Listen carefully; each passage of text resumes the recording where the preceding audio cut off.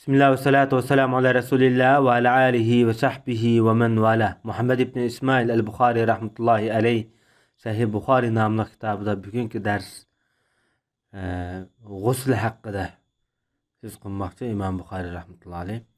Kitab-ül Vuzu tüyde Sahih Bukhari'deki 5. kitap yani 5. bölüm Kitab-ül Gusl. Bunu başlayalım. Hem İmam Bukhari rahmetullahi aleyh bu gusl hakkıdaki hadislerini keltirişten burun bu vaqtda gusluğa dalil süptüde Kur'an-ı Kerim'den bir neçe ayetini bu yerda dalil süptüde bayan kılıp ötken. Cümleden birincisi Estaizu billah Bismillahirrahmanirrahim. Ya eyyühellezine amenu iza kumtum ila salati fagsilu vujuhakum ila ahirihi. Yani bu ayetini delil etken. Bu ayetninki manisi ey müminler sizler namazga qopsanglar deydi. Yani namaz okumakçı bolsanglar özüңlarni ve qo'linglarni jaynikinglar bilan yoki jaynikinglargacha yuvinglar. Beshinglarga masih qilinglar. Putinglarni o'shqo'ng'chilik yoki o'shqo'ng bilan birga yuvinglar deydi. Agar junub bo'lib qolsanglar deydi. Cinsi münasebet yoki mesela ihtilam qilish deganga o'xshash yoki nifas, hayz qatorliq mushta ahvol ostida sizlar junub bo'lib qolsanglar texim yuvinglar dedi. Agar sizlar kasal yoki bir musofir bo'lib qolsanglar yoki cho'ng kichik tarat qilib qolgan ahvol ostida yoki ayolni tutib qolsanglar, suv topolmasanglar, pokiz topida tayammum qilinglar. Topu orqali o'zinglarni, qo'linglarni surtinglar degan. Alloh taolo dinda hech qanday bir ig'irchilik silishni xohlamaydi. Alloh sizlarning pok bo'lishinglarni maqsad qiladi. O'zining komil ne'matlarini sizlarga texmi aniq yoki mukammal ravishda to'liqlab berishni niyat qiladi, iroda qiladi. Balkim sizlar rahmat aytishingiz mumkin yoki rahmat aytqaysizlar degan bu oyat zikr qilingan. Bu Sura Maidaning 6-oyati. Bu vaqtdagi tafsiliy mazmunlarga nisbatan mo'tabar tafsir kitoblarga murojaat qilsangiz yaxshi. Uningdan boshqa, yani bu oyatda asosan ham nima fattaharu degan kalima bizga aytib muhim. U bo'lsa shu g'usl qilinglar degan gap. Ya'ni g'usl qilish bu dinda asosli farz shakldagi ibodatlarning biri deb bizga shuni uqtirmoqchi. Yana bir oyat Sura Niso'ning 43-oyatida Alloh subhanahu va taolo ey mu'minlar sizlar mas holatinglarda namozga yo'lamanglar deydi. Ya'ni bu haroq mutlaq umumiylik harom qilinishdan burunqi nazil bo'lgan oyat. Sizlar nima deganinglarni bilaligidek ahvol bo'g'ichilik namoz yaqinlashmanglar deydi maslik holatda. Yana birisi junub holatda masjidga yaqin yo'lamanglar. Ammo bundan o'tib ketgan ahvol bo'lib qolsa mayli. Masjidda o'tmasdan, tumasdan masjid yo'l ekan bu vaqtida o'tib qolsangiz mayli deydi. Jo'nmay turib, ya'ni g'usl qilmay turib bu yerga yo'lamanglar deydi. Bu demakchi bo'lgani bu yerda junub holatdagi odamlarning jo'nishi bu yerda farz demakchi. Agar sizlar kasal ya musofir bo'lib qolgan ahvol ostinglarda yoki cho'ng kichik tarat qilib qolgan vaqtda yoki ayollarni tutgan vaqtda bu yerdagi ayollarni tutish masalasini bir qism ulamolar zohiriy, ya'ni harfiy ma'nosini qabul qilib, zot ayolni tutdimi, tutibla qolsa qo'l tegdimi, tartib bor vaqtida bu odamning ta'rif sunudi degan. Bir qism olimlar yo'q, bu yerdagi shaklda tutish maqsad shaklda tutish bo'lgan bilan amaliyotda buningdagi kinoyalik bir amaliy ma'no maqsad degan. U bo'lsa-mu rayonlik munosabat deb qaragan. Buni endi qaysini qabul qilish o'zingizning imoniga, qalbiga munosabatli ishlar. Endi suv topolmagan ahvol ostida pokiz to'pi bilan tayammum qilinglar. O'zinglarni va qo'linglarni surtinglar. Alloh afv qilg'uchi va mag'firat qilg'uchidir dedi. Demek bu iki ayetteki bizge mühim nokta. Birinci ayetteki fettaharu, ikinci ayetteki hatta taqtasilu. İmam Buxoriy rahmetullahi aleyh gusl qilishninki Qur'oni Karimdan dalil eklish orqali buni bir vacip, zarur bir amal, ibodat ekanligini bu yerda eskartib o'tadi. Hamda gusl kalimasi ba'zida g'asl, ba'zida g'isl, ba'zida g'usl deb g'e harfininki 3 xil o'qilish shakli bor, 3 xil talaffuz bor. Bu yerga g'usl deb kelgan vaqtida bu bir yuyinishni bildirdi. Yuyinish. G'asl deb kelgan vaqtida o bir boshqa bir ma'noni bildirdi. Undaqda bu yerdagi g'usl deb zammilik kelgan holati bo'lsa, bu yuyinish degan ma'noni ifodalaydigan bo'lib, bu shu badanda yuyingan vaqtida suvni mang'izishni, yurgizishni g'usl deb olamiz. Şu bir qism ulamolar badanni yuvgan vaqtida masalan suvni shunda quyib qo'lni bunday tekkizib surtib qo'ysak bo'ladimi? Cho'qim yoki dalki deymiz, badanni ulash kerakmi degan qarashda ixtilof bo'lgan. Bir qism ulamolar yo'q, buni ulash shart deb qaragan. Bu Shafiy mazhabining ulamolaridan Imom Muzayni va Imom Malik rahmatullohi alayhilar. Boshqalar yo'q. Buni ulash shart emas. Suvni tubiga quyib bilan sonuçta bedeni silsak yeterlik deb bunday mı qaragan. Undaqda oyattagi mazmun bizga ayt ro'shan bu jihatda. Masalan, bo'lib fattaharu kalimasi bedeni yush jihatdan ayt mubolig'a shaklda ishlatilgan bir lug'at bu vaqtda. Biz hamda hadisningki o'zi kirib kelsak, birinchi bobda Imom Buxoriy rahmatullohi alayh al-wudu qabla al-ghusl debdi. Yuyinishdan burun taharat ilishning hükmü hakkında. Bir adam yuyunmoqchi ekan, yuyinishdan burun taharat ilishning hukmi nima? Vojibmi yoki zaruriyatmi yoki mustahabmi? Endi g'usldan burun taharat ilish masalasi kelgan vaqtda Imom Shafiy rahmatullohi alayh buni mustahab deb qaragan. Chunki Imom Shafiyninki nazarida Alloh taolo g'uslni mutlaq farz qildi. Ya'ni bu yerda g'usldan burun nima boshlash, nima qilish haqida yo'l yo'riq bermidi Qur'onda. Shuningdek, yuyinish farz bo'lgan ekan, bu yerda g'usl sunnat yoki mustahab deb bu qarashni ta'kidlagan. Omiliki nima bu? Davud Zohiri degan bu Zohir mazhabiniki mualliflari Abu Savr qatorliq shu davrdagi mazhab ulamolari g'usl ayrim, taharat ayrim deb bu jihatda o'ziki ko'z qarashini bayon qilib o'tgan.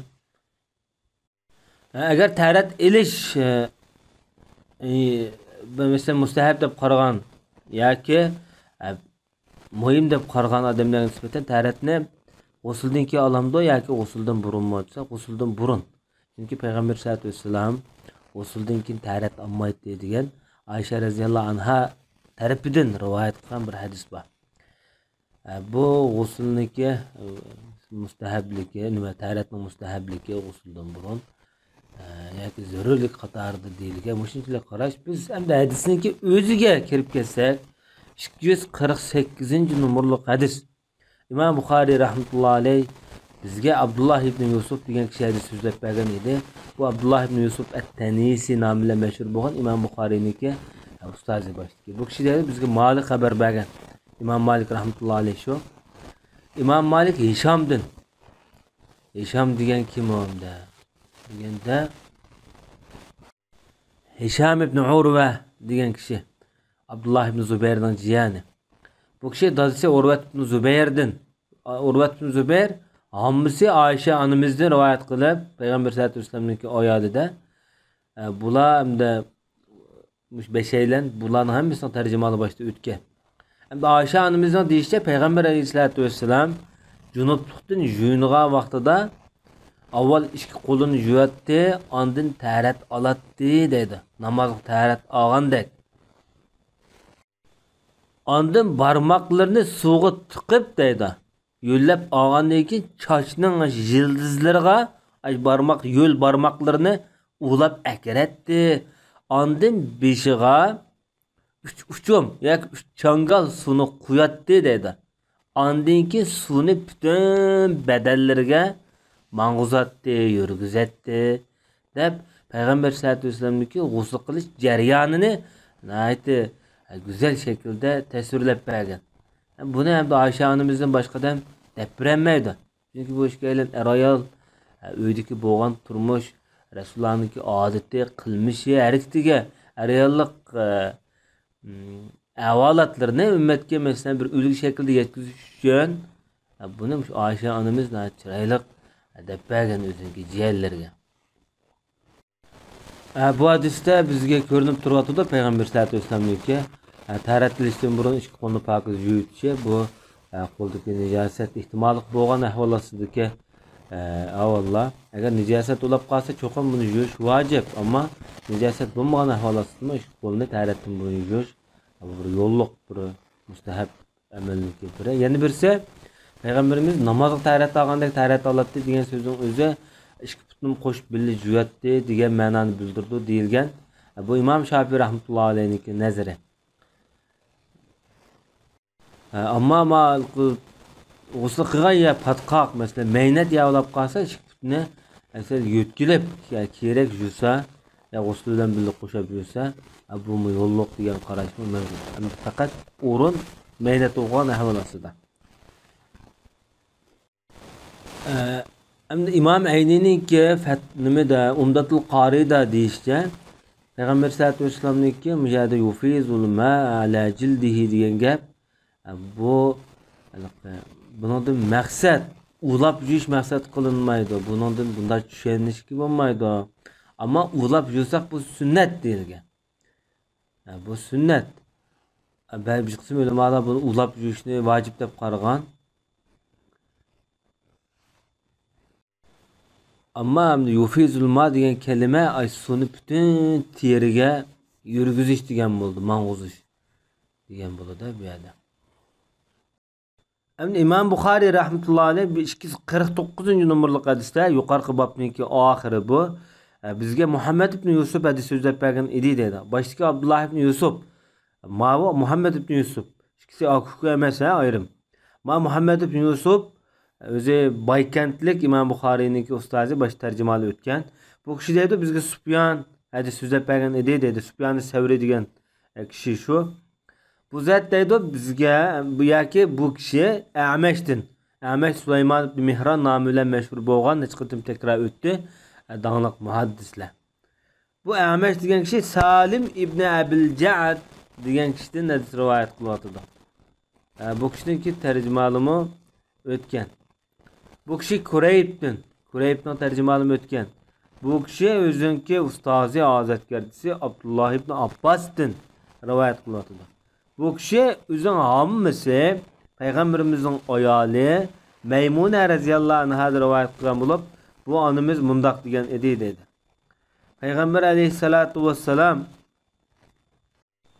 endi bu onamiz deydi, Payg'ambarimiz tarat olgan vaqtida bir namozga tarat olgandek tarat oladi-yu, ammo ikki putini yumay turadi dedi. Va o'zing bunda jinsi a'zosini yuvadi dedi. Vadiki aziyat ya'ni shaltoqlarni yuvadi degan bo'ladi masalan shu yerga. Ondan badaniga suvni mang'uzatdi, suvni iqtatdi.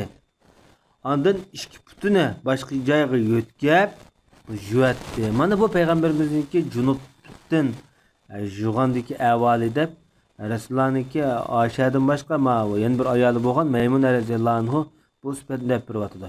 Oyshaning rivoyatida ma ikki putni yo'tkab yuvgan rivoyat yo'q. Ammo Maymuna onamizning rivoyatida ikki putni yuvmay turib yuvgan avval bor.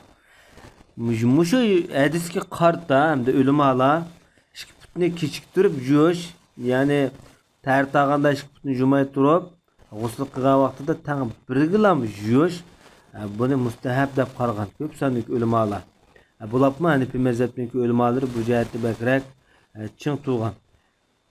Ama İmam Malik rahmetullahi aleyh eğer joy meynat olsa uni ikki putni keyin yuvgan yaxshi. Agar meynat bo'lmasa ikki putni tarat bilan birga yuvatgan yaxshi deb bu qarashni yakunlagan. İmam Nevevi rahmetullahi aleyhinki nazarda bu taharatni namozga olgandek oladi degan hadisga asosan to'liq oladi. Eng to'g'risi yoki yaxshisi shu degan qarashni yakunlagan va endi bu ish kelsa yo'lliq bir avvallar bek talash tartib qilishga tegishli muhim masala emas. Chunki İmam Qurtubiy rahmetullahi aleyh bu yerda ikki putni nimishqa kechiktirib yurgan desa, bu taharatningki muhim a'zolarining bir qismi ham boshlanish hem g'usldagi oxirlashish shu taharat a'zosi bilan oyoqlasin degan hikmat bo'lishi mumkin deb o'zinki bu qarashni o'tirib qo'yib o'tgan. Bugungi tartibimiz mushakish bo'lgan hamda bu g'usl mazmundagi hadislarni texmi biz konkret ro'shan bilish uchun biz qolgan hadislarni o'qigan vaqtimizda texmi aniq ma'lumotlarga erishamiz. Va sallallohu ala nabiyina Muhammad va ala alihi va sahbihi ajma'in. Bismillah ve salatu ve selamu ala Resulillah ve ala alihi ve sahbihi ve men vala. Muhammed ibn İsmail el-Bukhari rahmetullahi aleyhinin Sahih Bukhari namlı kitabındaki biz 5. bölüm yani gusül taharet hakkında. Biz başta 4. bölüm taharet hakkında khas. Ma fakat bunda gusül qilish, juyunish hakkındaki bölümler to'xtalyapmiz. Bugünkü bu babda bir adam o'zining ayoli bilan birga tangmi-tang juyunsi bo'lamdi, bo'lmamdi degan bu hukmda İmam Buxoriy rahmetullahi alayh nima deydi, biz hadis orqali buni ko'rib chiqaylik. Bu 250 numaralı hadis İmam Buxoriy rahmetullahi alayh bizga Adem ibn Abi Iyas hadis so'zlab bergan edi deydi. Bu kishi İmam Buxoriyning buyuk ustozlaridan, bu kishining tarjimalari o'tgan. Bu kishi deydi bizga ibn Abi Ziyab hadis so'zlab bergan edi deydi. Bu kishi Muhammed ibn Abdurrahman al-Qarishi nomidan boshqa o'tgan. Bu kishi Zuhriydin, İmam Zuhri şu Muhammed ibn Muslim ibn Shihab Zuhri. Bu kishi ustozi Urva ibn Zubayr'din rivoyat qilyapti. Urva o'zining hammasi Ayşe anamızdan rivayet qilib, Ayşe anamız shundoq deydi-ki, men va payg'ambar alayhisolatu vassalam bir qachidan taharat olatdik deydi. Bir qadahda deydi. Bu qadahning ismi Faraq ismli bir qadah ekan. Bu shu suv ishlari, suv saqlaydigan, yani suyuqliq narsalarni saqlashga ishlatiladigan bir shu davrdagi bir cho'gin yoki bir ko'p yoki bir to'ndak narsalar. Buning ismi Faraq. Bu Faraq ismli bu to'nda ayni vaqtida shu madinliklar o'zinki may, suv, suyuqliq narsalarni saqlagan. Buningki masalan 3 sa deyilgan, buningki o'lcham birlikni ba'zanlar bu 16 ritel, ya'ni 16 tamba. Amma lekin hamda hozirgi shu yangi zamondagi o'lcham bu 12 litrdan 13 litrga yaqin oralikda deb ta'riflangan. Boshqa 16 ritel. Ritel shu koni davridagi o'lcham birlik. Demak bu 10 kilo atrofida degan bo'ladi bugungi bu hozirgi tilimizda. 10 yoki 11 kilo. Bu Faraq degan qochininki ayni vaqtida payg'ambar sollallohu alayhi vasallamning zamonasida xilma-xil shaklda ishlatilganligi zikr qilingan boshqa manbalarda. Masalan, hozirgi hadisda Oysha onamiz bilan birga shu to'ngdan, shu qochidan suv elib yuvganligi eskartilgan bo'lsa, yana bir hadisda payg'ambar sollallohu alayhi vasallam Ka'b ibn Ujra degan sahobini haj vaqtida o'zinki shu boshlaridan pit qoplab ketganda ihramlik vaqtida Rasululloh beshig'ini tushirib deb buningga fidya bergan. Bu vaqtda shu 6 miskinga fidya deb bo'ladi deb, shu 6 miskinga beradigan fidya shu bir paraq qochida ochiq bergan. Yani bir hadisda payg'ambar sollallohu alayhi vasallam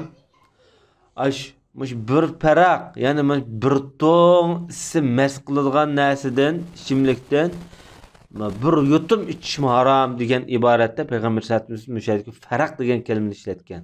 Ya'ni mush faraq mushada shu suyuqlikdan saqlaydigan bir o'lcham birligi. Biz bu hadisdan biz bugun biladigan nuqtalar payg'ambar sollallohu alayhi vasallamniki o'ziki ayol ikkisiniki teng juyunganligi, bir rayonlik munosabatga bir chaqchaq, shunaqla bir ayol bilan bir güzel bir xotira, bir tuyg'u qoldirish asosida qilingan Rasulullohniki bir rayonlik munosabat doirasida bayon qilingan bo'lsa, undan boshqa Rasulullohniki shu davrda ishlatgan o'ziki qochquchilari, ya'ni bunday qilib bitgan vaqtida shu davrdagi bir madaniyat arx ko'rinishi bayon qilingan. Ba'zan bu nimalarda, masalan, hozirgi manbalarda bu qochini masalan shu 6 litrdan 14,5 litrgacha suv patlatdi deyilgan. Balkim bu o'z davrida masalan shuningki cho'ng kichikligiga qarta deyilgan bir söz bo'lishi mumkin. Bugungi darsimiz bu şekilde bo'ldi. Ve sallallahu ala nebiyina Muhammed ve ala alihi ve sahbihi ecmaîn. Bismillah ve salatu ve selam ala Resulillah ve ala alihi ve sahbihi ve men vala. Muhammed ibn İsmail el-Bukhari rahmetullahi aleyhi Sahih Bukhari namlı kitabda bugün şu junish hakkında bizge mezmun sunuvatıdı. Bu bir sağ ve bir sağ o'xshash şu miqdordagi suvlar bilan junish hakkında deydi. Bu bir sağ degan ayni davrdagi bir o'lcham birligi. Ayni davrda islom davlati yangi qurilgan paytlarda Iroqning, Damashqning, Madinaniki o'lcham birliklarida bir son ishlatgan bilan buni qanchalik ekanligida o'xshamasliklar bor. Shunglashqa bir soni tushundigan vaqtda ulamoning tushuntirishi xilma-xil bo'lgan. Ba'zan bir sa 5 ratil 3dan 1, 5 ratil 3dan 2 va yoki 9 ratil, 8 ratil, 7 ratil deganga o'xshamagan fikrlar o'tirib chiqib, har qaysi faqihlarniki buning qarta o'lchimi o'xshamagan. Bu islomda birlik kelinmaydigan bir ixtiloflardan emas. Bu nimaga o'xshaydi degan vaqtida, masalan, biz chorakni hisoblagan vaqtimizda chorak Qashqarning choraki 10 kilo, Oqsuvning choraki 8 kilo. Bizda bunday o'xshamasliklar mavjud. Bu o'lcham birliklardagi har jutniki ishlatgan, qo'llangan usul o'xshamaydi. Shu jihatdan bu yerga o'xshamasliklar kelib chiqqan. Ammo bugungi kunda bu so o'lchamlarini o'lcham qildigan avvallar yo'qolib ketdi. İslam dünyasında bir sağ ölçemli adır kullanmaydı. Adır umumlaşkan ölçem kilo. Dünya boyunca bu birleşken bir ölçem. Ama bugün günde şu sağda ulamalarning en küçük nazar qarışı 3 kiloga yaqin deb qaragan. 2,5 kilodan yuqori, 3 kilodan sal bilan biza töverek.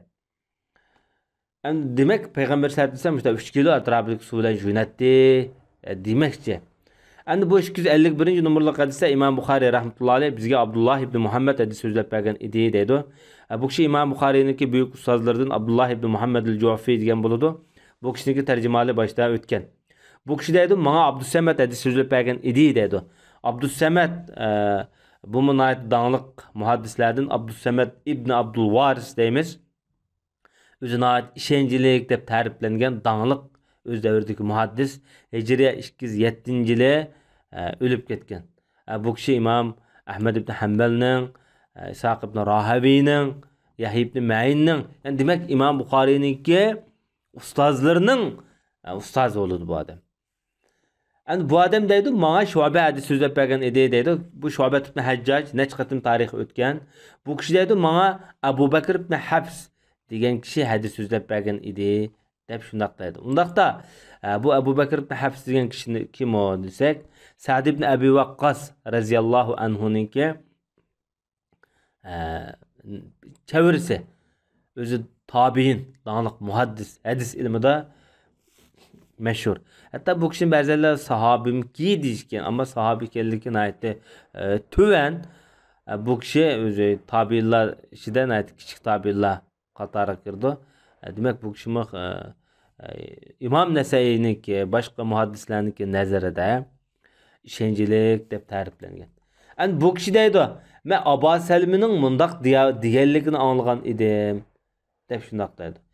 Bu yerdagi Abu Salima Abdurrahman ibn Avfninki o'g'li, ismi Abdullah. Bu kishiniki tarjimalim o'tgan. Bu kishi Oysha onamiz bu kishiniki imildash hammasi bo'ladi. Chunki bu kishini Abu Bakr Siddiq'ninki qizi yana bir qizi, Ummu Kulsum degan qizi imitgan ekan. Undaqda Oysha onamiz imilda shamus bo'ladi. Bu imilda shamus bo'lg'achqa Oysha onamizningki qishiga bahuzur kiryotidi. Hadisning oxirida ko'rsizlar. Bu zot deydi hamda Abu Salama. Men deydi, Oyshaninki inisi deydi. Oyshaning qishiga huzurga kirdik. Ayna Oyshaning inisi deydi, bu Abdurrahman ibn Abu Bakr, Oyshaning inisi. Qishiga kirdikda bu inisi Oysha onamizdan so'rdi deydi. Payg'ambarimizning g'uslisi haqida. Qanchalik suvda masalan tarat oladi, qandaroq suv tarat oladi, jo'nat dedi. So'g'andikin bu onamiz bu nazariy jihatda mundaq qiladi deylam deb qo'ymay, amaliy naq maydon ko'rsatib beradi. Bu ta'lim tarbiyaniki eng kuchli usuli bu, amaliyat. Bundan bir chilak yoki bir das suv akilonlar deb burada bir soat atrofida suv bor buningda jo'yindi deydi. Beshiq suvni qo'ydi deydi.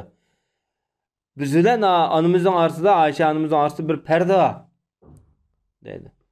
Ba'zi ulamolar bo'libmi Qozi Iyaz rahmatullohi alayh beshiq suv qo'yganni bu ko'rgan bu ishga aylan bu yalang'ochliq tarafini deb mandamu ta'riflagan.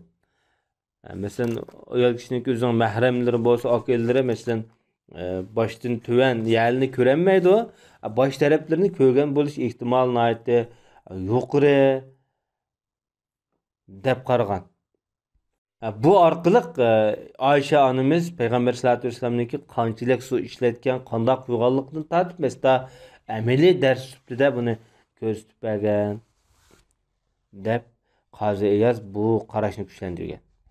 Bu hadisning oxirida hamda Abu Abdullah mundaq dedi deyilibdi. Abu Abdullah Imom Buxoriy shu Yazid ibn Harun degan muhaddis mundaq degan edi deydi.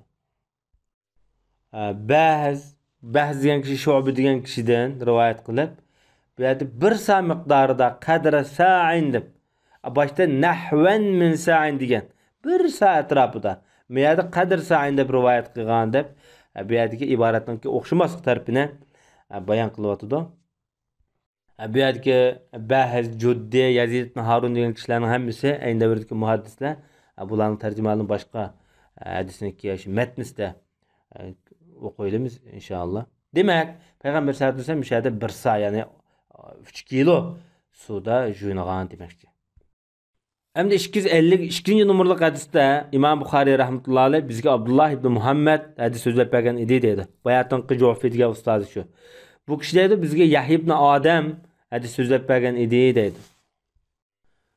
Bu Yahya ibn Adam Hijriya 203-yili, ya'ni milodiya 818-yili o'lib ketgan ko'piniki dаңliq muhaddis faqihlardan hisoblandi.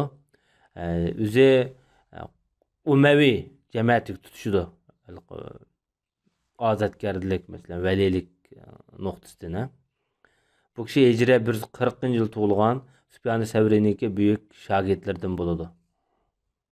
Bu kişininki Fa'al Faraiz, Ez-Zaval qatarlıq kitaplar var, lekin bu kitabı bizge yetib kelmegen.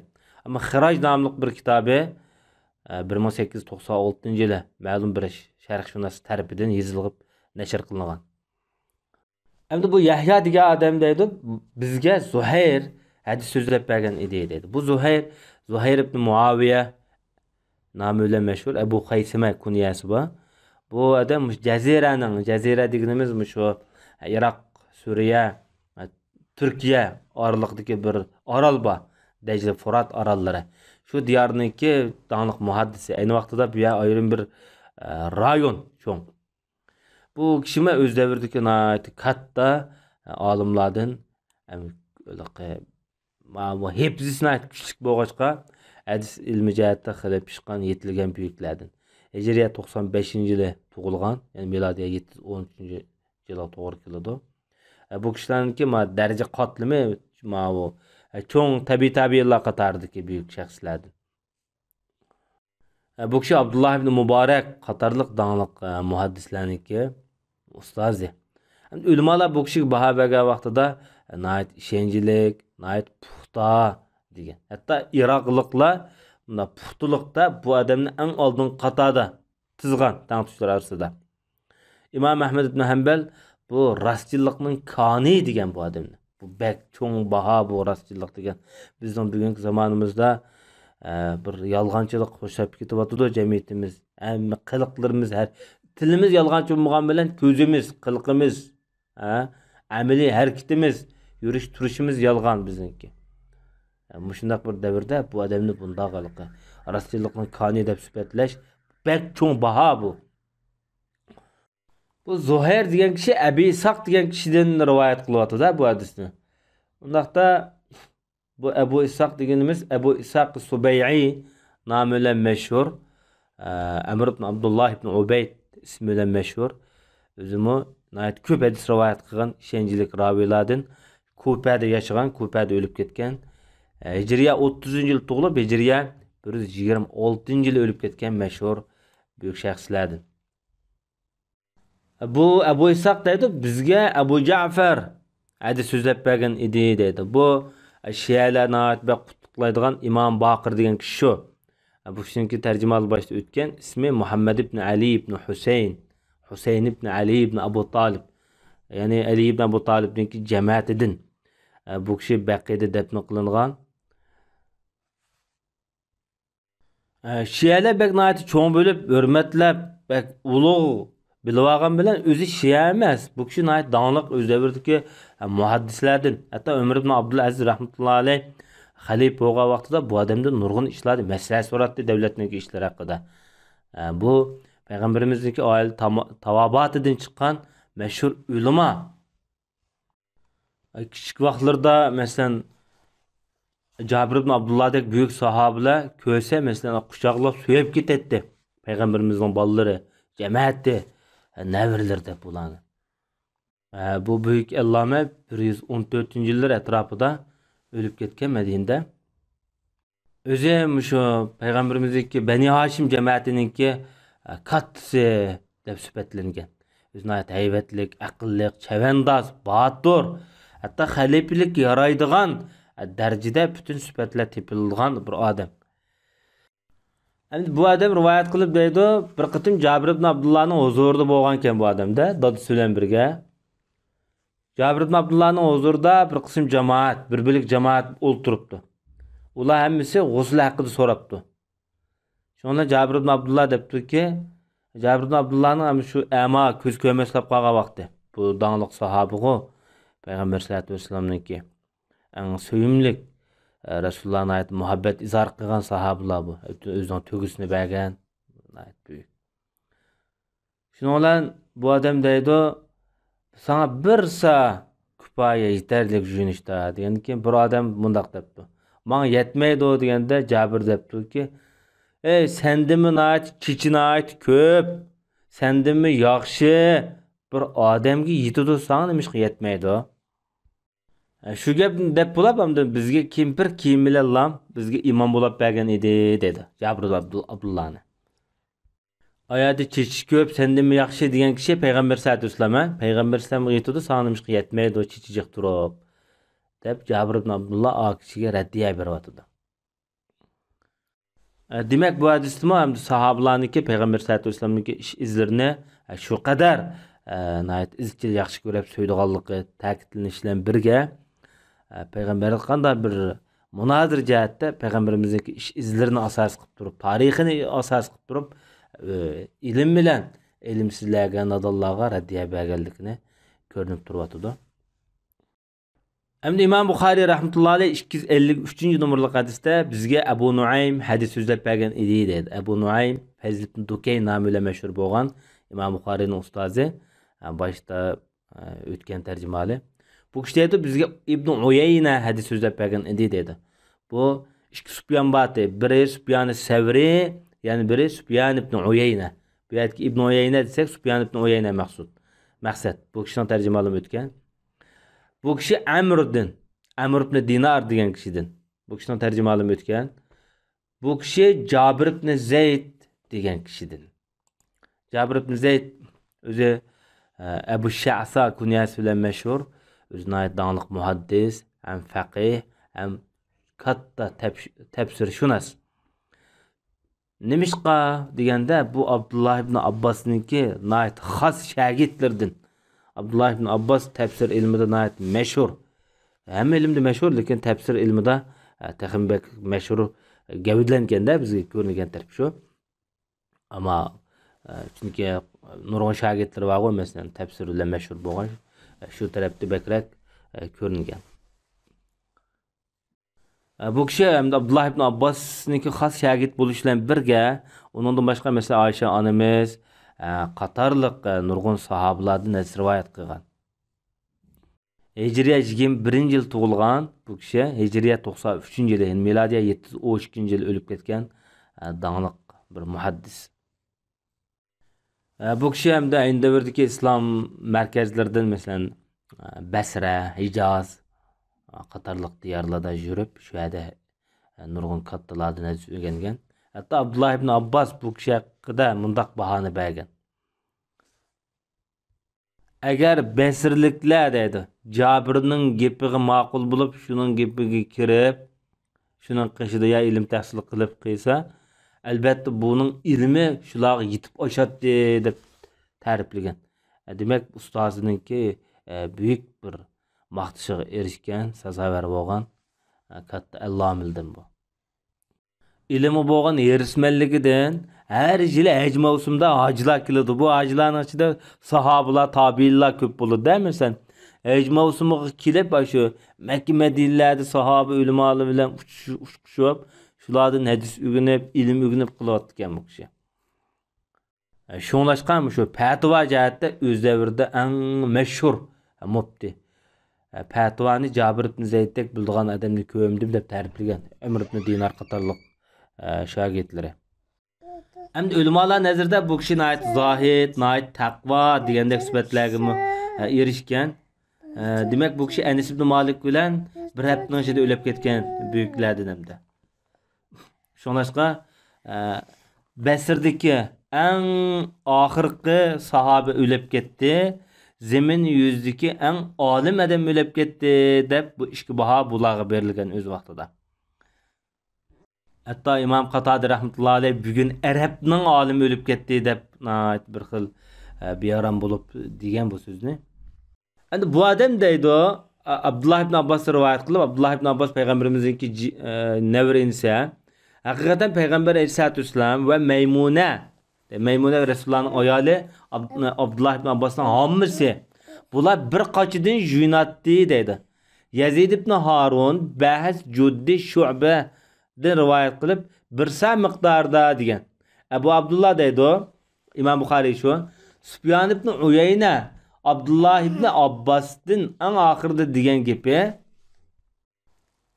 İbn Uyayna ömrünün ahırda Abdullah ibn Abbas Meymuna orqali rivoyat qilgan so'zida mush qarashni yaqlaydi dedi. Yani bu yer demoqchi bo'lgani ayol bir tashtakda junsa ya bir dasta junsa, bir dastasini so'yilib junsa bo'ldi degan qarashni yaqlaydi demoqchi bo'lsa kerak. To'g'risi Abu Nuaym rivoyat qilgan shu debdi, yana shu bir chilakdan yoki bir dastan junish masalasi. Bu ba'zi bir hadislarda İslamiyetning hesab davrlarida sal tanqidlangan, cheklangan mazmunlar. Lekin zahiri jihatdan bitqa vaqtida İbn Uyayna oxirgi umrida Abdullah ibn Abbas va Maymunadan bo'lgan rivoyatni deydi degan qaraganda, shu hadisningki bosh rivoyatida aldiroq bir o'xshamas bo'lgandek turdi. Mesela bir kısım muhaddisler bu Meymuna anamızınki hadisi dese, bir kısımlar yak bu Abdullah ibn Abbas'ınki hadisi deb bir ixtilof bo'lib, oxirgi umrda mush qarashni yaqlagan degan bo'lsa, lekin to'g'risi Abu Nuaymni degani shudir deb u bo'lsa, bu hadis Abdullah ibn Abbasga nisbat berilgan, Abdullah ibn Abbas'ninki hadislarninki jumlasidan deb qaragan. Sallallohu alayhi nabiyina Muhammad va ala alihi va sahbihi ajma'in. Bismillah ve salatu ve selamu ala Resulillah ve ala alihi ve sahbihi ve men vala. Muhammed ibn İsmail el-Bukhari rahmetullahi aleyhi Sahih Bukhari namlı kitabıda g'usliga munosabatlik babda tuvanda beshiga 3 qatim su quyish haqida yoki beshiga 3 qatim su quygan kishi haqida degan bir babni o'tirib qo'yapti. Bu cho'qim endi tahoratga, g'usl tahoratga munosabatlik bab. Bu hamda 254-numurlik hadisni Muşu babqa dalil süptü de kepti. İmam Buxoriy rahmetullahi alayhi bu hadiste bizge Ebu Nuaym hadis sözlep bergen idi dedi. Fazl ibn Dukayn namı bilen meşhur bolgan katta sahabe başta ötdi. Nima katta İmam Buxoriyning ustozi başta ötdi. Bu kishi deydi bizga Zuhayr hadis sözlep bergen idi deb shunaq deydi. Bu kishi Zuhayr ibn Muaviya yoki Abu Haysima nomi bilan boshda o'tgan. Biz bir necha qatim bu kishiniki tarjimali boshda o'tdi bo'lgan. Bu kishi Abu Ishaq degan kishidan rivoyat qilyapti. Abu Ishaq Subay'i, ya'ni ismi Amr ibn Abdullah nomi bilan boshda o'tgan bu kishining tarjimalimi. O'zi buyuk tabiin, Kufiniki o'z zamonasidagi daniq ulamosi. Bo'lib hadis ilmidagi nihoyat mashhur buyuk bir ustoz. Hijriya 33-yilda Osman ibn Affonniki zamonasida tug'ilib, Muaviya ibn Abu Sufyonniki zamonasida shu xilofat davrlarida, Umayylar davrlarida Bizantiya bilan bo'lgan urushlarda ko'p tuhfa ko'rsatgan shu urushlarga qatnashgan bir odam. O'zini uzun umr ko'rib, oxirgi umrda qori bo'lib qolgan. Undan boshqa ro'zni ko'p tutadigan, her oydaki 3 gün rozunu, Düşenbe, Peyshanbening rozunu tashlamaydigan büyük abid. Hijriya 127 yil o'lib ketgan. Bu kishi masalan Muaviya ibn Abu Sufyon, Adi ibn Hatim at-Tai deymiz, Abdullah ibn Abbas, Bara ibn Azib qatorliq nurg'un sahobalardan rivoyat qilgan. Bek ko'p bu kishining uchrashgan sahoba bu kishi bilan yomon ko'p. Bu kishidanmi ko'p kishilar hadis rivoyat qilgan. Muhammad ibn Sirin, ibn Shihab az-Zuhri deymiz, Sulaymon ibn Mihran al-A'mash degan muhaddis deymiz, qatorliq eng mashhurlari. Bu kishiniki shu 300 dan ortiq ustozi bo'lgan, lekin buning ichida 38 dona sahoba ustozi bu kishiniki. Shuningdek hadis ulamolar baho bergan vaqtida jumladan Ahmad ibn Hanbal, Yahya ibn Ma'in, Imom Nasai qatorliq dangliq oldin qatordagi hadis ulamolar bu kishining ishonchlik degan baholarni bergan. Hatta İmam Zahabi rahmetullahi alayhi bu kishiga baho bergan vaqtida o'zi ulamolarning ichida amal qiladigan ulamo, tabiinlarning eng kattasi degan nomni bergan. O'zi undan boshqa bir ilimni davomli izlab turadigan, o'qib turadigan, o'rganib turadigan, tirishchan, o'zining hurmatini aytdi, cho'ng bir odam degan. Hatta bir qism ulamolar bo'lib Ali ibn Madini degan muhaddis bu kishiga baho bergan vaqtida shu islom ummatining ilmini ummatda 6 nafar odam saqlab qolgan deydi, yetkizgan. Kufiliklarga nisbatan Abu Ishaq qadirqmish kishi shu. Amash Sulaymon ibn Mihran degan kishi, mesela shagirdi bu odamniki. Kufiliklar uchun ilmni mushuda saqlagan. Basirliklarga nisbatan Qatada Yahya ibn Abi Kusayr yoki Abi Kasir. Madinliklarga nisbatan Imom Zuhri rahmatullohi alayh, Muhammad ibn Muslim Shihab az-Zuhri. Mushuda ilmni saqlagan, saqlab bergan degan bu nayet yetuk bahoni bergan bu yerda. Endi bu allama deydi, "Manga Sulaymon ibn Surd hadis so'zlab bergan edi" deydi. Biz bir necha qatim dedik, "Bo'g'ay, agar bizga hadis so'zlab berdi" deb kelsa, bu bir necha odam borligini bildirdi. Ya'ni bir qancha shogirdlar birga anglaganligini bildirdi. Ammo manga degan bo'lsa, bu shu odamniki xos qo'lida bu jihatda. Endi bu Sulaymon ibn Surad bu kishiniki Abu Ishaq Subayyining ustozi. Bu büyük sahabe. Araplarning Xuza qabilasi degan Makkadan haramdan chiqib ketgandan keyin Madinaga kelgan yo'lning bo'yida atroflarida makallashgan bir qabila bu. Ayni vaqtida Qurayshlar bilan bular nurg'un qatim urush qilgan, qonliq to'qnashuvlar va bunlar cho'ng bir qabilalarniki biri hamda. Payg'ambar sollallohu alayhi vasallamning qo'lida Madina musulmon bo'lgan bu odam ismi yasarkan sol, chap degan bo'ladi. Musulmon bo'lgan vaqtida payg'ambarimiz buni Sulaymon deb atagan bu kishini. Keyingi mezgilda Iroq musulmonlarning qo'liga o'tgandan keyin bu odam Kufada maqollashib, Kufada yashagan, Ali ibn Abu Talib bilan nurg'un birga urushlar qatnashgan bu kishi. Bu kishi hamda keyingi mezgilda o'zi shahid qilingan. Hijriya 65-yili. Ubaydulloh ibn Ziyod deydigan payg'ambarimizniki navrisini o'tdagan bir Husayn ibn Ali degan kishini o'tdagan bir doniq zolim bor tarixdagi. Hajjojninki askari. Mana mush kishiniki qo'lida Aynul Verda deydigan bir urush bo'lgan. Shu urushda bu kishi o'ldirilgan, shahid qilingan. Bu kishiniki hayotini biz shunday bir varaqlab chiqsak, azaldan bir xil inqilobiy ruh bor. Azaldan bu odamda bir xil jangovarlik, haqiqatni yoqlaydigan, haq uchun hamma narsani voz kechadigan bir kuchli bir ruhi va bir sahoba bu. Endi bu sahoba deydi, menga Jubayr ibn Mut'im hadis so'zlab bergan edi deydi. Undaqda bu hadisni sahobadan anglab boshqalarga yetkazib. Endi Jubayr ibn Mut'im kim o? Degan vaqtida bu kishi o'zi shu Quraysh qabilasidan o'zi shu Makka fathisi bo'lgan yilnisi, ya'ni Hijriyaning 8-yillar atrofida o'zi musulmon bo'lgan buyuk sahoba. O'zi Qurayshlar ichidan e'tiborli kishilar.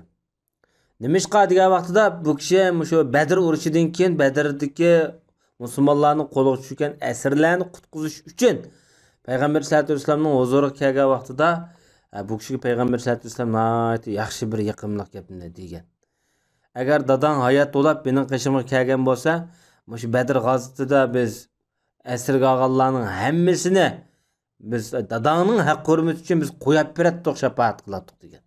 Nimishqa Jubayr ibn Mut'imninki dadasi Mut'im ibn Adi degan kishi Payg'ambar sollallohu alayhi vasallam muhosiraga elingan vaqtida ham shundaqla Payg'ambar sollallohu alayhi vasallam Toyibga chiqib qaytib chigan vaqtida Makkaliklar Qurayshliklardan qo'g'digan odam bu. Payg'ambarimizni o'zing boshpanoyiga olgan büyük bir kishi. Bu Jubayr ibn Mut'imning dadasi Mut'im ibn Adi degan. Payg'ambar sollallohu alayhi vasallam bu odamniki bir vafo qilish uchun nima deymiz?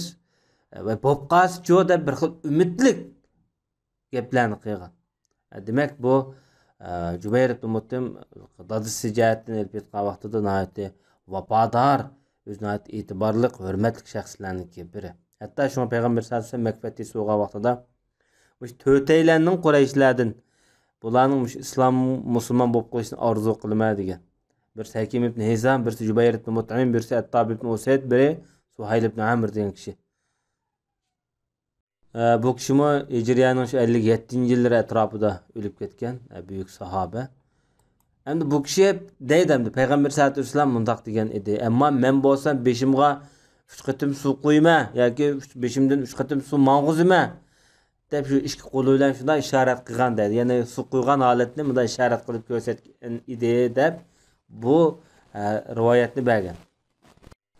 Endi Jubayr ibn Mut'imniki siyosiy jihatdan qo'shgan tuhfasi zo'r, lekin bizga bak chaqnaydigan tarafi yana bu odamning ilmiy jihatdan qo'shgan tuhfasimi nayt yuqori deyishki bo'ldi. Chunki Payg'ambar sollallohu alayhi vasallamniki og'izdan rivoyat qilgan 60 dona hadisni ummatga qoldirib ketgan odam bu.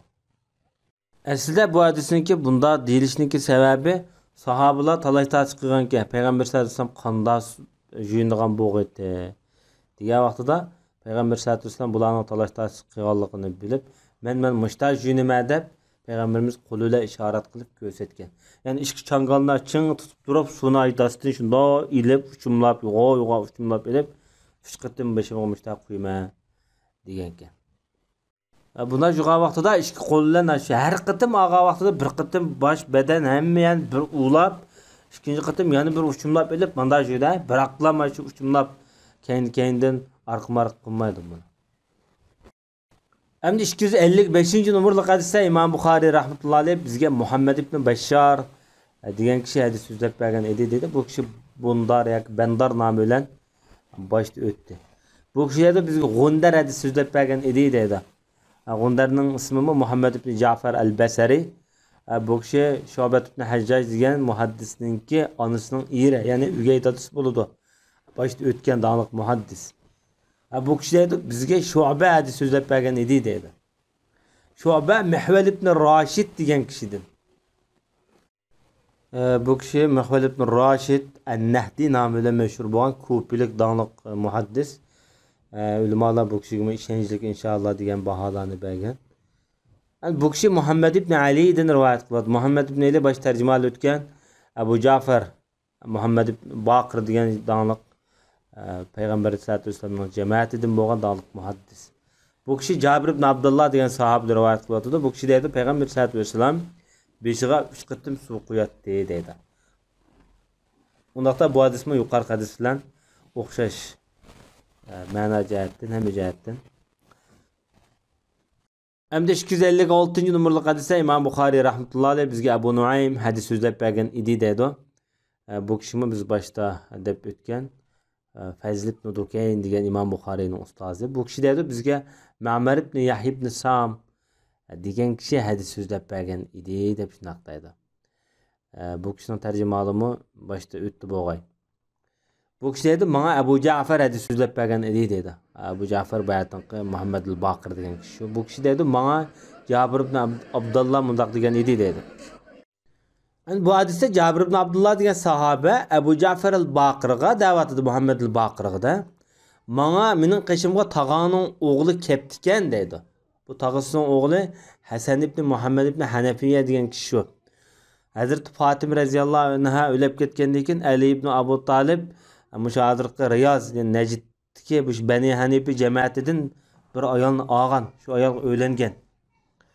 Shunlashqa bu adam Fatima radhiyallohu anhaning bolalaridan farqlantirish uchun bu kishini Muhammad ibn Ali deyishdan bekrak Muhammad ibn Hanafi deb nomi bekrak taralgan. Yani Hanafi xotinning bolasi degan bo'ladi. Abu Ja'farning dadasining ismi Aliyul Baqir degan kishi shu. Ali. Yani Ali ibn Husayn ibn Ali degan bo'ladi-da bu kishi. Ammo bu kishi Fatima radhiyallohu anha tutuşudu Hüseyin cemaatidan. Endi bu Ali ibn Husaynning tog'isi Muhammad ibn Hanafi xotindan bo'lgan Ali ibn Abu Talibninki bolasi. O yani ana boshqa dadi bir tog'isi bo'ladi-da undaqda. Bu ham deb birvat edamdi bu yerda. Hasan ibn Muhammad ibn Hanafini maqsad qilib tog'aning bolasi qashimga kelibgan deydi Jabir ibn Abdullah. Bu so'rabdi. Junublikdan qanday yuyinsak bo'ladi deganda men mundaq javob berdim deydi Jabir ibn Abdullah. Payg'ambar sallallohu alayhi va sallam 3 olqon, 3 jangal suvni elib beshiga quyatdi, ondan keyin yana qolgan badallariga quyatdi deydi. Avval beshiga quyib yuvib, ondan badallariga quyatdi deydi. Menga Hasan mundaq dedi Muhammad ibn Hanafining o'g'li. Mening bek chichimjiq odam desam debdi, men mundaq javob berdim dedi Jabir ibn Abdullah. Payg'ambar sallallohu chichi degan seninkidanmi chichi bek jiqdi dedi. Chunki bu kishilar Payg'ambar sallallohu ko'rmaganda hamda. Demak bugungi hadisga umum mazmun hamda Payg'ambar sallallohu alayhi vasallam asosan badallarini yug'an vaqtida 3 jangal suv o'ylab orqa-marqa takrar holatda badallarini yuvatdi degan maqsad qilingan. Va sallallohu ala nabiyina Muhammad va ala alihi va sahbihi ajma'in. Bismillah ve salatu ve selamu ala Resulillah ve ala alihi ve sahbihi ve min vala. Muhammed ibn İsmail el-Bukhari rahmetullahi aleyhine Sahih Bukhari namlı kitabda biz Vusluq münasebeti yani yunish münasebetinden islamda to'xtaldik. Bugungi babda İmam Bukhari rahmetullahi aleyh bir liqatim yunish. Bundaq degani ilgirki hadislarda Payg'ambar sallallohu alayhi vasallamniki masalan 3 suv oldiganligi zikr qilingan. 3 suvniki orliqi biroz kengrek bo'ldi. Yani her qatim suv olgan vaqtida badanni bir ulab yuvib, ikkinchi qatimliq suvni oladi-da. Lekin bu hadisda Imom Buxoriy rahmetullahi alayh yani birlik qatim yuvishning mohiyati haqida to'xtalayotgan. Biz konkret ahvolni biz hadisniki o'zidan bilib chiqaylik. Bu 257 numaralı hadis İmam Buxoriy rahmetullahi alayh bizga Musa hadis so'zlab bergan edi dedi. İmam Buxoriyning buyuk ustozlaridan Musa İbn İsmail Tembuzaki degan ulama İmam Buxoriyning ustozi. Bu kishi dedi bizga Abdulvahid hadis so'zlab bergan edi dedi. Abdulvahid ibn Ziyad al-Basri degan kishi. Bu kishi A'mashdan Sulaymon ibn Mihron degan ulama muhaddis. Bu kishi Salim ibn Abi Ja'd degan kishidan. Bu kishi Kurayb Abdullah ibn Abbasdan. Bu hadisdagi kishilarniki tarjimali hammasi kitobul vuzuda o'tib bo'lgan. Qayta ta'kidlamaymiz. Hem de Abdullah ibn Abbas deyip Meymune radıyallahu anha mundak diyen idi deydi. Hammısı Peygamber aleyhissalatu vesselam için juyunduğun bir su koyup koydum dedi. Peygamberimiz iki kolunu iki kıttım, ya üç kıttım da şunarak judu boğay. Andın sol koluğa su koydu dedi. Sol koluğa su koyup boğandan keyin özün cinsi azalarını judu. Bu yerde cinsi azaları da köplük alet keltürgen. Yani cinsi azalarındaki yani şu emme tarafları mesela şu. Emme azalar demek. Aşağı münasebetlik azalar hemmisi. Andın kolunu yağı sürtüp belki ama qo'ldagi mehnat yoki kirlar yoki bakteriyalar bu pasida yagi bir to'pig'i ulib deb endi yana yug'anliqqa qayd qilingan bu yerda. Undan keyin og'izni chaqidi, burnini chaqidi, o'zini, qo'lini yuvdi. Undan keyin badallariga suv eqitdi dedi. Andın o'rnidan yo'tkilib ikki putini yuvdi deb bu hadisni bayon qilgan. Bu hadisdeki Peygamber sallallahu aleyhi ve sellem'deki şu summa afaza ala cesedi degendek ibaretinin özü muhim. Bedeni su iqti quydi deb bilan labzi qisqartirilgan. Bunu ya ish qittimmi ya uch qittimmi ya bir qittimmi bu to'g'riliq izohat berilmagan. Shunashqa Imom Buxoriy rahmatullohi alayhi mushi kelimini tutib turib, buning eng aqalli tövini bir qittim yuvganga shiltildi deb qarab, balki odat Peygamber sallallahu aleyhi ve sellem üç qıtım yuğan buluş mümkün. Ama bu hadiste bu bayan kılınmagan. Birak şu kelimenin lügattaki asasını tutup durup yani bir qıtım yuğsumu bedellerine bütün su tekizip bu kifaya yeterlik diye hükümünü bizge İmam Buxoriy rahmetullahi aleyh beğenmekte. Endi bu cunupluk degen kelime yaraklaşış, yarakturuş degen buludu. Asıl lügat ma'nosida. Ama bununki istilah qo'llanishgan ma'nosi nima degan vaqtida jinsiy munosabat o'tkazgan vaqtida yoki ehtilom bo'lgan vaqtida odam inson bir qism ibodatlardan jumladan namozdan yiroq turdi tajinmagan qadar shunashqa bu yerda junobat ya'ni yaroqlashish kalimasi shu turdagi kishilarga qo'llangan. Payg'ambar sallallohu alayhi vasallam hamda junobatdan qanday yuyinish bu vaqtdagi adab axloq sunnatlar va qizlarning hammasini ildiki ayollar arqılıq Peygamber sallallahu aleyhi ve sellem bizge kaldırıp ketken. Bu belki Peygamber sallallahu aleyhi ve sellem'deki en inçki, en nazuk ailevi taraflardı mı ümmetke kaldırıp bildirip ketkenliki bu Peygamber sallallahu aleyhi ve sellem'deki ümmetke nispeten elbette vakti ne kadar köyündüğün bir peygamber ekenlikini bilip ağılı oldu. Ve sallallahu aleyhi ve nebiyyina Muhammed ve ala alihi ve sahbihi ecmaîn. Bismillah ve salatu ve selamu ala Resulillah ve ala alihi ve sahbihi ve min vala. Muhammed ibn İsmail el-Bukhari rahmetullahi aleyhinin Sahih Bukhari namlı kitabıda biz guslu taharet münasebetlik bablarını okuyatkan. Bugün İmam Bukhari rahmetullahi aleyh mundaqdaydı. Juyunduğun vaqtida xushpurak nasi yoki qochidin başlagan adamning to'g'risida deb. Bundaq degani bu babga nisbatan ulamolar xilma-xil qarashlarda bo'lgan. Bu yerda xushpurakni bayon qilish bilan bir dos yoki qochichilikni bayon qilib qo'yishdan keyin nima munosabati bor deb qarab, hatto Imom Buxoriy rahmatullohi alayhi bir qism hadis ulamolari bu babni keltirgan vaqtida bu hilab degan narsadan, ya'ni qocha degan gapdan bu boshqa bir ayrim bir ma'noni uqib olgandek qiladi deb, hatto Imom Buxoriy rahmatullohi alayhini xatolashtirib, Allah rahmet qilsin İmam Buxoriyga, kim xatolikdan qutula oladi inson degan xatolikdir degandek kelimalarni qilib Imom Buxoriyni bu yerda bir o'zirlik bayon qilib qo'ygan. Amaliyotda Ibn Hajar Asqalani rahmatullohi alayhining eng kuchli ko'z qarashi bo'yicha aytgan vaqtida buni bu hadisni boshqa bir hadisdan bog'lab turib, ikkisini munosabatli qilib turib tushundirgan. U bo'lsa-mu Payg'ambar sollallohu alayhi vasallam juyunduğu vaqtida qochidin ishini boshlaydi harakatini degan bir hadis.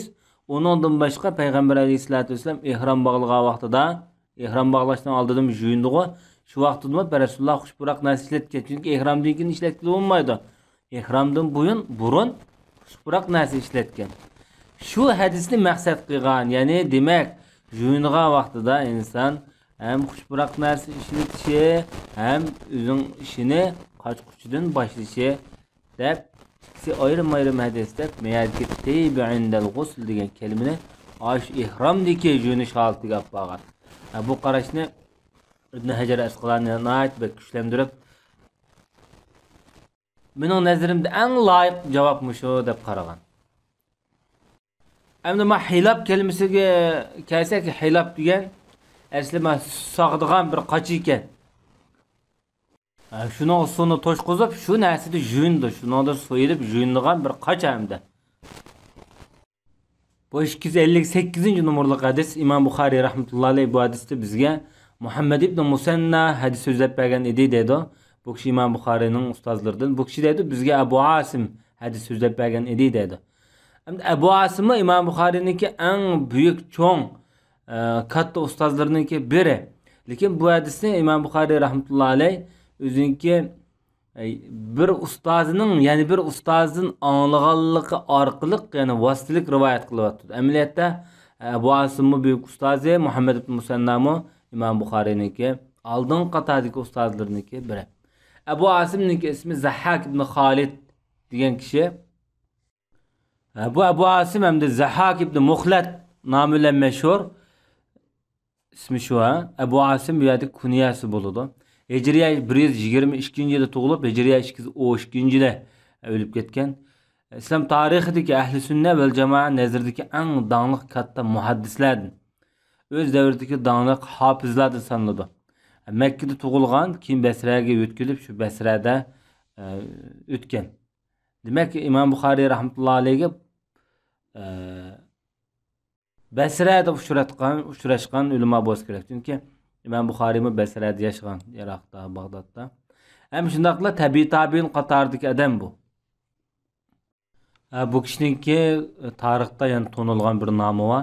Nabil. Nabil degan naytda ulug' naytlik ilg'or degandek ma'nolarda.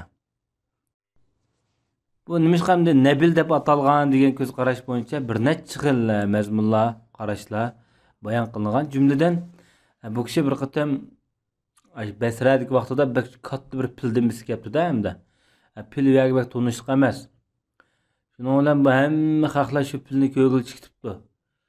Chiqayotgandan keyin bu Ibn Jurayj Abu Asimga debdi, sen mi chiqib bunda ko'ngil ichib ichmamsa desa, men sendimmi ortiqroq odam topa olamdim yoki degandarak o'xshash. Ya'ni unda bunaqangi arabchadagi iboratda sening badilingni topolmayman degan bir kalimani ishlatgan bu yerda. Ibn Jarir shu vaqtida sen bek isil, ulug' odam ekansan degan. Shuning yog'i shu nom bilan atalgan debdi. Buningdan boshqami hikoyatli bayon qilingan bu vaqtda, ammo shunga o'xshash hammasi asosan bir ilm elishi bo'ldiki, bu odamniki shu sabrchan, üzülmez bir iradesi aks etilgan voqealar bayon qilingan. Bu kishini ulamolarning bahsidan masalan nurg'un ulamolar bu ishonchlik faqih degandek nomlarni bergan. İmam Zahabi rahmetullahi alayhi hafiz imam, muhaddislarning butun ustozi degan. Hatto mazmut muhaddislarning ustozi degandek baholarni bergan. Bu kishining ustozlari aytdi ko'p, shogirdlarimi undan to'limi ko'p. Bu kishi Hanzala degan kishidan rivoyat qiladi. Hanzala ibn Abi Sufyan nomida boshda o'tdi. Bu kishi Qosimdan. Qosim Abu Bakr Siddiq roziyallohu anhuniki nevrisi bo'ldi. Madinadagi donliq 7 faqiniki birsi. O'z zamonasiga ishonchlik ulamolarning 100 nechinchi yil o'lib ketgan eng yaxshi tabiin deb sifatlangan büyük bir imam, muhaddis. Bu kishi o'ziniki hammasi Ayşe anamızı rivayet qiladi.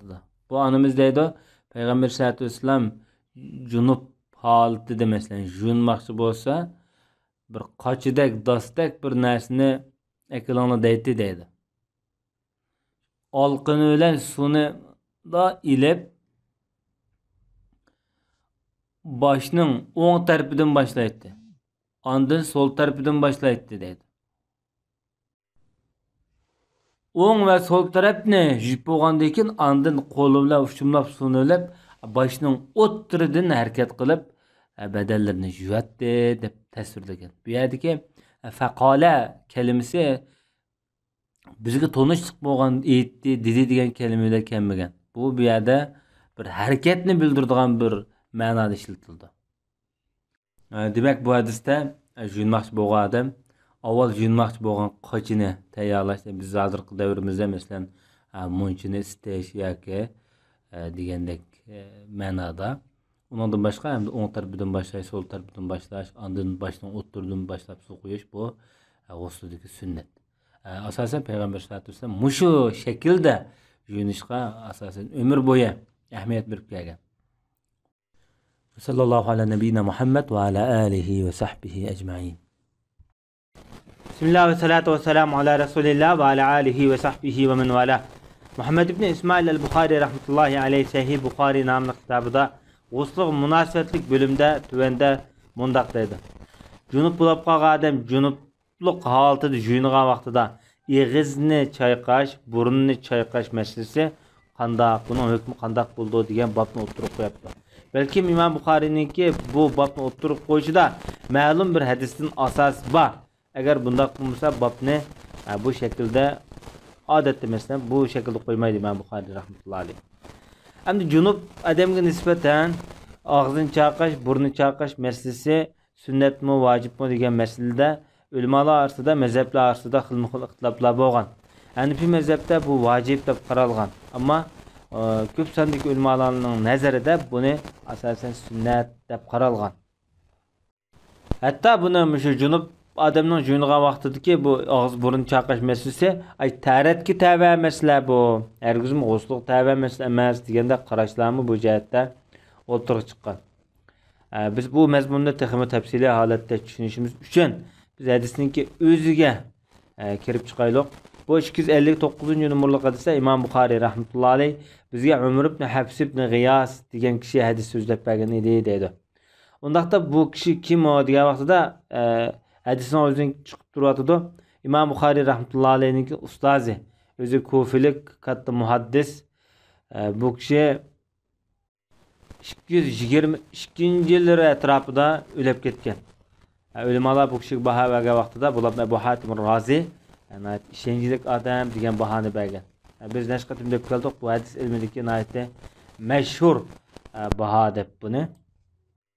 Bu zot hamda o'zining dadasidan rivoyat qilib deydiki, bizga dadam hadis so'zlab bergan edi deydi. Undaqda bu odam o'zi bir necha shogirdlar bilan birga dadasidan tang shogirdlar bilan birga dadasidan tang anglagan ekan. Dadasi kim o degan vaqtida dadasining ismi Hafs ibn G'iyos degan kishi bo'ladi. Hafs ibn G'iyos ibn Talq ibn Muaviya deyildi. O'zini aytgan muhaddis, Kufining ayni davrdagi qozisi. Bag'dodda shu Bag'dodniki qoziligini ham qilgan. 117-yili tug'ilgan odam bu. O'lib ketgan vaqti milodiya 810-yilga to'g'ri keldi. Yani Abbasiylar davri bo'lishi kerak. Bu kishining nurg'un ustozlari bo'lgan, masalan Hisham ibn Urva degan kishi, masalan bu odamniki Amash Sulaymon ibn Amash deymiz. Bular bu odamniki ustoz bo'ladi. Shagirdi Yahya ibn Said al-Qattan degan donglik muhaddis boshqadan o'tdi. Mush kishiniki shagirdi. Ulamolar bu kishiga baho bergan vaqtida o'zini aytdi, hafiz, hadisni yaxshi biladigan odam degandek sifat berilishi bilan birga hatto ba'zilar omonatdor, ishonchlik odam edi degandek bu gaplarni degan. Ulamolarning nazarida hamda Sulaymon ibn Mihron al-Amashning shogirdlari ichida eng ishonchlik mushu degandek baholarni bu kishiga yog'dirilgan. Umum jihatdan ilbitgan vaqtida hadis ilmida bu odamga berilgan baho nihoyat zo'r bir-biridan. Endi bu odam Amash mundaq degan edi degan. Amash kim o deganda o'zining bu Amash degan biz boshda dedik bu bir ayiblik bir laqab. Ammo mushadam mushu nom bilan mashhur bo'lgan. Asli ismi Sulaymon ibn Mihron ismli Hijriya 61-yil tug'ilgan, Hijriya 148-yil o'lib ketgan donglik muhaddis tabiin. Eng ishonchli muhaddislardan. Hatto Imom Shamsiddin Zahabi rahmatullohi alayhi bu odamni muhaddislarning shayxi piri deb bu nom bilan sifatlagan. Hatta bu kishi nurg'un sahobalar bilan uchrashgan. Anas ibn Malik o'xshash sahobalar bilan birga bu sahobalardan hadis rivoyat qilgan. Sulaymon ibn Amashninki hayotini biz boshda bir qatim tafsil etgandek bo'ldik. Bu Amash degan olim deydi, "Menga Salim hadis so'zlab bergan edi" deb. Bu Salim kim deganda Amashning ustozi bo'lib, Salim ibn Abil Ja'd nomi bilan Hijriya 100-yil o'tib ketgan bu kufilik dаңliq muhaddis ham tabiin qatoridagi kishilarniki biri. O'zi arablarniki G'atapan qabilasiga tutishdi. Bu hadis yozish masalasida eng dastlabki islomiyatniki shu 1-asrlardan oldin qatorda hadis yozish tushgan dаңliq muhaddislar. Yani demak, hozirgi hadis ilminiki shu vujudga tirab turarishida asos tikligan, yaratgan odamlarning biri deyishki bo'ldi. Bu kishi nurg'un sahobalar bilan uchrashgan. Masalan, Payg'ambar sollallohu alayhi vasallamning ozodgarisi Savban, Jabir ibn Abdullah, Abdullah ibn Abbas, Nu'man ibn Bashir, Abdullah ibn Umar ibn As, Abdullah ibn Umar ibn Xattab, Anas ibn Malik va kazaga o'xshagan nurg'un sahobalardan hadis rivoyat qilgan. Shogirdlar bilan aytdi zo'r, Sulaymon ibn Amashga o'xshash, Umar ibn Dinarga o'xshash. Ham ulamolar bahobaga vaqtida anat ko'p hadis rivoyat qilgan ishonchli zot deyishlar birga Imom Zahabiy rahmatullohi alayh tarixdagi mush ishonchli kishilarniki biri bir ilm havaskori deb bu nomlanib bergan. Endi bu Salim degan kishi Kurayb rivoyat qiladi. Kuraybning tarjimasi o'tgan Abdullah ibn Abbosning ozodgarisidir. Bu kishi ustozi Abdullah ibn Abbos rivoyat qilyapti. Bu Abdullah ibn Abbos deydi, bizga Maymuna hadis so'zlab bergan edi dedi. Hammasi bu yerda tabiindan sahoba rivoyat qilyapti bu hadisni. Bu animiz deydi, Payg'ambar sollallohu alayhi vasallamga g'usl tahorat uchun suv quyib bergan edim dedi. O'ng qo'li bilan so'l qo'liga suv quydi dedi. Do'yan to'qilib ta qochidi. Ikki qo'lini yuvdi dedi.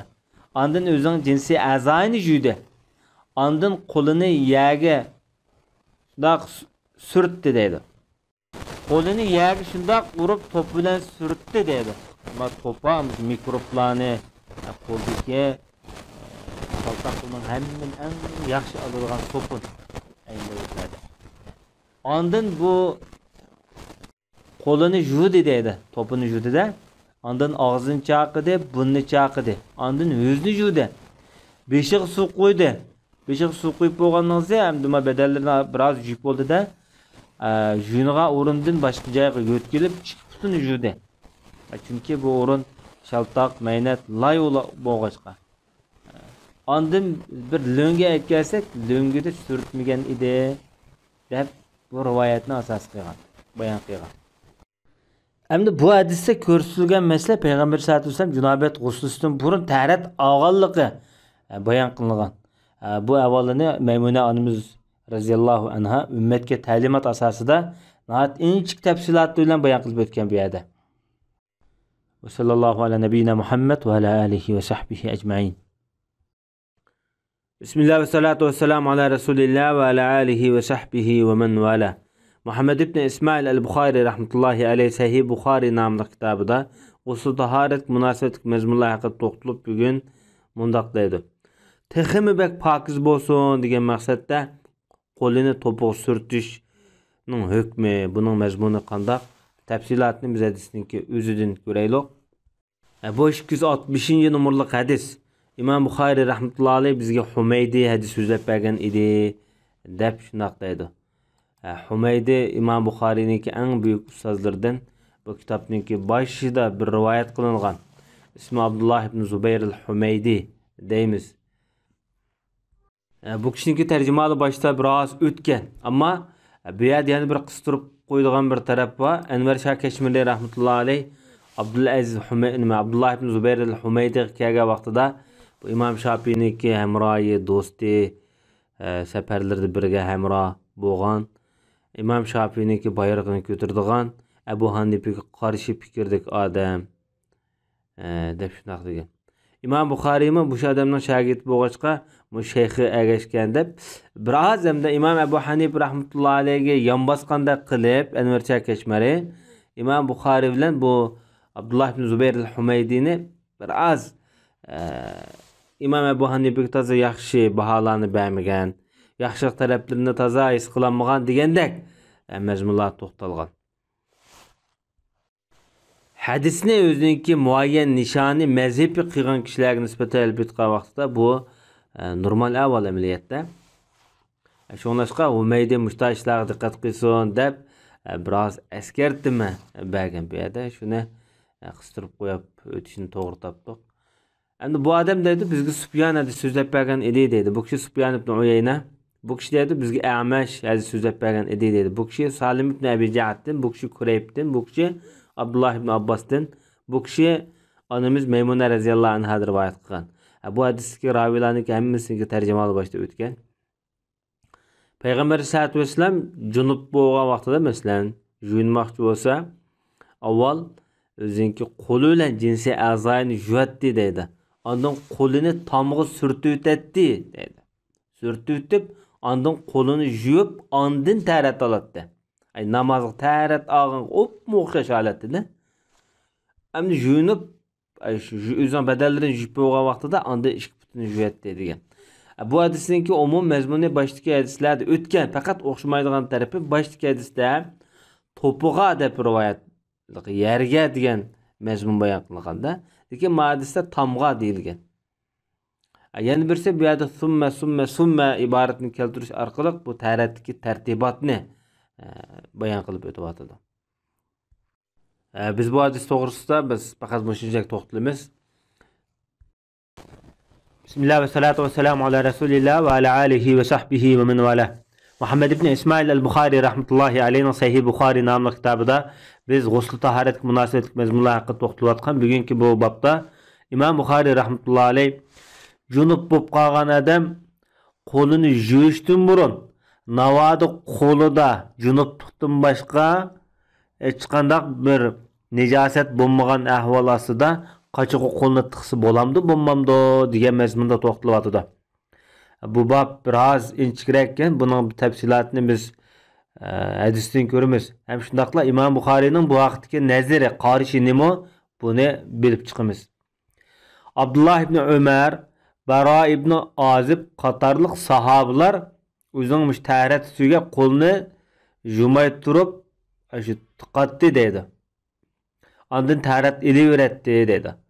Abdullah ibn Umar, Abdullah ibn Abbas qatorliq sahobalar, hatta Abdullah ibn Umar, Abdullah ibn Abbas qatorliq sahobalar jinobatni yuyingan vaqtidagi junub odamning jundisidan chachiragan suvdimi hech qisi yo'q deb qaraydi deydi. Bu yana islom shariatida kengroq yo'l tutilgan masala. Kim bundan qutula oladi? Suni chachirab ketishiga kim kepil bo'la oladi? Hozirgidek munchilar yo'q, dala yoki ho'ylilar shundoq yerlarda, masalan, parda tatib qo'yiblam yuyindida u vaqtlarda. Ostidan masalan chachirab ketish ehtimoli yuqori. Hatta bundoq masalalarda masalan buni yuvish kerak degan ahvol ostida ko'p ig'irchiliklar tug'dirilishi mumkin. Bu Badrdan ayniniki qarshi bu jihatda. 261 numaralı hadisda İmam Buxoriy rahmetullahi alayh bizga Abdullah ibn Maslama hadis so'zlab bergan edi deydi. Bu Abdullah ibn Maslama al-Qa'nabi nomi bilan boshda nashqatim o'tdi bo'lg'ay. Bu kishi deydi bizga Aflah degan kishi hadis so'zlab bergan, ya'ni xabar bergan edi deydi. Bu Aflah ibn Hamid degan kishi. Bu kishi tabi'inlarning ichida, tabi'lar ichida mashhur muhaddis, Hijriya 156-yili o'lib ketgan. O'zinki Abu Abdurrahman kunyasi bilan mashhur. Bu kishi ayni vaqtdagi nurg'un kishilardan hadis rivoyat qilgan. Masalan, Qosim ibn Muhammad ibn Abu Bakr Siddiqning navrisidan. Hamda ulamolar bu kishiga baho bergan vaqtida kerak yo'q, chatoq yo'q, eng ishonchli degandek baholarni bergan. Bu kishi ham Qosimdan rivoyat qilyapti. Qosim ustozi Abu Bakr Siddiqning navrisi Muhammad ibn Abu Bakrning bolasi, boshda o'tgan tabiin. Bu kishi Oysha onamizdan rivoyat qilib, Oysha onamiz deydi, "Men va payg'ambar sollallohu alayhi vasallam bir qachidan biz yunatdik" deydi. Qo'llarimiz qachida bir-biriga tegishib ketadi deb shunaq degan. Bu hadisda hamda ikkilaylan junub holatda, Oysha mi payg'ambarimizmi? Junub holatda qo'llari yani bir qachiqqa qo'lni tiqib yoki bir dasqa qo'lni tiqib qo'llari uchrashib ketgan havolasida jo'naveradi. Buningda hamda aniq bir masala yo'q, ammo bir ishoriy xarakterlik bir masala bor. U bo'lsa-mu ishkilagan junub holatda qo'lni shu nimaga sog'gan ekan dasqa. Yani bu su nejis bo'lmaydi-ku degan bir ehtimollik mavjud bu yerda.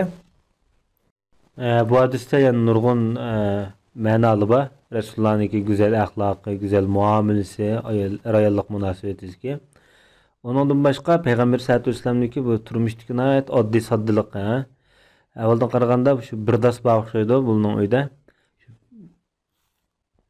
Bundan başka hem de ayollar munchida o'rtaq holatda tang birla vaqtda jo'nsiz bo'ldi degan mazmun kelib chiqdi. Hamda 262 numaralı hadisda İmam Buxoriy rahmetullohi alayh bizga Musaddad hadis so'zlab bergan edi deydi. Bu Musaddad ibn Musarhat nomi bilan mashhur bo'lgan İmam Buxoriyning eng buyuk katta ustozlaridan biri. Bu kishi deydi bizga Hammad hadis so'zlab bergan edi deydi. Bu Hammad ibn Zayd degan kishi boshda o'tdi o'g'ay. Bu kishi Hisham ibn Urva. Bu kishi dadisidan Urva ibn Zubayrdan. Urvat bin Zübeyir özün ammisi Ayşe anımızı rivayet kılıvatıdı. Bu anımız deydi Peygamber sallallahu aleyhi ve sellem junublıktan juyunmakçı bolsa kolunu juyatdi degan. Ondaqda bu Peygamber sallallahu aleyhi ve sellem junublıktan juyunmakçı bolsa Resulullah'nınki ikki xil odati bor ekanda. Ba'zida masalan qo'lini yuyitib, ondan qo'lini dasqchilaydi ekan. Bu ko'pincha Rasulullah'niki qilmishi. Yani birisi Peygamber sallallahu aleyhi ve sellem'niki qo'lni yumay turib ham dasq soldigan avval.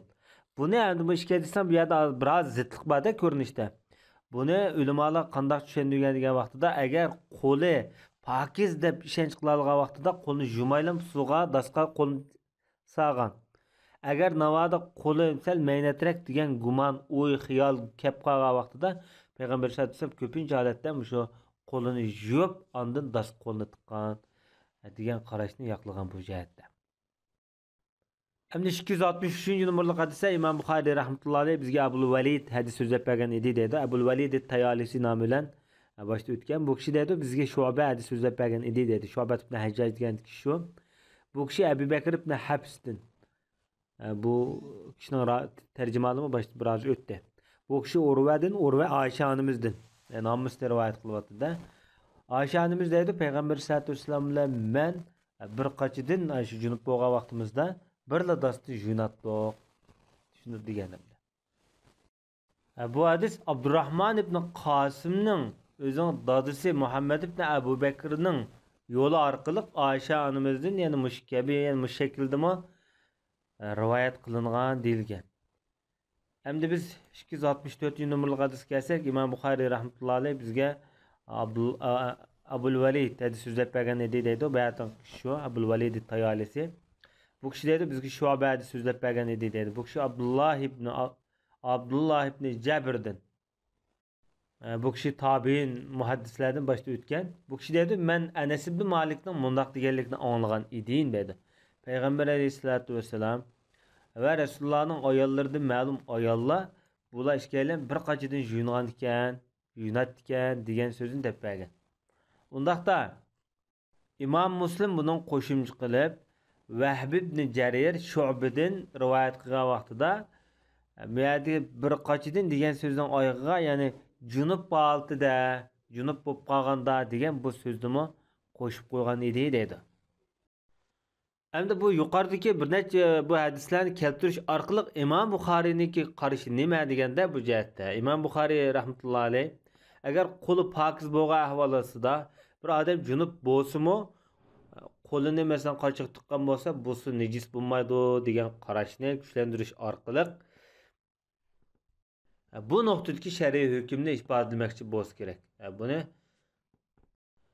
yuqoridagi hadislardan ko'ramiz. U bo'lsa-mu bir inson junublikdan pokiz bo'lmay tug'an ahvol ostida qo'lini suvga tiqqanlikning o'zi bu suning maynat emasligining ifodasi demakchi. Chunki Ayşe onamiz o'zi junub bo'lmay turib, ya'ni komil g'usl qilmagan ahvol ostida bu inson ya'ni ma'naviy nejis holatda, junub holatda Undaqda mushu holatda qo'lni suviq tiqqan bo'lsa, bu suvning najis bo'lmaganligi pokiz qo'lni suviq tiqsa bo'ladi degan ifodani bildirdi demoqchi. Ya'ni bu Imom Buxoriyniki nihoyatda zakiylikini bildirayotgan bir ma'no. Yoshurun iboralardan bizlar bu yerda bir shariy hukmni ilyapti-da. Va sallallohu ala nabiyina Muhammad va ala alihi va sahbihi ajma'in. Bismillah ve salatu ve selamu ala Resulillah ve ala alihi ve sahbihi ve men vala. Muhammed ibn İsmail el-Bukhari rahmetullahi aleyhinin Sahih Bukhari namlı kitabında biz gusl taharet münasebetli derslerde okulayotgan. Bugünkü bu babda İmam Bukhari rahmetullahi aleyh gusl bilen taharetni ayrım yani biraz vaqt farqlandirsa arlıqda bulamdı bulmamda bunun hükmü qandaq buldu degan mezmunda to'xtalmoqchi. Biz tafsilotni hadisning o'zini ko'raylik. Ammo Abdullah ibn Umardan rivoyat qilingan bir mazmunda Abdullah ibn Umar radhiyallohu anhu tarti qurib bo'lgandan keyin putini ayrim bir ahvolda yug'anligi rivoyatlarda bayon qilingan. Bu masala qandoq degan vaqtida Abdullah ibn Umar radhiyallohu anhu bozorda tarat olgan. Mesela hazırki Mescid-i Nebevi'ninki g'arbi tarafda bir bozor var. Yaqinda chiqibdi o bozorni. Asli kona Peygamber sallallohu alayhi vasallam Madinaga kelgan vaqtida ta'sis qilgan bir bozor. Ayni vaqtida Madinada Yahudilarning bozorlari bor edi. Iqtisodiy jihatdan monopollikdan qutulish uchun Peygamber sallallohu alayhi vasallam masjidning bir tarafiga mazar, bir tarafiga bozor shakllantirgan. Yani Müslümanlarınki her cihetin güçlük, müstakil bo'lishini, hür bo'lishini arzu qilganda, hem sahabeler bu yerda o'zining turlik savdo setiqlarini, faaliyatlarini elib bordi. Hem Abdullah ibn Ömer shu inson bo'lgan ekan, cho'qim rizq bilan, shu iqtisod bilan yashash bo'lmaydi. Abdullah ibn Ömer shu bozorda bir kunsi tarat elib, shu tarat elayotgan paytda o'z qo'llarini boshlariga masih qildi-yu, ammo putuqtiga mesih qilmabdi yoki putni yumabdi. Shu orliqda bir jinozamiz keldi. Biraylar o'lib ketibdi degandan keyin darhol bozorda masjid keldi bu odam. Masjid kelganingizda ondan o'tkiga mesih qilib, ondan bu yerda meyit namozni o'qigan. Endi Abdullah ibn Umarning tarat olgan bozor bilan payg'ambar masjidningki orliqi taxminan 7-8 minut 10 minutlik yo'l. Hozirgi paytlarda mesela bir doira kirib ketgan bilan burun uni egirib tugurib bog' bilan ko'chalar mangdi. Bu taxminan 1 kilometr kelmaydi. Ammo 500 metrdan kam emas. 1 kilometr yaqin kelib qoldigan rayon bu hamda. 1 kilometrlik doirada taratni ilib putini yumgan holatda 1 kilometrlik doirada kelgandan keyin ondan qolgan taratni oyg'ini to'liqlagan. Bu orliqda bu cho'qim bu bedellarning jug'ayalari, putqollari boshlar masalalar qurib bo'ladi. Ya'ni bir orliq bu yerda. Demak Abdullah ibn Umarning nazarida taratningki orsini asal farqlantirib, vaqt farqi bilan osi durust deydigan qarashda bo'lish kerak. Ammo Imom Buxoriyning nazarida bu yerda bir odam junub bo'lib qopti, junub bo'lgan odam avval tarat elib, uning yog'i endi yuyinadi. Mush orliqda mushu tahorat bilan yuyinishning orliqini ayrim farqlantirib, osi bo'lamdi, bo'lmamdi, cho'qim paydin-pay taratni olgan payt yuyinish kerakmi degan masalada Imom Buxoriyning nazarida bu yerda bu durust degan qarashni yoqlamoqchi. Bu ishni Abdullah ibn Umarningki tövendiki qilmish orqali kuchlantiryapti Imom Buxoriy rahmatullohi alayhi bu yerda. Bu masalada ko'pligan ulamolar durust deb qaragan. Endi g'usl bilan tahoratning orasida ma'lum vaqt o'tsa, bu kerak yo'q degan qarashni nurg'un ulamolar bu qarashda yoqlab kuchlantirgan. Jumladan Imom Shofiy rahmatullohi alayhi, Sufyan as-Savri deymiz, Imom Abu Hanif rahmatullohi alayhi deymiz. Ammo bir qism ulamolar yo'q, bunaqa qis bo'lmaydi. Cho'qim agar bunaqa qilib qolgan odam tahoratni g'uslini qayta elish kerak deb qaragan. Bu Imom Malikningki bir qarashi. Ammo yana bir qarashdikilar tahorat olgan vaqtida cho'qim paydin-pay a'zolar orasida vaqt qo'ymaslik kerak. Ammo g'uslida bu qanday qilsa bo'ladi? deb qaragan. Bumi İmam Ahmedninki bir qarashi deb ta'kidlangan. Bu jihatda nurg'un ulamolarniki o'ziga loyiq bir dalil isbotlari bor. Buni fiqh kitoblarga murojaat qilishga to'g'ri keladi. Ammo İbn Usaymin rahmetullohi alayhiniki nazar bo'yicha bu taratda bu paydinpay orqa tarat ilishni a'zolar orasida bunda vaqtni uzartmay ilishni bu odam shartiga asosan kuchlantirgan. Chunki bu tarat ibodati bu yerda bir bütün ibodat. Bu bir bütün ibodatni ayrim vaqt farqlantirishga bo'lmaydi.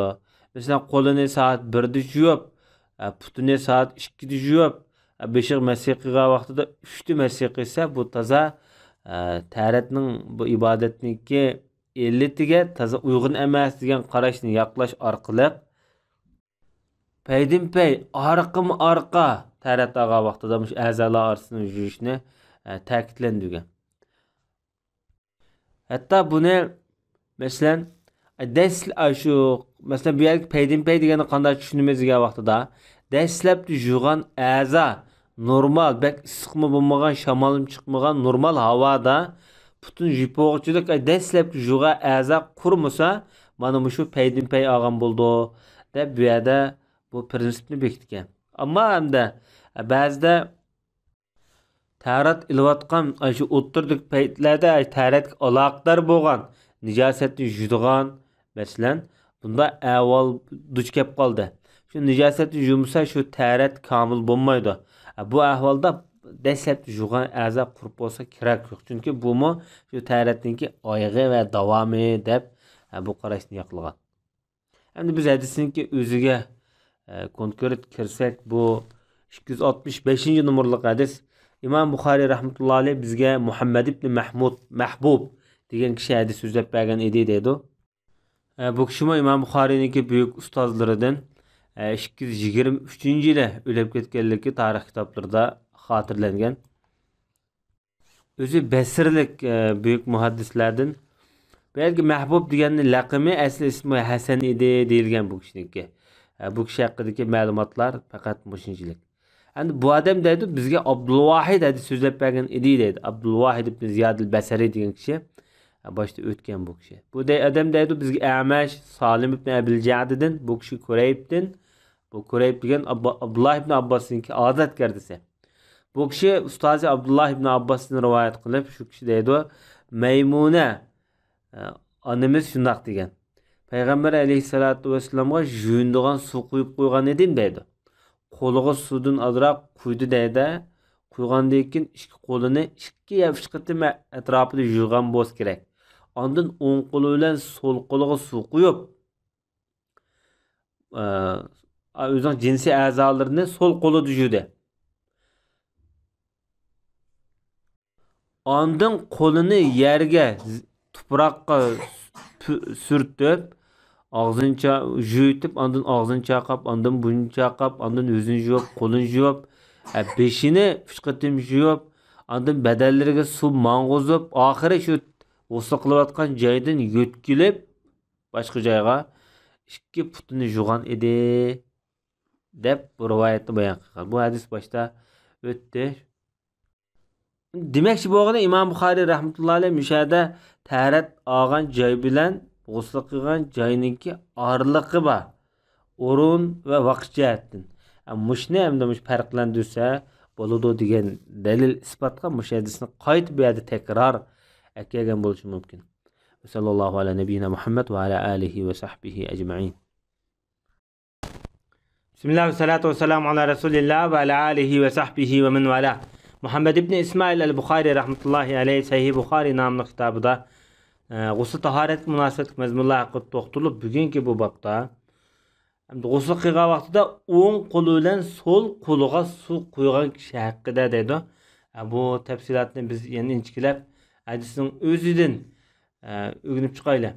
Endi bu masalan ulamolarning nazarida agar das yo'g'on bo'lib qolsa, masalan bu dasni o'ziniki o'ng tarafiga qo'yib azroq yantoq qilib to'kab, uni yog'i o'ng qo'li bilan uchumlab elib, qo'li qo'yib, mundaq tarat olsa yoki mundaq bu shaklda yunib qilsa bu munosib. Agar bu yerdagi hamda suva qacha jo'g'liq qachilar bo'lib qolsa, masalan shishiga o'xshash narsalar bo'lib qolsa, buni so'l tarafga qo'yib, so'l qo'li bilan o'ng qo'li qo'yib, bu orqali qanday taratilib qilsa bu munosabatda. Bu shu darslarniki o'xshamaslikqa qarata o'ng va so'l tarafda qachilarniki qo'yilishi belgilangan mazmunlar. Demak, islom dini shunday oddiy adab qoida yo'sindan tortib bir musulmonga bir mash'al nur sifatida buni ish beryapti. Bu hamda 266-numurlik hadis. İmam Buxoriy rahmatullohi alayhi bizga Musa ibn İsmail hadis so'zlab bergan edi deydi. Bu İmam Buxoriyninki buyuk ustozlardan. Bu boshda o'tgan kishi bu. Bu kishi deydi bizga Abu Avana hadis so'zlab bergan edi dedi. Abu Avana va Zahib Yashkuri nomida o'tgan buyuk muhaddislarning biri. Bu kishi deydi bizga Amash hadis so'zlab bergan edi dedi. Sulaymon ibn Mihron degan shenjilik muhaddislarning biri. Bu kishi Salim ibn Abi Ja'ddan, bu kishi Kurayibdan. Kurayib bo'lsa Abdullah ibn Abbosning ozodkor desa. Bu kishi o'zining ustozi Abdullah ibn Abbosdan. Abdullah ibn Abbos radhiyallohu anhu ammasi Maymuna bint Haris radhiyallohu anha da rivoyat qilyapti. Demak, bu hadisda sahobadan, tabiindan rivoyat qilgan hadis. Bu ayol onamiz deydi, Payg'ambar alayhisolatu vassalamga bir tarat suv, ya'ni g'usl qiladigan bir suv quyib qo'ydim deydi. Ondan Rasulullohning da parda bilan dalda qilib turdim. Payg'ambarimiz qo'liga suv qo'yib, qo'lini ya bir qitim ya ikki qitim yuvdi bo'g'ay. Bu yerdagi ravi deydi, Sulaymon men bilmayman dedi. Üçüncüsini bayan qildimi, qilmadimi? Ya'ni 3 qitim yuvdimi, yuvmadimi buni bilmadim deydi, esimga olmadim deydi. Ondan o'ng qo'li orqali so'l qo'liga suv qo'ydi. Ondan o'zining jinsiy a'zoini yuvdi. Ondan qo'lini yaga bir surkitib yoki tomga surkitib, og'zini chaqidi, bunni chaqidi, o'zini va qo'lini yuvdi va beshini yuvdi. Ondan o'zining butun umumiy badallariga suv qo'ydi. Hamda junib bo'ldi-da, junib bo'lgan vaqtida juniga o'rindan biroz boshqa joyga yo'tkilib, bu yerda o'zining ikki muborak putini yuvdi. Payg'ambar alayhisolatu vasallamga bir lo'ngi sunsam, payg'ambarimiz qo'li bilan ondan ishorat qilib, bo'ldi deganda qilib, uni ommidi degan. Bu hadis Sahih Buxoriyniki boshtiroq o'tib bo'lgan, bir qitim deyilib bo'lgan. Ammo hadisinki bosh tarafidagi sanad raviylar o'xshash. Maymuna, Abdullah ibn Abbos, Kurayb qatorliq raviylar boshdagi hadisda rivoyat qilingan. Bu hadisda o'xshamaydigan raviylar faqat Musa ibn İsmail o'xshamaydi. Musa ibn İsmailning ustozi Abu Avana o'xshamaydi. Mayadagi raviyda Abu Avanadan rivoyat qilgan Musa ibn İsmail. Boshdagi hadisda Musa ibn İsmail Abdullah ibn Ziyad degan kishi rivoyat qilgan. Bu sanatdagi o'xshamaslik. Endi bu iboratlarda o'xshamaydigan taraflar boshdagi hadisda masalan vaza'tu lin-nabiy sallallohu alayhi va sallam desa, mayada li rasulillah degan. Mayada g'uslan degan iboratni ishlatgan bo'lsa, boshda ma g'uslin degan iboratni ishlatgan. Bu hadisda yana faghasalahuma marratan aw marratayn degan iborat bayon qilindi bu hadisda. Ammo boshdagi iboratda, boshdagi hadisda faghasala yadayhi marratayn aw thalas degan iboratlar. Ya'ni demak, bu yerda shunday bir o'xshamasliklar bor, lekin ma'no jihatdan va boshdagi sahoba nuqtani ilbet qilgan vaqtida o'xshash bu hadis yana takror bu yerda kelgan. Hamda İmam Buxoriy rahmatullohi alayhi nemishqi bu hadisni qaytib bu yerda yana bir keltirib qoldi degan vaqtida, boshda dalil qilgan vaqtida hadisninki ma'lum bir tarafini asos qilgan. Meyadagi asos qilgan tarafi o'ng qo'lidan so'l qo'liga suv quyishni asos qilgan.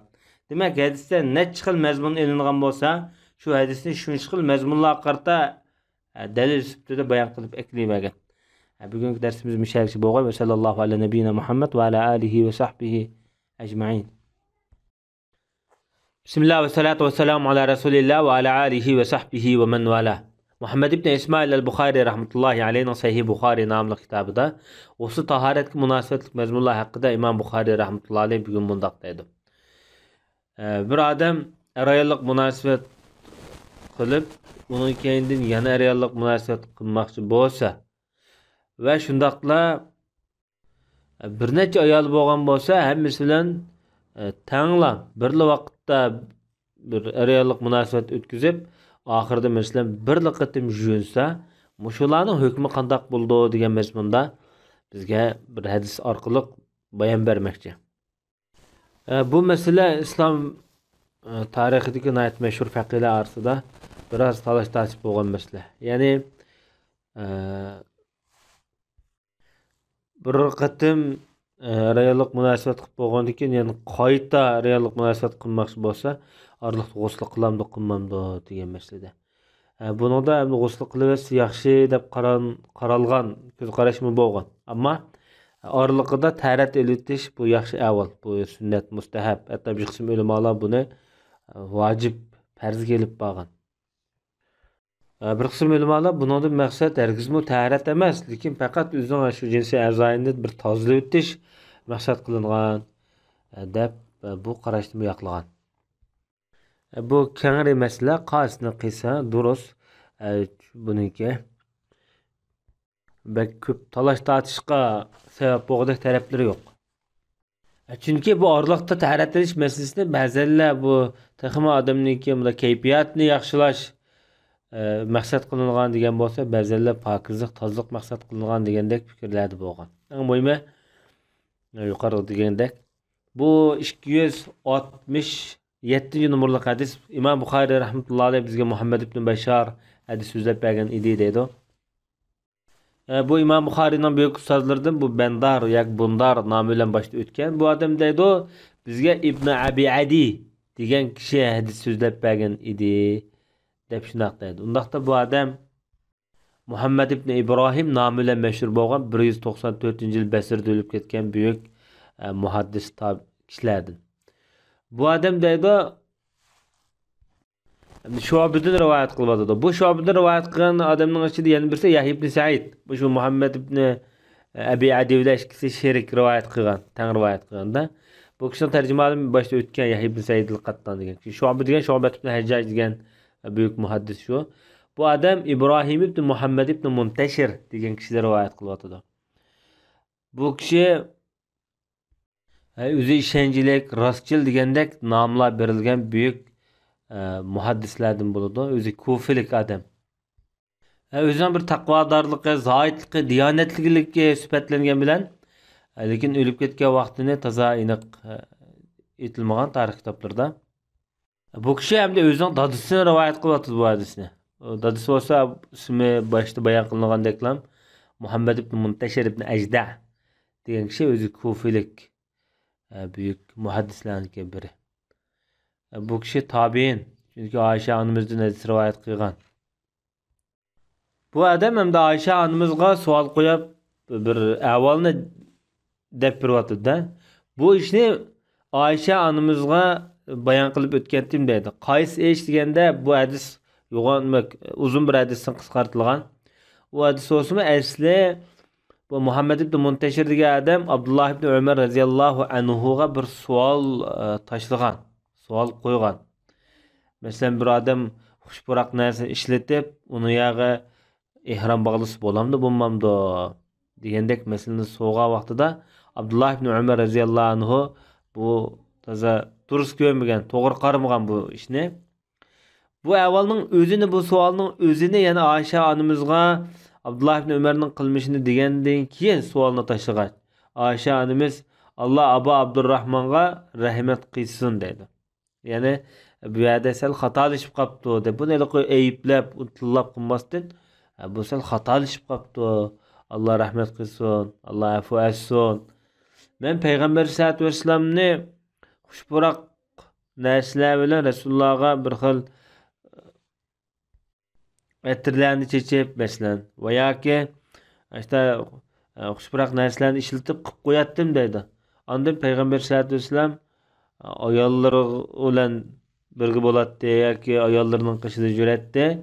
Ondan Peygamber sallallahu aleyhi ve sellem ihram bağılgan halette taң atqızatdı deydi. O akşamda işletken bu xuşpuraq narsalar xuddi tökülep turuyotgandek deydi.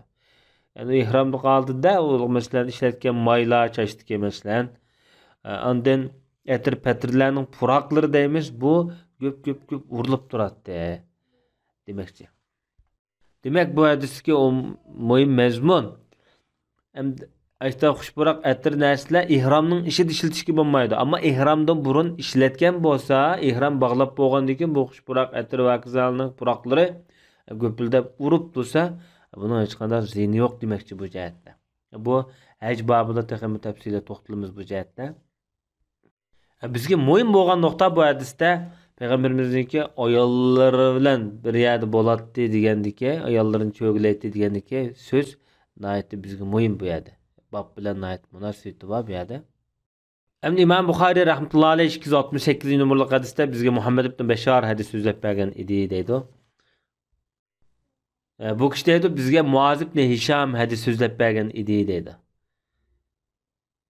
Bu adam deydi bana dadam Qatadadan hadis so'zlab bergan edi deydi. Qatada deydi bizga Anas ibn Malik radhiyallohu anhu hadis so'zlab bergan edi deydi. Bu yerdagi kishilarning umumiy bu isnatdagi ravilarning tarjimalari hammasining boshida o'tgan. Hamda Anas ibn Malik radhiyallohu anhu shunday deydi, Payg'ambar sollallohu alayhi vasallam ba'zi kecha ba'zi kunduzlarda shu ayollarining qishig'i berib shular bilan bir ishlarni qiladi yoki ayollik munosabatni qiladi. Ular shu vaqtda 11 ayoldi deydi. 11 ayolni qata ya'ni birdan biri bo'lib chiqadi demakchida. Ma odam deydi, ma qatadi degan kishi. Anas ibn Malikqa savol qo'yib dedim men. Rasulullohning ashta taqati yetamdi 11 ayolga birda doda birli vaqtda kelishga. Desem Peygamber sallallohu alayhi vasallamda bir 30 adamning kuchi bor, 30 erning kuchi bor deb ashta bayon qilgan degan deydi. Bu avvallar mesela Peygamber sallallohu alayhi vasallamniki uzun seferlerden kelgan vaqtida bo'lgan avvallar bo'lishi mumkin deb qaralgan. Hamda Said degan ravi Qatadadan rivoyat qilgan. Anas ibn Malik ularga 9 oylyapti deb shuni sifatlab bergan, so'zlab bergan deydi. Yuqoridagi hadislar 9 bilan oldingi 11 niki hech qanday bir ixtilof yo'q. Chunki Peygamber sallallohu alayhi vasallamniki nikohlab olgan ayoli 9. Amma Rasulullahning yani ikki dediki var. Biri Mariya Qibtiya, biri Rayhana. Rayhana bilan Mariya Rasulullah'niki dedek süptidiki ayollardan, to'qollardan. Amma qolgani bunda nikohlab olgan rasmiy ayollardan. Shunlashqa 11 degan rivoyatlar ya 9 degan rivoyatniki hech qanday ixtilof tarfi yo'q. Hamda Peygamber sallallohu alayhi vasallamniki bu yerda 30 niki kuch berilgan deb bu hamda taxminiy ko'z qarashlari bo'lishi mumkin sahobalarniki. Ammo jannatga kirgan odamlarniki har birining bir 40 odamniki kuchi bo'ladi bir odamda. Hamda shunlashqa bu Anvar Shah Kashmiri deydi bu orliqda. Peygamber sallallohu alayhi vasallam jannat ahlidan bo'g'achqa, shaksiz jannat ahlidan o sarvari olam, bütün payg'ambarlarning imomi, kotisi, shaksiz jannati inshaalloh. Jannati bo'g'achqa Rasulullahning jannatdagi sufti mush dunyodan berilgan. Shunlashqa payg'ambar sallallohu alayhi vasallam shu bir necha ayolni birli qatimda o'zining o'disidan chiqib qola oladi degan qarashni yoqlagan.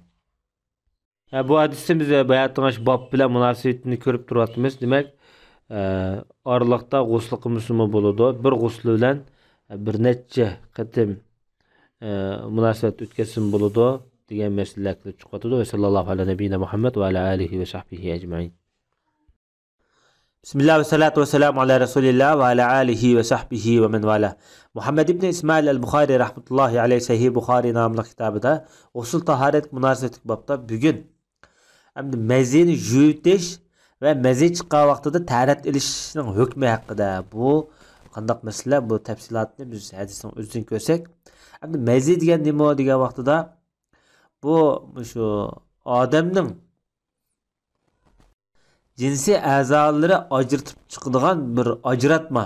Bu qanday vaqtda yuz berdi degan vaqtida bir shahvoniy tuyg'uni kuchli bo'lgan vaqtida, shuni o'ylagan vaqtida yoki ayollik bir chaqchaq avvallar bo'lgan vaqtida, masalan, bu jinsiy a'zodan ajratib chiqadigan bir nayt suyuq bo'lgan, rangi oq bo'lgan bir ajratma, suyuqlik.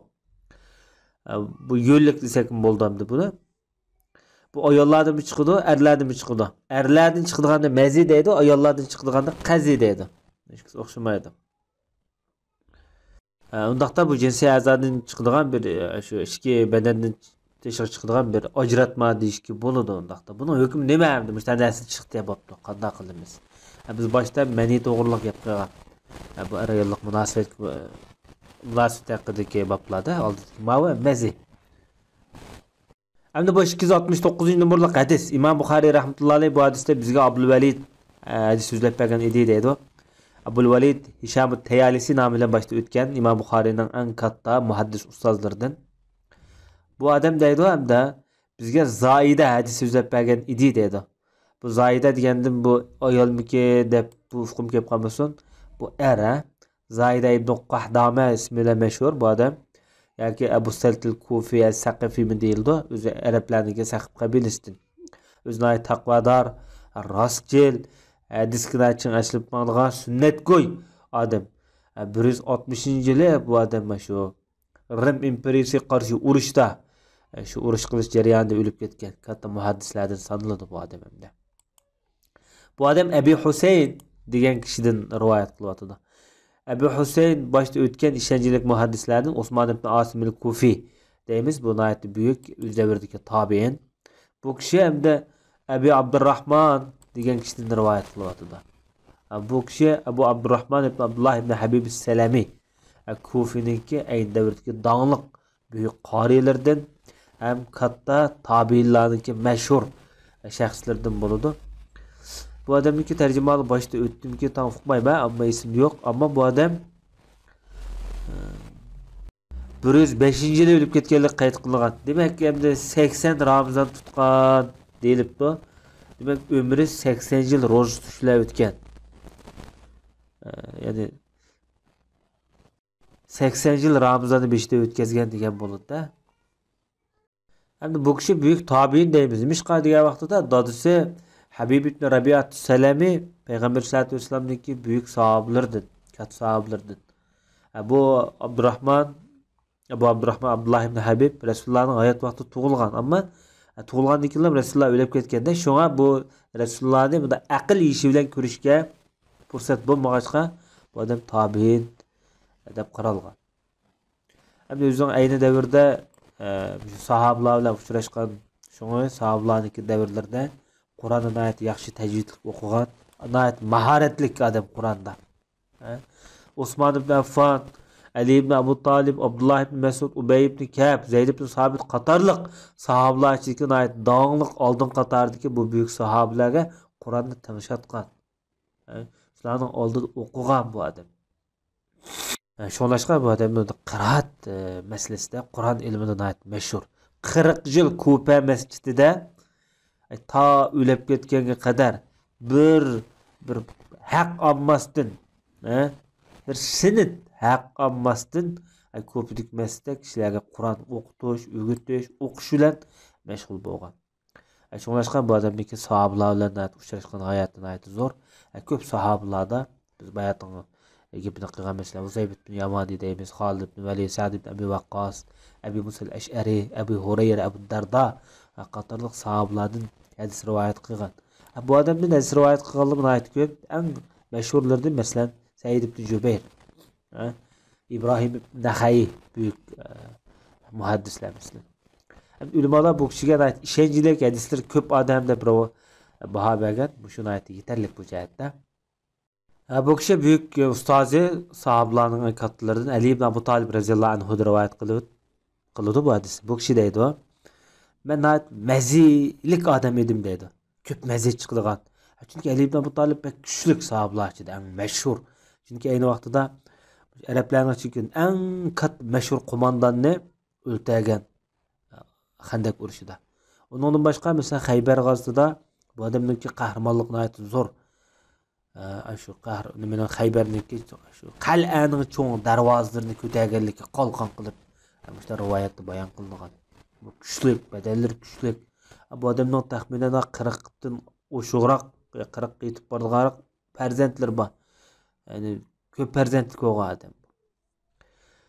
Shu jihatdan bo'lsa kerak, hamda asosan normal odamlarga nisbatan badan qurilmasi kuchlikda, shunga mazzilik odam edim dedi. Bir odamni Payg'ambar sollallohu alayhi vasallamdan so'rab beqishni buyurdim dedi. Bu odam Miqdod ibn Aswad. Ba'zan boshqa Amar degan deyishlar bor. Chunki Payg'ambar sollallohu alayhi vasallamdagi qizi Alining ayoli bo'lg'achqa, qizi bo'lib qolgan jihatdan o'zi so'rmay hayo qilib boshqa odamni avatyapti.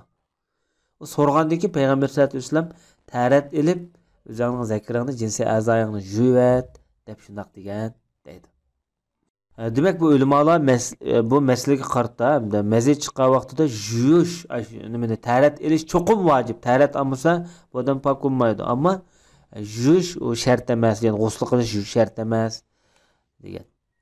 Demak bu hadisdan biz nurg'un hikmatlarni ib chiqa olamiz. Birinchidan masalan fatvoga nisbatan yoki advokatlik masalasida masalan boshqalarni vakolatan da'voga avasi bo'lamdi bo'lmamdi degan mazmunga bu hadisdan yakun naql bo'ldi.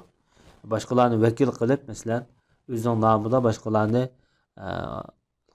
nima qilgan bo'lsa masalan advokat tutgan bo'lsa bu durust bo'ldi degan bo'ldi. Men islomiy nuqtadagi advokatlik ham umumab emas, umumiy emas. Yana birisi Ali ibn Abu Talibniki go'zal axloqiy bir o'rnak, ya'ni o'ziniki qayntilari, masalan, qaynoplari, ayolning ellari bilan bo'lgan munosabatda hayoliq, diniy masala bo'lgan taqdirda masalan, bunday hayoliq shaklda ilib bo'lganligi o'rnashtirishlik muhim nuqta. Chunki bunday masalalarni ochiq so'rash ayolninki tuqqanlarniki bir g'ururni qo'zg'ab qo'ydigan, bir xil hayosizlik qilib boradigan bir avval bu toza adab axloq, ya'ni orliq padishab hayo ko'tarilib ketgan avvalda buni deb qolsa shunga bu yerda bir o'rnak bo'lyapti. Bu mazid chiqqan vaqtida yana diqqat qilgan nuqta shu jinsiy a'zoyni shu pokiz yuvish maqsad qilingan. Bundan shu mazining najosat ekanligi ko'rinib turibdi bu jihatda. Sallallohu ala nabiyina Muhammad va ala alihi va sahbihi ajma'in. Bismillah ve salatu ve selamu ala Resulillah ve ala alihi ve sahbihi ve men vala. Muhammed ibn İsmail el-Bukhari rahmetullahi aleyh Sahih Bukhari namlı kitabında gusl taharet münasebet mezmunlar hakkında to'xtalib, xushpuroq narsalarni va yoki maylarni ishiltib, masalan, uni yog'i yuvgan bo'lsa, yuvgandan keyin xushpuroq narsalarning va yoki bu ishlatgan maylarning izi qolib qolgan bo'lsa, buning hukmi nima bo'ldi degan babni o'tirib qo'yibdi. Biz bu babniki talibiga qarta mazmunning o'zini biz hadisniki o'zini ko'rib chiqamiz bundaqda. Ayni vaqtida Arablar bo'lib shu davrdagi sahobalar o'zing ayollik munosabat qilgan vaqtida xushpuroq narsalarni yoki maylarni ishiltganda bu biri pokizlik, yana birisi xushpuroq narsalar shu bir xil hayajonni qo'zg'aydi, ayollik munosabatda shahvatni qo'zg'aydi. Shu jihatdimi buni ishlatgan dedi. Shunlashqa Ibn Battal degan ulamo ayollarniki shu jinsiy munosabat o'tkazgan vaqtida xushpuroq maylarni ishlatishi sunnat deb bu qarashni o'tirib qo'ygan. Bu 270 numaralı hadis İmam Bukhari rahmetullahi aleyh bizge Ebu Nu'man hadis sözlep bergen edi deydi. Bu kişi deydi bizge Ebu Avana İbrahim ibn Muhammed ibn Munteşir'din. Bu kişi dadisi Muhammed ibn Munteşir'din rivayet kılıp şundak degen deydi. Bu ravilarniki tercümanı başta ötken 267 numaralı hadis bu. Qayta tekrarlanmadı bu yerda.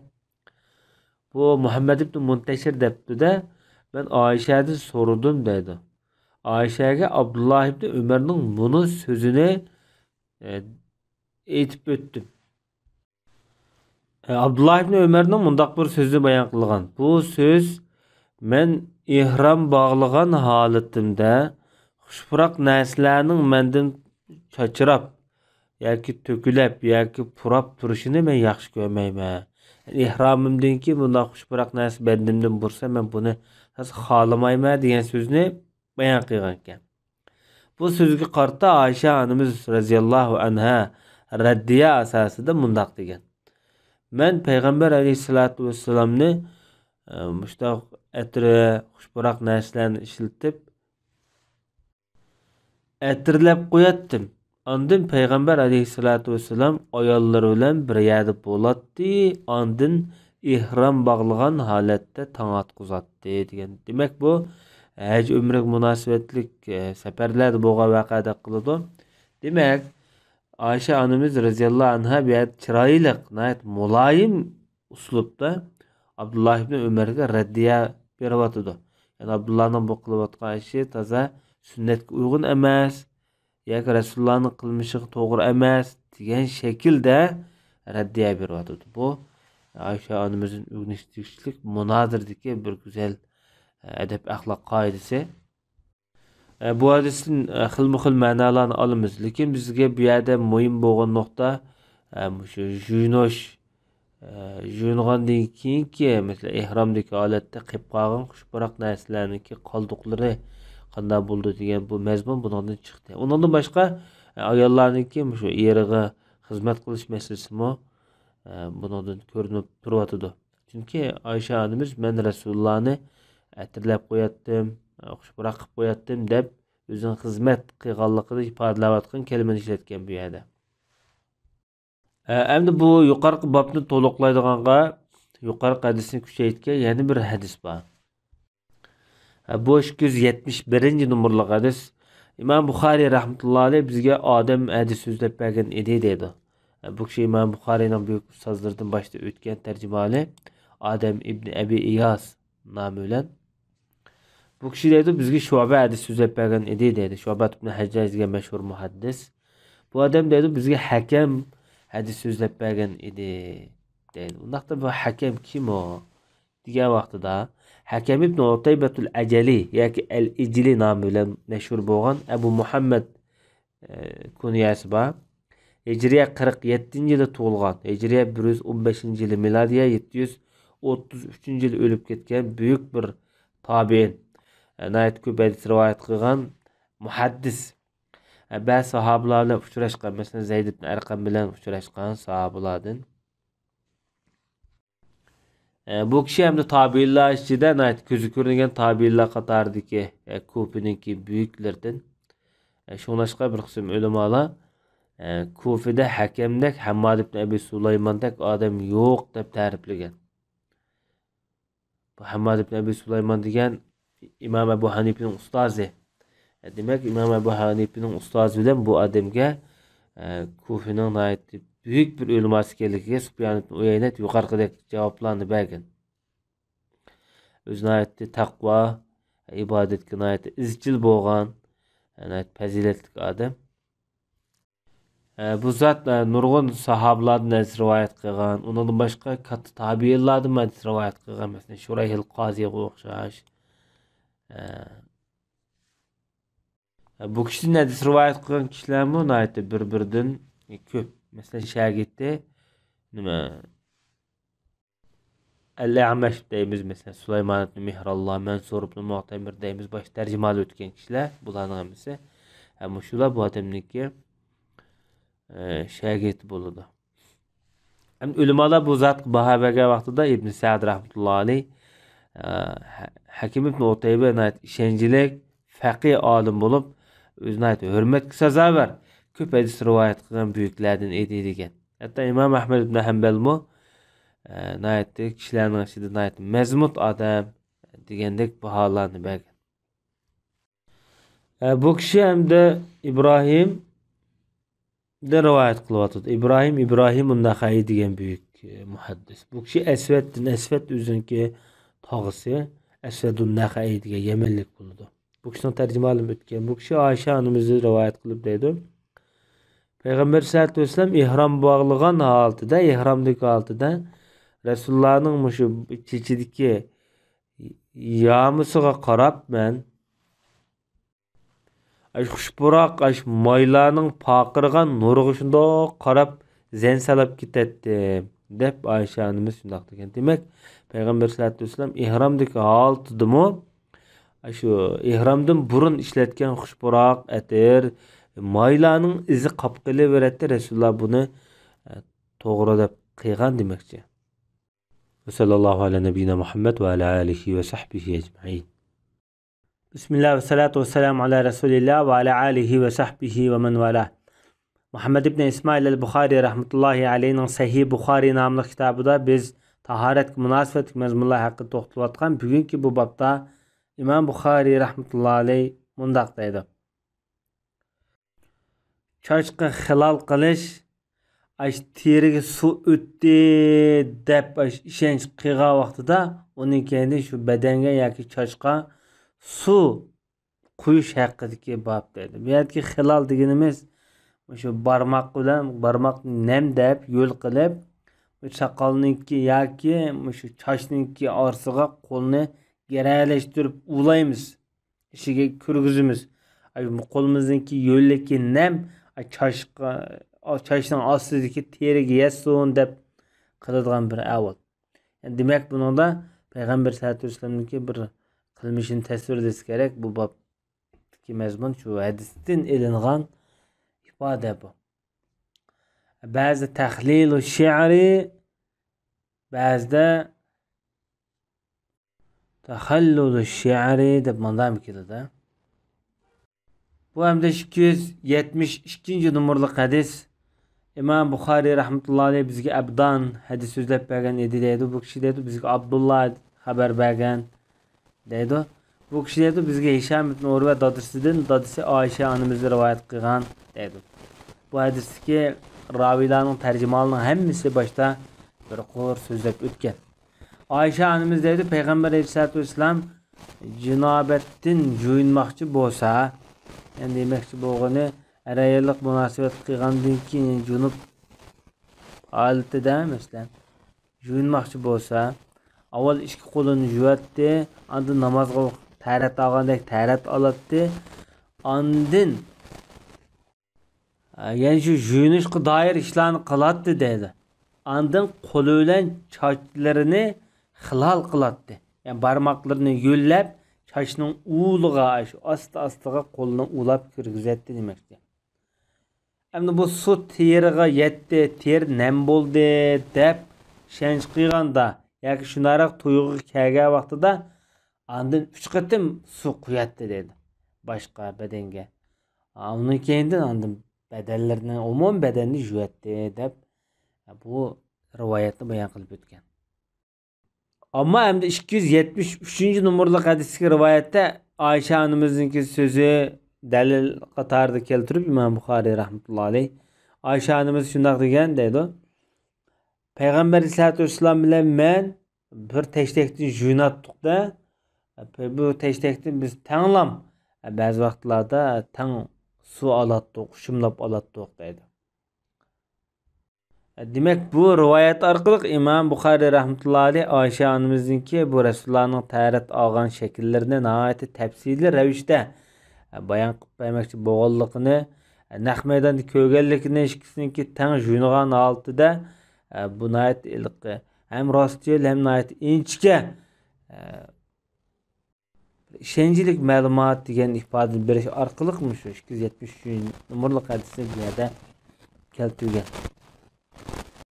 Yuqoridagi hadislar bir qo'r boshda o'tgan hadis, lekin boshda tarjimalda boshqa mazmunni qo'llangan. Bu yerda yana boshqa mazmunni qo'llanayotdi. Bu hadisdan biz oladigan mazmunlar qaysi degan vaqtida bu Payg'ambar sallallohu alayhi vasallamniki bu pokizlikka ahamiyat berganligi, bu pokizlik bo'lsa islomning muhim ko'rsatmalaridan deb chiqib turyapti bu mazmunda. Uningdan boshqa payg'ambar sollallohu alayhi vasallamga bas suvni isrof qilmaydigan holatini o'rganish tegishli bu tarafdan. Yana birisi payg'ambar sollallohu alayhi vasallamga qandoq yuyinganligini nihoyat atrofli holatda tushuntiryapti. Mana bu bizniki o'rnak ilishimizga tegishli nuqta. Va sallallohu ala nabiyina Muhammad va ala alihi va sahbihi ajma'in. Bismillah ve salatu ve selamu ala Resulillah ve ala alihi ve sahbihi ve men vala. Muhammed ibn İsmail el-Bukhari rahmetullahi aleyhi Sahih Bukhari namlı kitabında taharet münasebet mezmunlar hakkında toxunub. Yani bu osu taharet mezmunu da bu. Junub bo'lib qolgan taharet ilib, onun keyin taharet olgan a'zolardan boshqa badanning boshqa o'rinlarini yuvgan bo'lsa, ya'ni taharet ep bo'lgan joylarni yuvgan vaqtida, g'usl qilgan vaqtida qayta yuvib avar bo'lmagan kishi haqida deb to'xtalyapti. Bu nima degan vaqtida Imom Buxoriy rahmatullohi alayhining ko'z qarashi bo'yicha bir odam yuyinmoqchi bo'lsa, masalan taharet oldigan yerni masalan jaynak, masalan yuz degandek o'rinlarni taharet olgan vaqtida yuvib bo'ldi-da. Taharet ep bo'lgandan keyin bu odam yuyingan bo'lsa, bu yuyinish jarayonida bu a'zolarni yuvmasimi o'zining ixtiyori deydigan bir qarashni bizga bermoqchi bu jihatda. Bu tuvanda 274-numurli hadis bu Imom Buxoriy rahmatullohi alayhi bu mazmunda rivoyat qilgan hadisning nomeri. Bu hadisda bizga Yusuf ibn Isa hadis so'zlab bergan edi dedi. Yusuf ibn Isa Abu Yaqub al-Marwazi nomi bilan mashhur bo'lgan Imom Buxoriy rahmatullohi alayhiniki hadis ilmidagi ishonchli ustozlarniki biri. Chunki Imom Nasai rahmatullohi alayhi bu odamni ishonchlikda ta'riflagan. Imom Buxoriy rahmatullohi alayhi, Imom Muslim qatorliq hadis ulamolari, hatto Imom Termiziy, Imom Nasai qatorliq kishilar bu kishidan hadis rivoyat qilgan. 249-yili o'lib ketganligi xotirlangan. Bu zot deydi bizga Fazl ibn Musa degan kishi xabar bergan deb shunaq deydi. Fazl ibn Musa mu o'z davridagi buyuk muhaddislardan Abu Abdullah Fazl ibn Musa Marvazi. Bu kishi mu Turkmanistonda hozirgi Marv degan joy. Marv degan cho'ng shahar ayni vaqtda. Bu yaniki Sinan deydigan bir qishloq yesi bo'lgan ekanda, shunga bu odamni Al-Marvaziyus Sinani deb ataydi. Hijriya 115-yil tug'ilib, Hijriya 192-yil o'lib ketgan. Marvining dangliq katta ishonchli mazmut muhaddislardan. Bu odam Abdullah ibn Mubarak bilan ilmdimi, yosh Qur'ondimi tangtush bir jut bo'lar. Imom Abu Hanifa rahmatullohi alayhi o'qiganligi, bu kishining rivoyat qilganligi xotirlangan. 192-yil o'lib ketgan. Ammo Abdullah ibn Mubarakdan keyin o'lib ketgan bu odam. Bu kishiniki hadis rivoyat qilgan ustozlarini aytib ko'p, Sufyan as-Savri, Sulaymon ibn A'mash qatorliq kishilar, Abu Hanifa, Hisham ibn Urva qatorliq katta eng davrdagi muhaddislarni rivoyat qilgan. Bu odamdan hadis rivoyat qilganlarmi nihoyatda bir-biridan sarxil.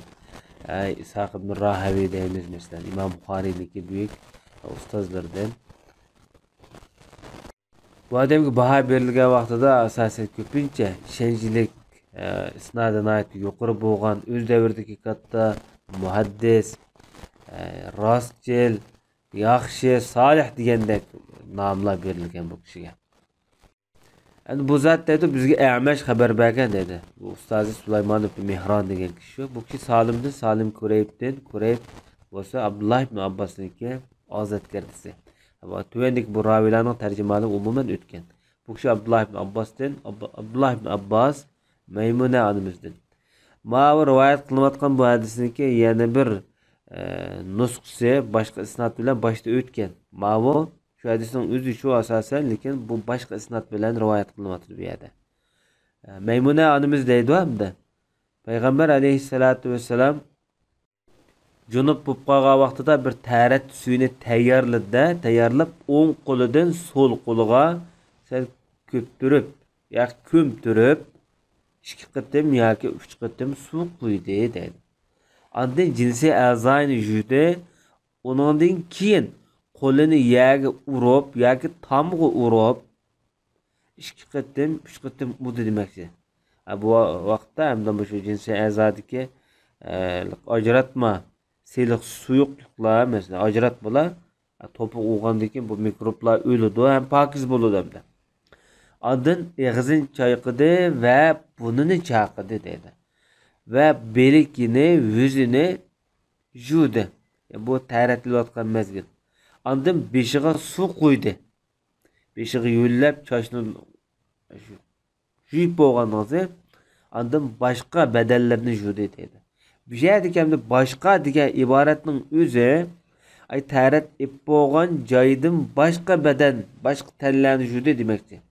Şonaşqa İmam Buxari rahmetullahi aleyh müşahideki bu yukarı başka bedellerini judi degan kelimeden lam bir fiqhi mezmun süzüp algan. Şu fiqhi mezmunun özüne derhal bab kılıp kullangan.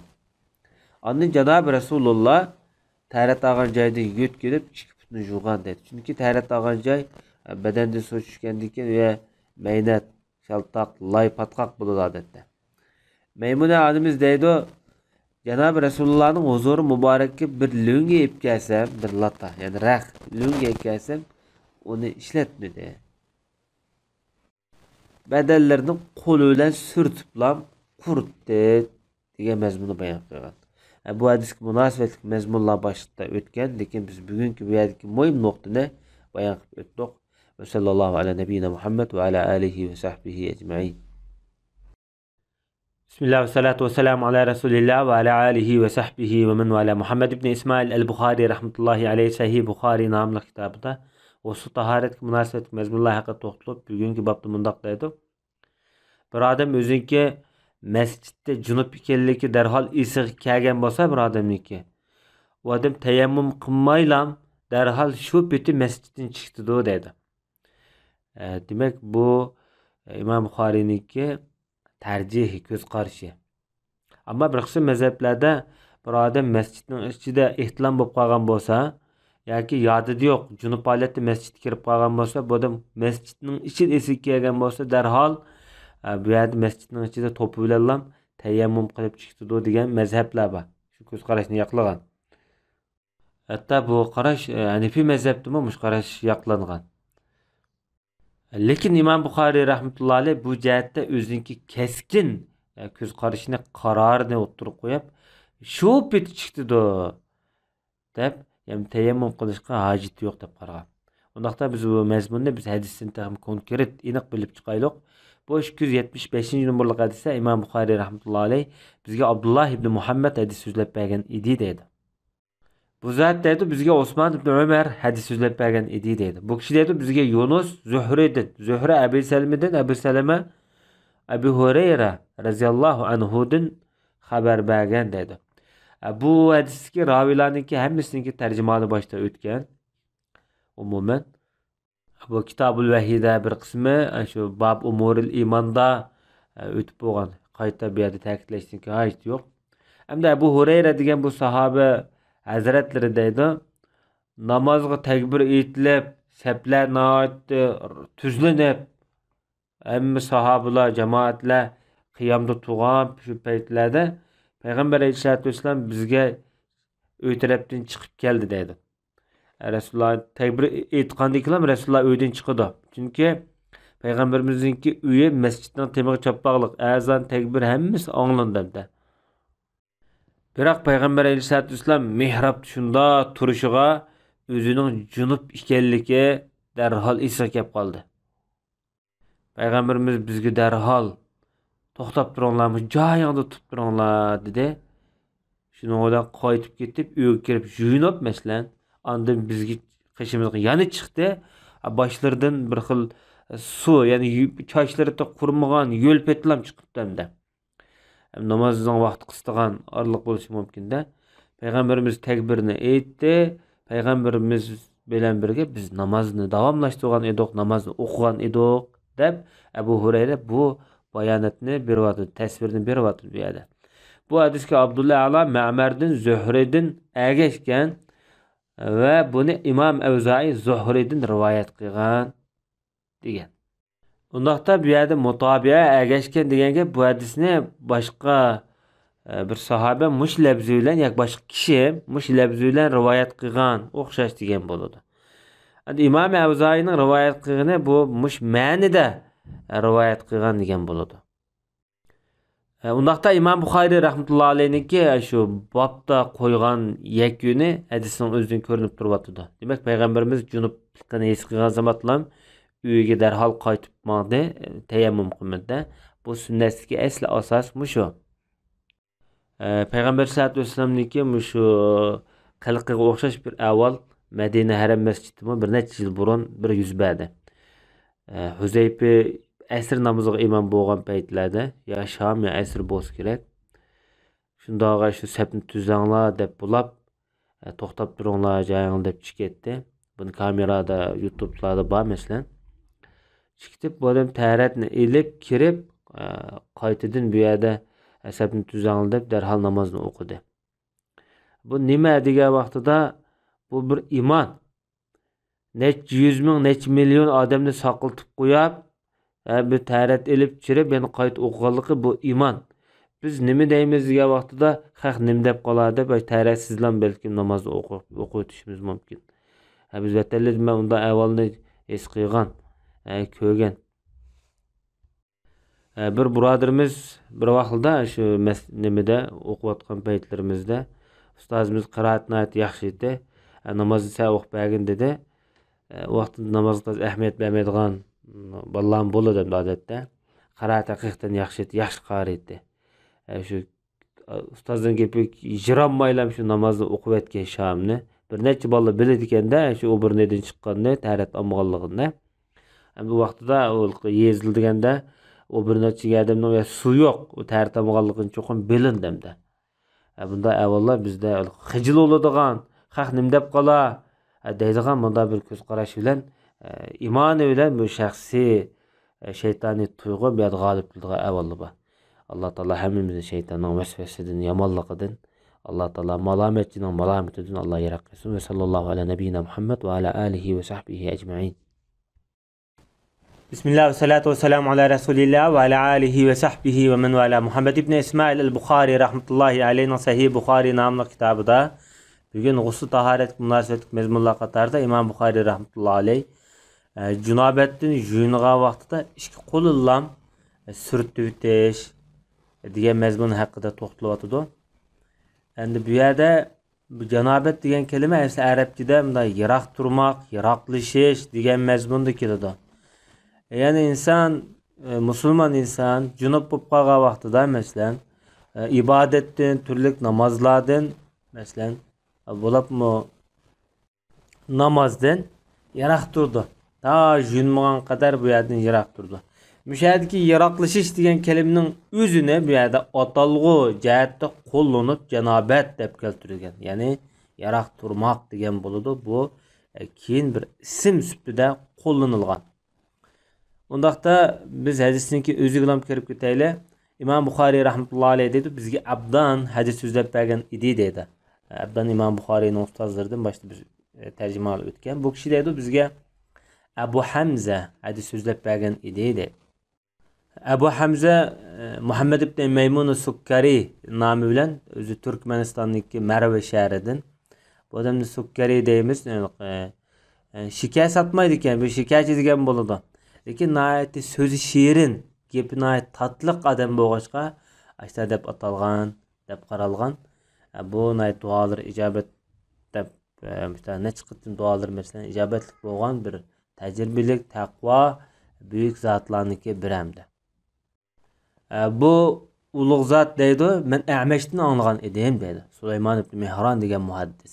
Bu kishi Salim ibn Abi Ja'ddan, bu kishi Quraybdan, bu kishi Abdullah ibn Abbosdan, bu kishi deydi hamda Maymuna raziyallohu anha mundaq degan edi deb. Bu sanat boshda bir o'tgan bu sanat hamda. Onamiz deydiki payg'ambar alayhisolatu vasallamga taharat suvi qo'yib qo'ygan edim deydi. Onda Rasulullohni bir kiyim bilan dalda qilib yepib turdim. Payg'ambarimiz ikki qo'liga suv qo'ydi, ikki qo'lini yuvdi.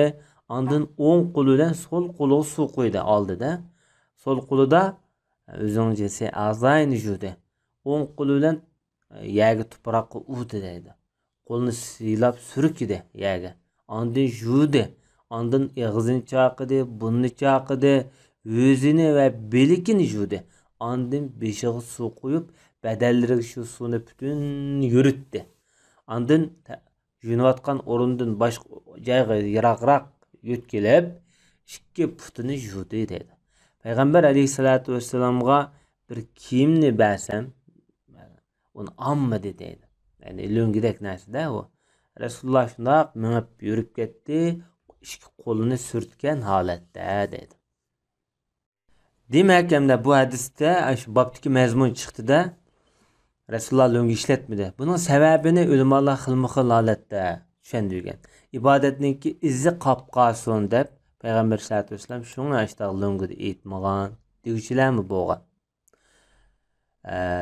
Lekin bunun da mesela nayet israfxo'r, nayet hashamatlik turmuş kechirdigan, nayet istizodi yaşaydigan mesela dunyoviy bayashatga bak resmen adamlarning qiliqlari deb qaralib bu ishda.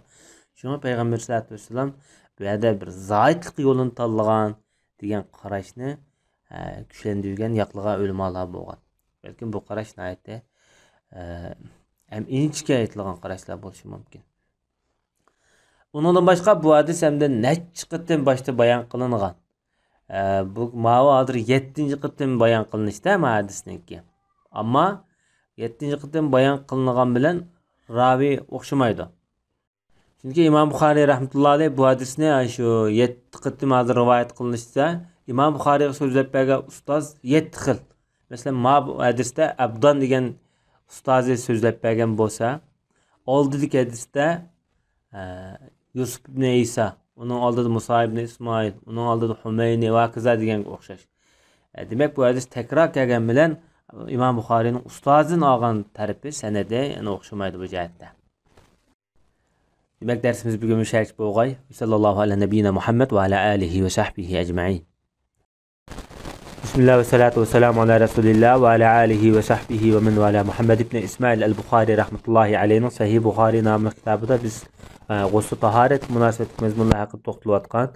Bugun Imom Buxoriy rahmatullohi alayh gusl qilgan vaqtida boshninki o'ng tarafidan boshlab yuvish yoki yuvgan kishi haqida degan mazmunni bizga bermoqchi. Undaqda bu hadisni konkret shu hadisniki o'zidan tonib chiqaylik. Bu 277 numaralı hadis bu. İmam Buxoriy rahmatullohi alayh bizga Xallad ibn Yusuf degan kishi nima İmam Buxoriy rahmatullohi alayh bizga Xallad ibn Yahya degan kishi hadis so'zlab bergan edi deb shundaq dedi. Hamda Xallad ibn Yahya ibn Safvan al-Kufi Abu Muhammad as-Silmi deb qo'ydi. Bu kishi Makkada tug'an bir mezgil 217-yili o'lib ketgan kishi. Bu zot İmam Buxoriy rahmatullohi alayhniki eng katta buyuk ustozlardan bo'ladi. O'zinayt rostgel muhaddis deb ta'riflangan. Bu zat nurg'un kishilardan hadis anglagan masalan Sufyan as-Savriydan anglagan. İmam Buxoriy bu kishidan hadis rivoyat qilgan. Demak, İmam Buxoriyniki buyuk ustozlardan deyishga bo'ladi. Hatta İmam Abu Davud rahmatullohi alayhi bu kishiniki kitobida bu kishiniki hadisi baliqi zikr qilingan edi. Bu kishi dedi bizga İbrahim ibn Nafi' degan kishi hadis so'zlab bergan edi dedi. İbrahim ibn Nafi' al-Makhzumi Abu Ishaq al-Makki nomi bilan mashhur bo'lib, bu kishi Xallad ibn Yahyaninki ustozi bo'ladi-da. Bu zot o'zi Makkada yashagan, Makkaning buyuklaridan, Makkadagi eng shenjilik shaxs degan nomga erishgan. Bu ham hadis ilmidagi nihoyatda yorqin bir nom bu hamda. Bu zot Hasan ibn Muslim degan kishidan rivoyat qilyapti. Bu İbrahim ibn Nafi'niki ustozi bo'lishi kerak. Hasan ibn Muslim al-Yanaq nomi bilan Makkadagi eng danglik shu o'z paytidagi danglik qori, danglik faqihlardan hisoblanadigan buyuk muhaddis deyishga bo'ldi. Bu kishiniki tarixi bek ko'p yoki uzun bayon qilingan emas tarixiy manbalarda. Faqat qisqachalam bu kishiniki bir qori, faqih ekanligi, bir shenjilik zot ekanligi bilan faqat zikr qilingan. Ammo o'lib ketgan vaqtimi aniq bo'lmagan. Faqat Tavus ibn Kaysandan burun o'lib ketgan degan iborat keltirilgan. Hem Tavus ibn Kaysan Hicriya 106-yıl ölüp ketken. Ondaqda özün yılının etrafında aldık yerlerde ölüp ketken değişik boluda. Bu büyükümüz Safiye bint Şeybe degan ayoldan rivoyat qilyapti. Bu kichik sahobalardan sanıladi. Ba'zilar tabiin, cho'ng büyük tabiinlardan degan, lekin kichik sahobalar qatoridagi qarash bakrak ishonchliroq. Chunki dadasi Şeybet ibn Osman aynı vaqtida bir sahoba, Payg'ambar sollallohu alayhi vasallamga sahoba bo'lish sharafiga erishgan. Balki bu Makka fathisiz bo'lgan bo'lishi mumkin. Chunki bular Makkaninki ochiqsini Payg'ambar sollallohu alayhi vasallam Makka fathisiz topshirgan Shayba jamoatidagi kishilar. Osman ibn Abi Talha bilan shu Baytullohil Haramniki ayni vaqtdagi egadarchiligini, ochiqchini bo'lib qo'lda tutib kelgan. Hozir qadar mush oilada bu Kabening ochiqchisi. Demak bu Shayba sahoba. Bunun kızmı bu yerda sahoba. Çünkü Peygamber sallallohu alayhi vasallamning davrini ko'rgan bu ayol. Peygamber sallallohu alayhi vasallamdan 5 hadis rivoyat qilgan. Mushu bu ayolniki sahoba ekanligiga bakrak dalil. Bu sahoba ayol shu Umayyalar davrida yashagan, shu davrlargachilik. Hatto ba'zilar Valid ibn Abdulmalikning zamonasidami Batı 90-yillar Hijriyaniki shu paytlarda o'lib ketgan deb ta'riflagan. Hayotida mush hadis rivoyat qilish, ilm o'rganish va o'rgatish bilan mashg'ul bo'lgan buyuk sahobalardan. Bu zot Oysha onamiz rivoyat qilyapti. Oysha onamiz deydiki, bizning birimiz junub bo'lib qolgan vaqtimizda ikki qo'li bilan deydi, beshiga 3 jangal suv oladi, ondan o'ng tarafiga shundaqla uning keyindan so'l tarafigami qo'li bilan suv oladi degan. Undaqda bu hadisda Oysha onamizdan demoqchi bo'lgani, avval qilgan ishi ash qo'lida suv elib beshining cho'qsiga bir quyib deb, uni yog' o'ng tarafni yuvib, ondan so'l tarafni yuvish. Bu o'ng tarafda shu boshning yon tarafidan tortib, putning uchigacha o'ng taraf bo'ladi. Ya'ni demak, bu tartib bilan shu shaklda yuvadi degan bo'ldi.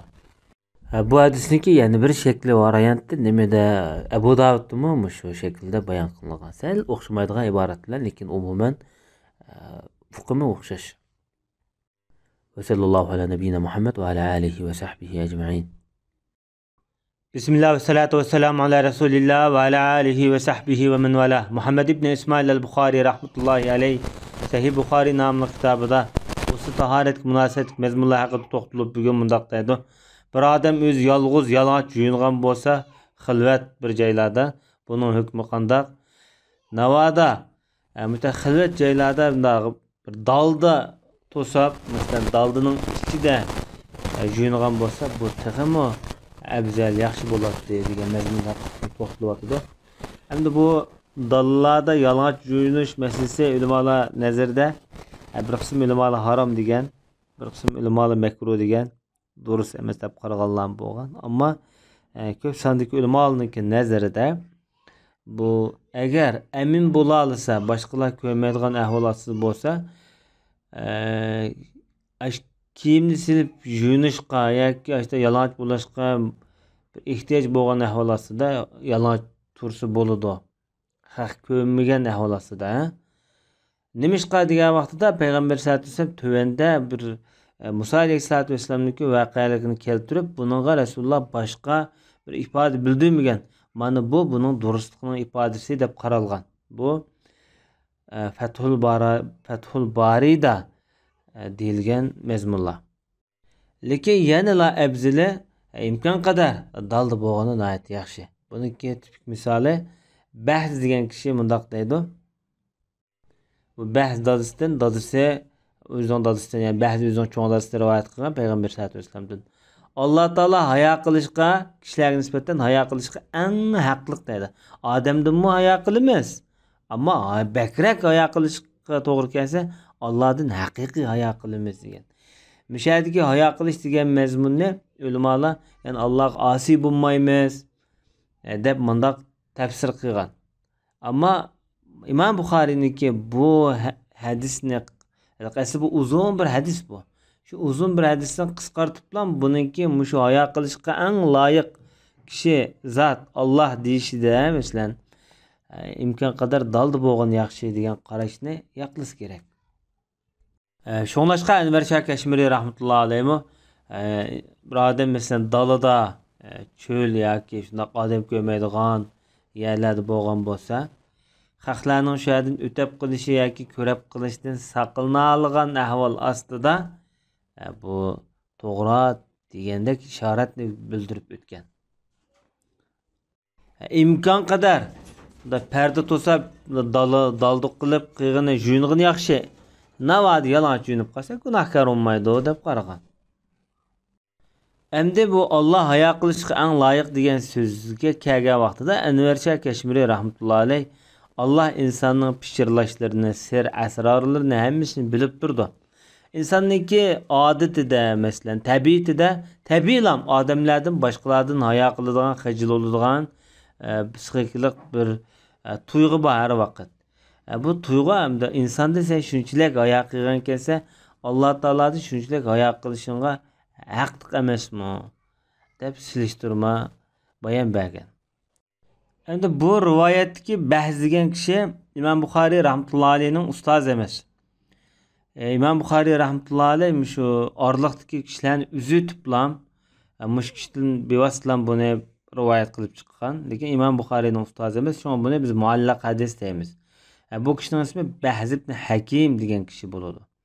Bu zot shu ahli sunna va jamoat firqasiga katta büyük muhaddislardan o'zi Basrda yashagan. Dadisimi, o'zining cho'ng dadisimi katta shu davrdagi olimlardan, muhaddislardan deyishga bo'ladi. Ilmga ahamiyat beradigan, ilmni hurmat qiladigan bir oilada o'sib yetilgachga, bu kishimi dadisidan, cho'ng dadisidan hadislarni rivoyat qilgan.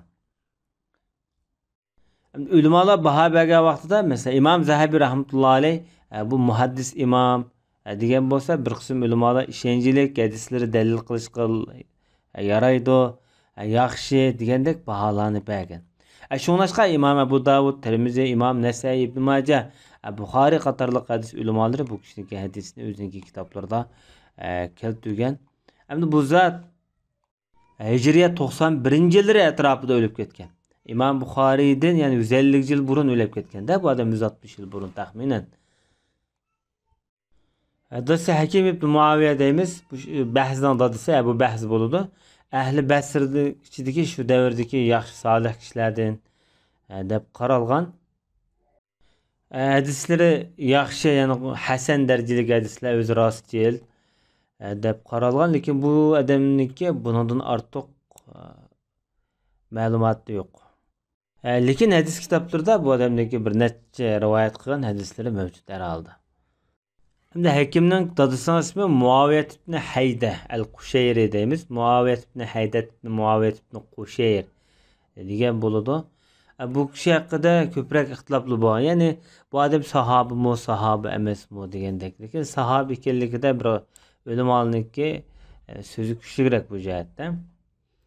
Bu zot ayni vaqtlarda masalan Xurasan rayonlariga berib, shu yerda urush qatnashgan, islom ishg'oliyat harakatlarida oldingi safda bo'lgan. Endi keyin Basrada bu odam shu makonlashib, shu yerda o'rinlashgan. Ayni vaqtida Rasulullohningki huzur muborak kelib, shu bir qism arab qabilalari bilan o'mak bo'lib kelgan paytlarda Rasulullohning qishig'i kelib musulmon bo'lib, Rasulullohdan necha savollarni so'rgan sahoba ekan. Demek bu zatniki şu İslam siyasi hareketlerinde bolsun, mayli ilmiy hareketlerde bolsun, özünki töhfisi bor deyishki bo'ldi. Asli bu bahsninki cho'ng dadisi bu odam Payg'ambar sollallohu alayhi vasallamniki huzuriga kelgan vaqtida Rasulullohga savol qo'ygan ekan. Ya Rasululloh, bizning avratlarimiz qayan yapimiz, qayani o'chib qo'yimiz, qanday vaqt o'chib qo'yimiz degandek masalalarni so'ragan. So'ragan vaqtda Payg'ambar sollallohu alayhi vasallam avratingni yop, lekin oilang, o'zingning dedaklaring bo'lib qolsa, u vaqtda yapmasangmi bo'ladi. Debdi-da, degandiki bu odam yana savol qo'yib, ya Rasululloh, qanday qaraylar? o'zaro masalan urug' tuqqanga o'xshash masalan bir qavmlar tonish bilishlar bir yerda turgan vaqtida degan vaqtida agar sen ko'rsatmaslikka tirishib imkon bor ko'rsatmasang yaxshi ko'rsatma debdi. Bu undaqda mahalla masalan dehqonchilik rayonlari degandek jiroqroq turgan rayonlar deyilgan gapda. Bu odam yana savol qo'yib debdi, ya Rasululloh, agar yolg'iz qilib qolsaqchi degan vaqtda sen Alloh taolo xalqlarga nisbatan Alloh hayo qilinishga eng haqli degan. Yani asli hadisninki o'rnimi shu. Bu hadisdan mana qisqartib bilan oyoq bo'lakni Imom Buxoriy rahmatullohi alayhi o'zining bobiga bayon qilib o'tgan. Endi 278-numurli hadisda Imom Buxoriy rahmatullohi alayhi bizga Ishoq ibn Nasr hadis so'zlab bergan edi deydi. Bu Imom Buxoriy rahmatullohi alayhining buyuk ustozlaridan Ishoq ibn Nasr Sa'di deyildi. Bu Nasr degan hadisi bu odamning cho'ng dadasining ismi. Shunga Imom Buxoriy rahmatullohi alayhi ba'zida Ishoq ibn Nasr, ba'zida Ishoq ibn Ibrohim ibn Nasr deb bayon qilgan. Bu kishiniki tarjimada boshda o'tgan. Endi bu zot deydi bizga Abdurzoq hadis so'zlab bergan edi deydi. Bu mashhur muhaddis Abdurzoq San'oni degan kishi. Bu kishi deydi Ma'mar ibn Rashid degan muhaddis. Bu kishi Hammom ibn Munabbahdan. Bu kishi Abu Hurayra radhiyallohu anhudan. Bu kishi Payg'ambar sollallohu alayhi vasallam rivoyat qilib, Payg'ambar sollallohu alayhi vasallam mundaq degan. Bu hadisga ravilarniki tarjimali oldingi darslarda kitobning bosh qismlarida o'tib bo'lgan. Endi Janob Rasulullohni degan so'zi Banu İsrail qavmi yalang'och holatda yuynatdi deydi bular. Bir-birining avratlariga qaragan holatda. Biroq Musa alayhissalatu vassalam yolg'iz yuynatdi. Bular debdi-da Banu İsrail gap deb deyotgan gapda. Bu Banu İsrail degan kim o degan bir savol kelishi mumkin. Banu İsrail Yaqub alayhissalatu vassalamniki ismi İsrail degan asli Yaqub alayhissalomning ismi bo'ladi. Yaqub alayhissalatu vassalamniki 12 bolasi bor edi. Mushu 12 bolasidan shakllangan qabila, oymoq, jamatlar hammasi Banu İsrail deb atiladi. Allah subhanahu wa taala Qur'oni Karimda bularni asbat deb atagan bu o'shkaylarni. Chunki bu o'shkaylarning har biri birdan bir qabilaning otisi bo'lgan, beshi bo'lgan ayni vaqtida. Mana hozirgi mushu Musa alayhissalatu vassalam Yaqub alayhissalomniki Laoy ismli bir bolasi bor, o'shki bolasining ichida. Shu Laoyninki nevrisi, ya'ni kukun nevrisi bo'ladi. Endi bu Bani İsrailliklarning degan gapi debdi, azbiroy xudo Musa biz bilan junanmaslikning sababi poda qo'g'achqi junanmaydi vo deb gap deydi bular. Yahudlarning odati azaldan burunlam bir xil gap tepish, fitnani o'ttirg'a tashlash, shu orqali shu so'zdan bular masl paydo qilish bularning odati. Musa alayhissalatu vassalam bir qatim jo'ng'il beribdi-da, kiyimini taşның ustiga qo'yibdi-da, bu taş kiyimni eliblam qochib ketibdi. Musa alayhissalom taşның izidan qo'g'lab, "Voy taş kiyimimni qo'yib qo'y" deb qo'g'labdi. Banu İsrail shu orliqda hamda Musa alayhissalom bilmaylam, Banu İsrail qavmining qishig'i berib qo'ygan gap. Musa alayhissalatu vassalomga Banu İsrail hammasi qarab mundaq deyishdi.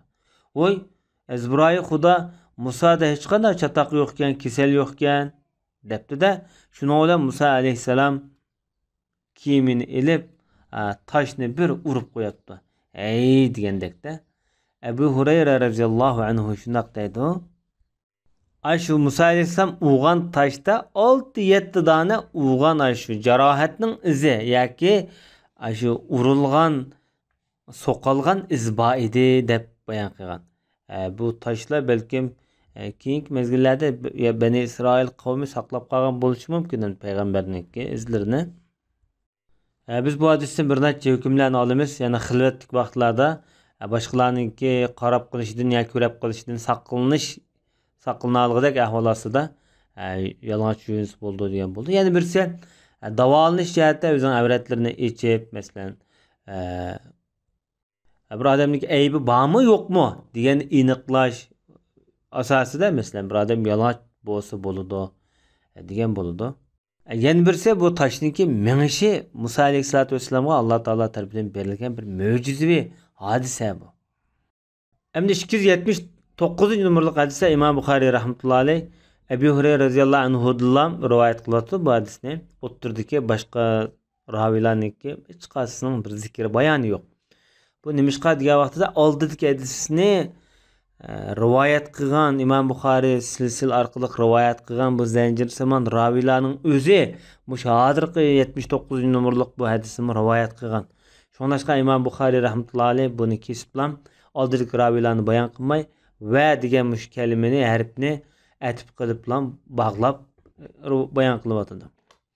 Amaliyotda mush ikki hadisniki isnodi ravilari o'xshash. Boshqa manbalarda mushu o'xshash ravilar shaklida rivoyat qilingan. Xo'sh, Abu Hurayra radhiyallohu anhu payg'ambar alayhisolatu vasallamdan rivoyat qilib, janob Rasululloh shunday deydi: "Orliqda Ayyub alayhisolatu vasallam yalang'och yunayotgan edi" deydi.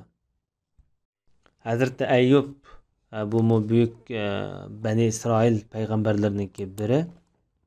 Yaqub alayhisolatu vasallamniki zamanlarida yaşagan o'zini ayeti sabrchan o'tgan, Alloh subhanahu va taologa yarg'an, Allohning sinoqlaridan o'tgan payg'ambarlarniki biri. Yaşagan diyorlari ulamolar asosan shu Sham diyorlari deb qaragan. Bo'libmi shu hozirgi Suriyaniki Navo taraflariga to'g'ri kerak deb. Umuman Sham diyori payg'ambarlar makallashgan payg'ambarlarniki diyorlari bu hamda. Shu yunayotgan orliqda hamda bir oltin chiketga domulaplı tushibdi. Tushgandan keyin Ayyub alayhisolatu vasallam o chiketkini ilib kiyimiga jiqqil turibdi-da buni. Shuni Parvardigor to'labdi. Ya'ni Alloh bu yerda sinoq bilan yo'llagan ishda bu odatda. Ey Ayyub, men seni boy qilmadimmi? Bir hojat qilmadimmi? Sening mush ko'rib turayotgan narsangdan bir hojat qilmadimmi? Ya'ni sen mushu mol dunyoni yig'yotamsan demoqchi. Degandan keyin Ayyub alayhisalom mundaq debdi: "Ari, shundoq o'zlarining izzatlari bilan qasam, shundoq meni sizlar boy qillar, meni bir hojat qillar. Lekin ulug' Parvardigor sizning barakatlardan hech vaqt bir hojat bo'lolmaydi ekanmiz" dedi. Ayyub alayhisalomniki bu javobi nihoyat o'tkir ham joyiga kelgan bir javob. Alloh taolo shunday ilhom bersa kerak, ma'nosi nihoyat cho'nqur. Xudoning maqomiga qarta deyotgan bu so'zi ajoyib kamtarlikni ifodalagan bu so'zda. Sizning barakatlardan biz hech qachon bir hojat bo'lolmaymiz, hojatsiz bo'lolmaymiz. Ya'ni barakatlar bo'lmasa bekor demoqchida bu so'zdan. Endi Ayyub alayhisolatu vasallam bu mol dunyoni olgan bo'lsa, buni mol dunyodan o'zi boshqalarga ko'z qilish uchun va yoki ko'p mening melim bor deb bundan faxrlanish yoki boshqalardan o'zini ustun tutish uchun maniyat olmaydi. Buni olgan bo'lsa, cho'qim buni o'ziniki oila, bolalari, qullari shularning ehtiyojini qamdash ya faqir miskinlarga berish mal niyat, mal maqsadda oladi. Demak, bu yerdagi boylikni Ayyub alayhisolatu vasallam barakat deb atagan. Undaqda haloldan, yo'lliq holatda boy bo'lishmi bir fazilat bo'lsa kerak. Bu hadisni İbrahim Musa ibn Uqbadan, bu kishi Savfon ibn Sulaymdan, bu kishi Ato ibn Yasardan, bu kishi Abu Hurayra radhiyallohu anhudan Payg'ambar alayhisolatu vasallamdan rivoyat qilganda Rasululloh orada Ayyub alayhisalom yalang'och yunayotgan edi deyilgan. Demak, oldidagi ravilarga o'xshamaydigan shaklda hozirgi İbrahim va Musa yo'li orqali ma shaklda bundoq rivoyat qilingan deyilgan. Bu rivoyat İmam Nasai'ninki kitobida bayon qilingan.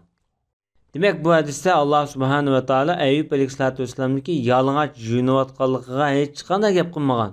Biroq Ayyub alayhisolatu vasallamniki mushu oltin chekatgini yig'ayotganligiga qarta bir savol qo'yib, bir o'ziniki siniqini bu yerda ifodalab bir iroda qilib boqqan. Mushu so'zga qarab nimani bilmaydigan vaqtida odam ko'rmaydigan, bilmaydigan o'rinlarda masalan yalang'och yunsa durust, lekin dalda bo'lgani nihoyat afzal degan qarash chiqdi.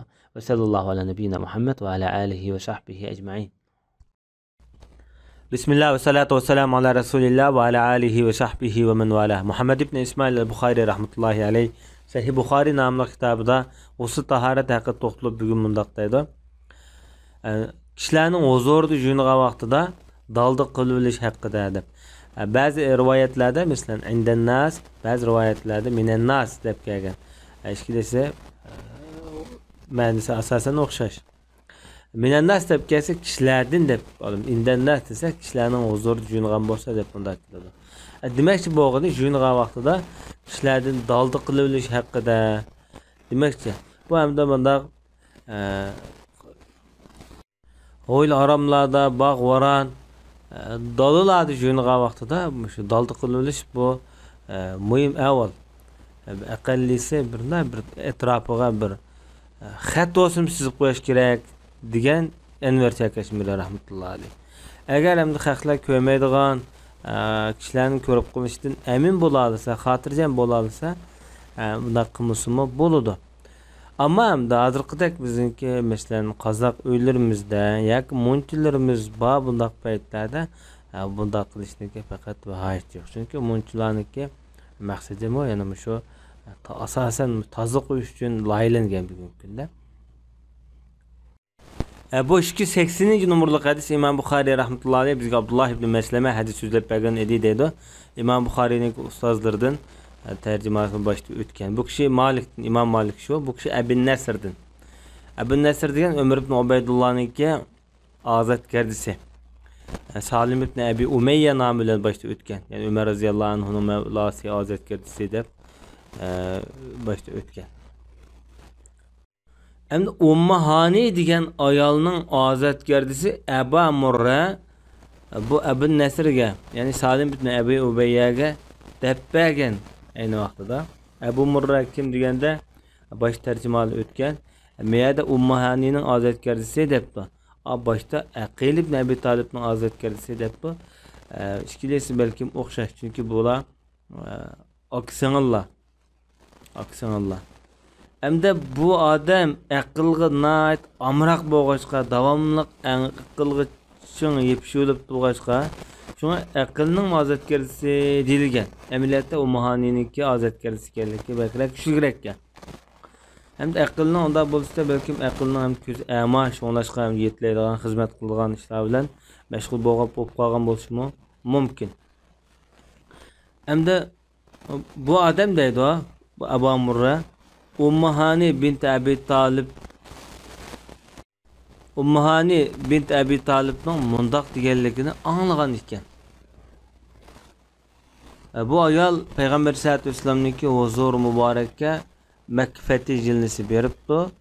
Baga vaqtida men Rasulullohning juyunayotganligini ko'rdim de. Yoki juyunayotgan holatida uchratdim. Fatima daldı qilib ekan dedi. Peygamberimiz bu kim o deb so'rabdi. Men Ummahani degan edim degan. Demak bu hadisda ko'zi ko'rilgan holat hamda Ummahani Rasulullohning juyunayotgan holatida bo'lgan. Bu Hijriyaniki 8-yil makfati jilnisi degan shu vaqtda, chunki bu ayolmi shu paytda musulmon bo'lgan. Shu vaqtda Rasulullohni yo'qlab bo'lgan. Rasulullohningki navri singlisi Ali ibn Abu Talibning singlisi bo'ladi yoki ochisi bo'ladi. Bu avvaldan biz Payg'ambar sollallohu alayhi vasallamni dalda qilib turgan perdening xililam qilin perda ekanligini bilinib turadi. Rasululloh ko'ranmagachga kim bu deb so'ragan. Biz ham Ummahani haqida birdan to'xtalaylik. Ummahani ismi Fahita degan ism bilan mashhur. Abu Talibningki qizlari. Ummahani Makka fathi jilnisi Hijriyaning 8-yili musulmon bo'lgan. Payg'ambar sollallohu alayhi vasallam bilan birga nurg'un do'stona sevimlik paranglari var bu ayolningki. Masalan, Ummahani ne Payg'ambar sollallohu alayhi vasallam alay degan. Ummahanining shu vaqt ballari bor. Bu ayol debdiki, ya Rasululloh, men cho'ngib qoldim, ballarim bor degan. Payg'ambar sollallohu alayhi vasallam eng yaxshi ayol Quraysh ayollaridir. Bular balları kichik vaqtida ballarga bek ko'yinadi. Ərlərinin mal dünyasına to'g'ri tasarruf qilish bilan birga buni joyida muhofazat qiladi, buzib chochmaydi deb ta'riflagan. Uningdan boshqa Payg'ambar alayhisolatu vasallam bir kunsi qo'saq ochlam u mahanini yo'qlab ko'rib, "Yeydigan bijim bormi?" deganda qo'sqa mechib ketdi degan. Yani demak bular takallufsiz yashaydigan kishilar ekanda, bir-biri orasida parda yo'q. Shuna bir burada non bor ekan, quruq non. Rasululloh bu nonni chiqishdan nomus qildim deydi. Payg'ambarimiz "Ekilaning bo'lsa" dedi. Shuna bu bir parcha nonni keldim. Onun azraq tuz çiçip idam bormi dedi. Men idam yo'q, idam deganimda bir sey, bir tarxamak degandek narsalar. Bormi debdi. Yo'q. Faqat sirki var, yani açık su var ya Resulallah debdi. Ekiling deb açık suvni qo'yib yeb, Allohga hamd aytib bo'lib, sirki degan ajoyib yaxshi idam, sey bu. Sirki va uy kambag'al bo'lmas deb shundaq degan. Ummahani Payg'ambar sollallohu alayhi vasallamga to'y qilishga qo'shalgan yo'q, lekin toza tanlash ulab qilib, ammo bolalarni bek tanlagan. Ya Resulallah, balamning haqqini ado qilmasam to'g'ri bo'lmaydi ekan. Sizning haqqingizni, aning haqqini ado qilmasam to'g'ri bo'lmaydi ekan. Baliq qarsam, sizlar qilib qoldilar, sizlarga qarsam baliq qilib qoldi. Orliqda men bir azobga duchor bo'lib qo'ymay yoki ko'ngillarga bir azob bo'lib qoldigan, ko'ngillari chigilib qoldigan avvallar bo'lmasin degandek mazmunlarni gap qilib, oxiri bolalarni ixtiyor qilgan bu ayol. Chunki eri qochib ketgan maktabda, yo'qolib ketgan. Bu kishiningki, bu ayolningki qachon o'lib ketganligi aniq emas, ammo Hijriyaning 50-yillari atrofida shuning oldi keyinda o'lib ketganligi muqarrar. Bu ayol 46 dona hadisni Payg'ambar sollallohu alayhi vasallamdan rivoyat qilgan. Mana bu 46 dona hadis hozirga qadar butun musulmon ellarda Rasulullahning zikri bo'lsa, mush ayolning nomidan bu 46 hadis tarqaladi. İnşallah ecir bo'lib turdi buniki. Demak bu ilmiy jihatdan ko'rsatgan tuhfasi mana shu.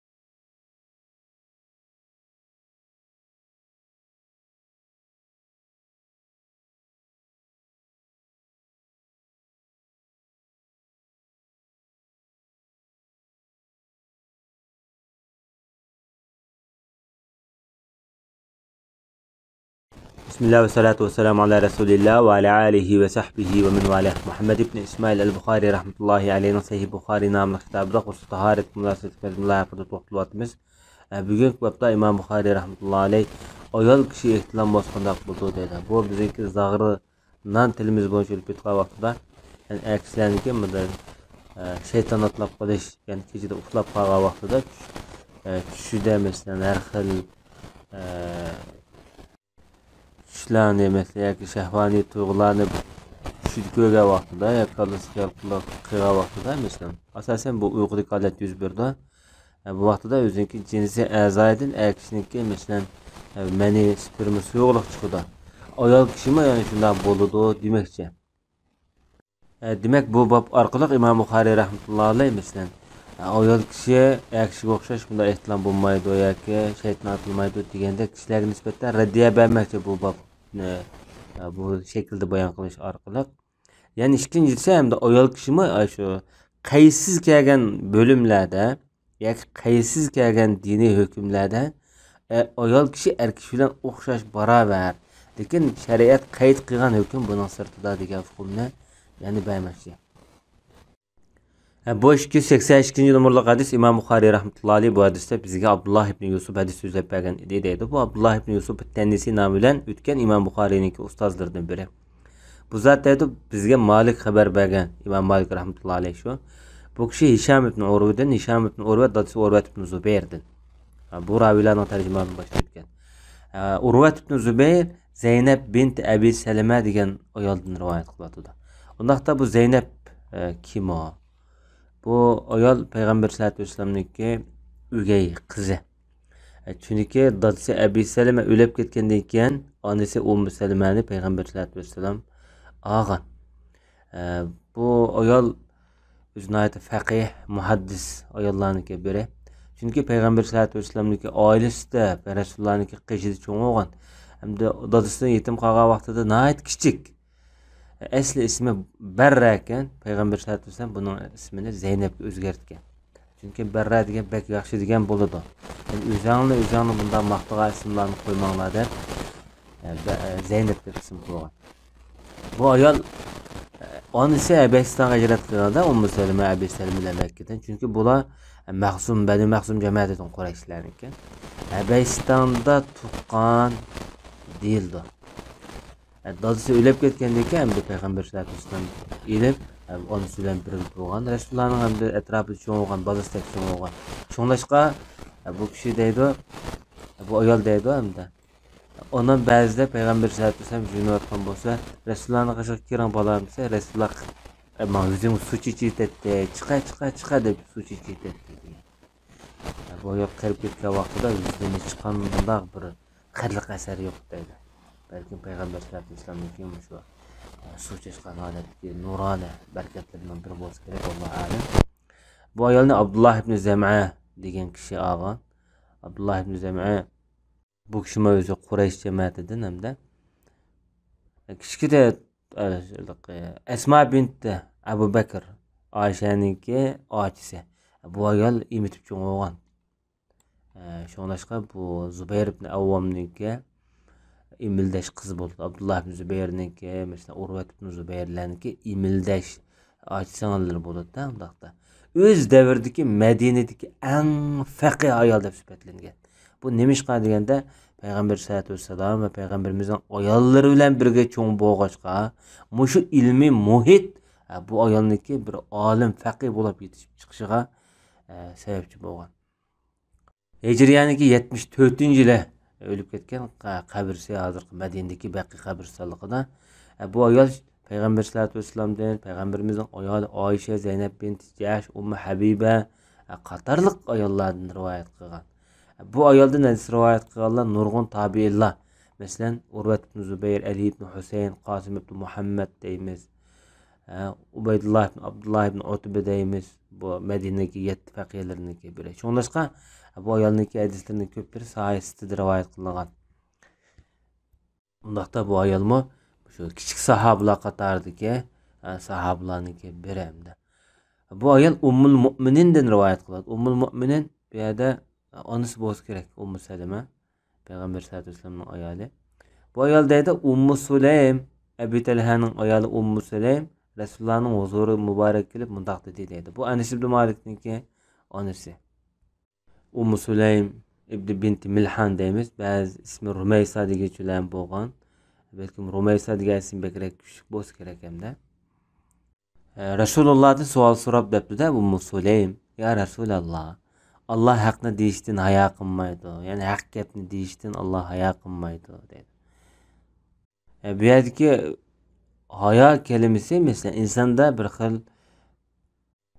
insonda bir go'zal sifat deb tuyg'ulan sifatlansimi, ba'zi vaqtida bu hayo insonda bo'lib, aksida bir ojizlik bir tuyg'usi, bir ojiz, xunuklik tuyg'usini ifodalaydigan bir kalima. Mutlaq shiltiga vaqtida. Lekin Allohning hayosi o'xshamaydi. İnsandaki bir qism ayağa o'xshash buni ojiz sifat bilan sifatliga bo'lmaydi. Lekin Allohning hayosi o'ziga loyiq ravishda muqaddas bir hayo. Bu ayol debdi-da, "Ya Rasululloh, ayol kishi ehtilom bo'lib qolsa, junam doğusli qilamdi" deganda payg'ambar sollallohu alayhi vasallam, "Ha, navoda suvni ko'rsa" dedi. Ya'ni ehtilom bo'lib, shaytnotlab qolgan vaqtida ishtonlarda yo'llik ko'rgan bo'lsa, yais qilgan bo'lsa, bu vaqtda g'usl qilish vojib degan. Bu hadisniki bir necha xil shakli varianti bor. Ba'zida Ummu Salima bilan Oysha onamiz bahti shu so'rinda. Hatto Oysha onamiz inkor qilgan deydi. Mushtam ish bo'lamdi, ayol kishi shaytnotlagan ish bo'lamdi deb. Chunki o'xshamaydi. Ummu Salim o'zi cho'ng ayol, turmushlik bo'lgan, masalan, eri o'lib ketgan. Bu eri o'lib ketgan ayollarning endi o'xshamaydi endi bu orliqda. Vaqt uzun bo'lgandan keyin ayollik munosabat bo'lmagandan keyin bu ayol kishi ko'ralaydi. Ammo Oysha onamiz birinchidan kichik. Chunki Oysha onamiz degan payg'ambarimiz bilan to'y qilib, ondan odat ko'rgan. Yana birisi endi payg'ambar sollallohu alayhi vasallam bilan bo'lgan ayollik munosabati davomli asosan bo'lib turdi. Bunda ahvol ostida bu suv ko'rishi, ya'ni ehtilom bo'lishi aytdi nadir. Shunglashqa Oysha onamiz boshqa rivoyatlarda bu inkor qilgan bu ahvolni. Bugungi darsimiz musharik bo'lgan. Sallallohu alayhi nabiyina Muhammad va ala alihi va sahbihi ajma'in. Bismillah ve salatu ve selamu ala Resulillah ve ala alihi ve sahbihi ve men valah. Muhammed ibn İsmail el-Bukhari rahmetullahi aleyh'ninki Sahih Bukhari namlı kitabıda İmam Bukhari rahmetullahi aleyh gusül taharet münasebetlerinin layıkı toplulup bugün mındaktaydı. Cunub ademninki tamçilere mesela bunun hükmü kanda ve şunakla Müslüman necis bulmaydı diyen ibaret hakkında toplulmakça. Ama lekin bu babning ostidagi hadisda mesela bu ta'ning tamchisiniki qanday bo'lganligi haqida hech qanday bir ma'lumot bermagan. O hadisning o'zida undaq tushuncha yo'q. Ammo payg'ambar sollallohu alayhi vasallamniki hadisdagi qaratma so'zidan Imom Buxoriy rahmatullohi alayh bu musulmonniki tar tamchisi bilan kofirning tar tamchisi haqidagi farqni bu yerda sal alaylı farqlandirgan. Şu asasda bir qism ulamolar mesela kofirniki shu zoti, ya'ni o'zligi bir nejas musulmon navoda u junub bo'lgan taqdirda buning junubligi hukmi, ya'ni ma'naviy nejas, ammo lekin bir qism ibodatlardan to'sib qoladi, masalan Qur'on tutish, Qur'on o'qish qatorliq shunga o'xshagan. Ammo amaliyotda mayli junub bo'lsin, mayli junub bo'lmasin, musulmon odamning o'zligi, ya'ni o'zi bu pokiz deb qaralgan. Bu 283-numurlik hadis Imom Buxoriy rahmatullohi alayh bizga Ali ibn Abdullah hadis so'zlab bergan edi deydi. Bu kishining tarjimali o'tgan Imom Buxoriyniki eng katta buyuk ustozlaridan Ali ibn Madini degan kishi shu. Bu kishi deydi bizga Yahya hadis so'zlab bergan edi deydi. Yahya desa Yahya ibn Said al-Qattan deydigan bir muhaddis bu kishining tarjimali o'tgan. Bu kishi deydi hamda bizga Humayd hadis so'zlab bergan edi deydi. Humayd at-Tavil nomi bilan boshda o'tgan, namoz o'qib o'lib ketgan odam bu namozlik vaqtida. Bu odam deydi bizga Bakr Abi Rafi'atni hadis so'zlab bergan edi deydi. Bakr ibn Abdullah ibn Umar ibn Hilal al-Muzani nomi bilan boshda o'tgan. Abu Rafi' deganimiz bu kishining tarjimalimi boshda o'tgan. Abu Rafi' ibn Sa'iq yoki Nufay' as-Sa'iq deydi boshda o'tgan. Peygamber sallallahu aleyhi ve sellem'deki devirde özü Müslüman boğan, cahiliyet yaşayan adam. Lekin Resulullah ile uçuruşuş fırsatı erişemegen. Resulullah ile uçuruştan burun Peygamber sallallahu aleyhi ve sellem ölüp ketkende. Kim besirip gelip şöyle makallaşkan. Bu kişi Ebu Hureyre radıyallahu anhu'dan. Bu sahabe. Bu demek bu hadiski ravilarniki hemmisi tercümalı başta biraz tercüme kılınan. Bu hadiste hem de Ebu Hureyre bu bayanını bayan kılıp ötüp hakikaten Peygamber aleyhissalatu vesselam'a Ebu Hureyre özünün Medine'deki koçulardan bir koçuda Resulullah ile uçuraşkanlıkını cunup altıda. Şu aralıkta ben Peygamber aleyhissalatu vesselam'dan astağlam soğurulup lan başka yak kettim deydi, yoşorundun deydi. Andres öğü berip juyunup bu adam yaki subaya görüp juyunup anda yana qayt kepti de derhal.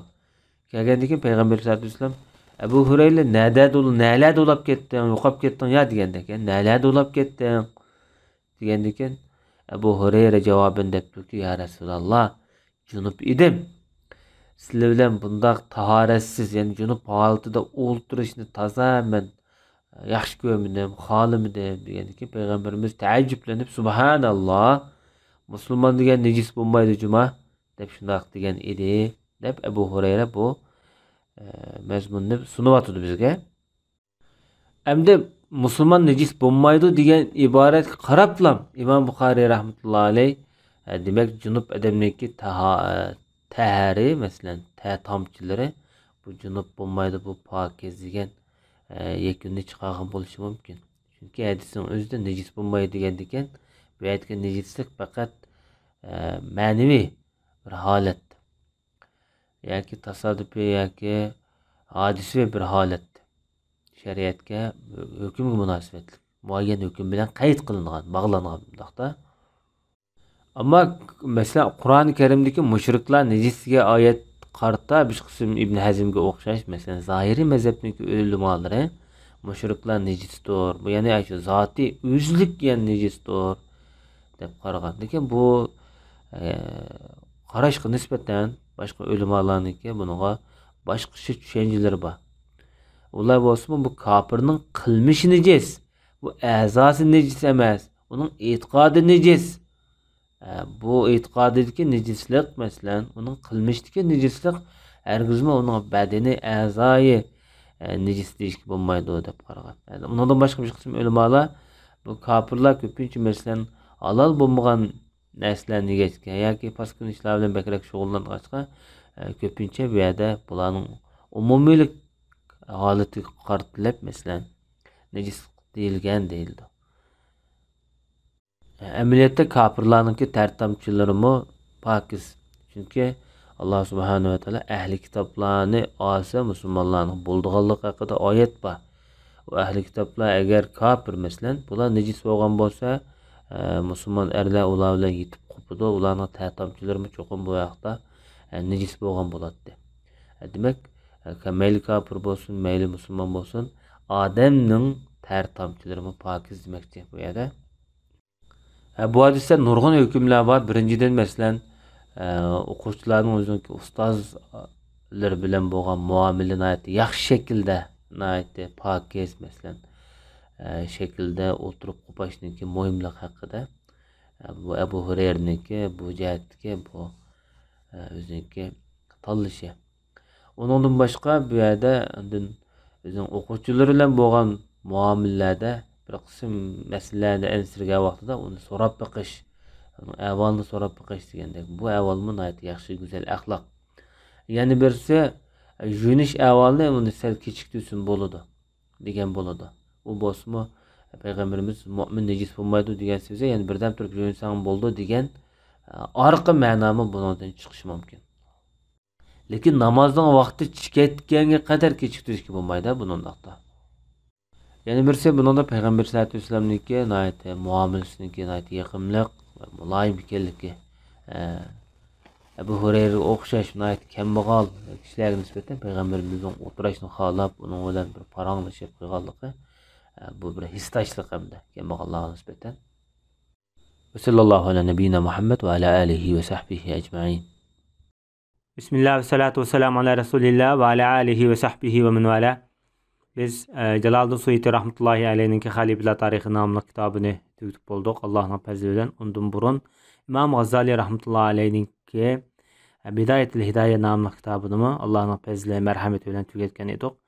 Biz hem de Sahih Bukhari namlı kitabımızga yani qaytıp geldik. Allah kalsa inşallah patpursette Allah bu kitabını yaxşı şekilde Allah'ınki tamamlap birişini Allah'tan tüvençilikle sorayımız. Ondaqda biz İmam Bukhari'ninki sözüge kirip ketsek, bugünkü derste İmam Bukhari rahmetullahi aleyh ondaqdaydı. Junup Adem bazarlarda yoki bazarlardan başqa o'rinlarda minib, yurib, talağa chiqib, kirib yursa, bu bo'lamdi, bo'lmamdi. Buning hukmi qanday bo'ldi degan mazmunda bizga bir bayon bermoqchi. Biz bu dersga kirishdan burun shuni eskartishimiz kerakki, bizningki vatanimizda Junup Adem talalarda yüzü bo'lmaydi, mang'si bo'lmaydi, kichik bolaning yoki boshqalarniki yuziga qarshi bo'lmaydi. Odatda gap qilsa bo'lmaydi deganga o'xshash nurg'un cheklimlar, qaydlar bor. Amaliyotda unda emas. Balkim bu zaminni yoki Xudoni hurmatlash yuzidan yoki odamlarni hurmatlash yuzidan junub nopok holatda yerga dasmaslik, boshqalarga qaramaslik, imkon qadar pokiz holatda, ya'ni tizlam zikrlarga, ibodatlarga ulanish maqsadida deyilgan so'zlar bo'lishi mumkin. Mush asosida maqsad qilib. Amaliyotda bu adab axloq bobidan, muruvvat bobidan bu qisman to'g'ri. Lekin buni cheklimiga ko'tarilish toza yaxshi ahvol emas. Bo'lapmi shu farz namozlarga, farz ibodatlarga putlashmagan ahvol ostida. Ata ibn Abi Rabah degan ulamo shunday deydi. Junub Adam qonaldusi bo'ldi deydi. Chunki qonalduga adam masalan hozirgi satrashxonalarga berib kelganga o'xshash ayni vaqtlarda maxsus qonaldigan do'konlar bo'ldi. Shu yerga berib qonaldirilgan gapda doktorxonalarga o'xshash. Shu yerga berish kerak, kelish kerak odatda. Demak, shu odamlarning yuziga qarash kerak. Demak, bo'ldi demakchi bu odam. Tirnoqnasi bo'ldi deydi. 5-chisi bo'ldi deydi. 5-churish uchun cho'qib satrashxonaga bordi, keladi. Bu jarayonda boshqalarning yuzi qaraydi. Demak, tarat olmagan taqdirdami mush ishlarni qilsa bo'ldi deydi. Junub holatdilar. Demak, salaf ulamolarining nazarda bu avval durust avvallarniki bir hamda.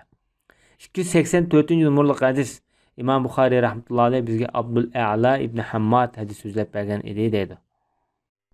Bu zat İmam Bukhari'ninki büyük ustazlardan, Basir'ninki naytı dağınlık katta hadis ravilerinki biri. Hammad ibn Seleme, Malik ibn Enes, Hammad ibn Zeyd, Abu Davud Nesai mesela, Müslim ibn Hacca, Abdülvaris mesela qatarlıq dağınlık hadis alimlerinin hadis rivayet qilgan. Bu kişininki şagirdleri, dağınlık şagirdleri mesela şerh tarafta İmam Bukhari rahmetullahi aleyh, İmam Müslim, Abu Davud, Nesai, Abu Hatim, Abu Zura qatarlıq ulamalar bolsa, garip tarafta mesela Baqi ibn Muhallad en-Nulus ulama. Bular bu kişinin hadis rivayet qilgan. Hatta bu ulamalar bu kişiga baho bergan vaqtida shenjilik, siqa, mesela Abu Hatim ar-Ravi va uning boshqa bir qism hadis ulamalari bu kişiga shenjilik de baholanib bergan. 237-yili Hijriyaniki mushu paytlarda o'lib ketganligi xotirlangan. Endi bu zot deydi bizga Yazid ibn Zuray hadis so'zlab bergan edi deb shunday deydi. Bu kishi Hammadniki ustoz bo'lgan, ismi Yazid ibn Zuray al-Aysh al-Basri, Abu Muaviya nomi bilan mashhur. Bu kishi munoyati tajvidlik, hofiz muhaddislarniki biri ayni vaqtida Basrda o'tgan. Demak, bular Basrliklarniki rivoyati bo'layotdi bu yerda undaqda. Bu o'z zamonasida Basrda dağınlıq 10 muhaddis o'tgan. Shu 10 muhaddisninki biri mushadam. Hijriya 182-yili o'lib ketgan buyuk alloma. Bu kishimi nurg'un hadis ulamolaridan hadis rivoyat qilgan Ayyub as-Saxityani degan kishidan nechiqatim boshda o'tgan. Bu kishininki shogirdlaridan masalan Al-Qawariri, Muhammad ibn Musarhat deymiz, Ali ibn Madini deymiz, mushular. Bu kishilarning tarjimasi boshda o'tgan. Bu kishi hamda bizga Said hadis so'zlab bergan edi deydi. Bu yerdagi bu Said bu boshidagi o'tgan masalan Saidlar bo'lmasligi mumkin. Ya'ni Said ibn Abi Uruba nomi bilan mashhur bo'lgan Said ibn Mihran degan kishi. Bu kishimi Basrniki daniq muhaddislardan bo'lib, hadis ilmida tunji kitob yozgan kishilar qatorida sanaladigan buyuklardan. Bu kishiniki mesela Hasanul Basri, Sulaymon ibn Amash qatorliq kishilar, mesela Malik ibn Dinar, Qatada ibn Diama qatorliq kishilar bu odamniki ustoz bo'ldi. Bu men zikr qilgan kishilarning hammasi bir-biridan ayt katta o'z davridagi daniq islom dunyosiga mo'tabar muhandislar, muhaddislar. İmam Zahabi rahmetullohi alayhi bu kishiga baho bergan vaqtida Basrning katta ulamosi, hofiz imom, hadis ilmida tunji kitob yozgan kishi deb ta'riflagan bo'lsa, Imom Ahmad ibn Hanbal rahmetullohi alayhi o'zining kitobi yo'qdi, lekin o'ziniki bildigan bilimlarini bunday yod biladi deb bunday ta'riflagan, sifatlagan. O'zi bek chaqchaq xuma bir odam ekanda, bir qatimliq bir shogirdininki deyishcha, bu odam chaqchaq qilib bedishda. Shu davzaqqa muvakkal farishta qaysi maldan deb shunday chaqchaq qilgan deyilibdi. Allohu a'lam. Bu odamniki Kitobul Manasik nomli bir kitobining borligi ta'riflangan. Bu zot 773-yili o'lib ketgan. Bu milodiy yil soni undaqda.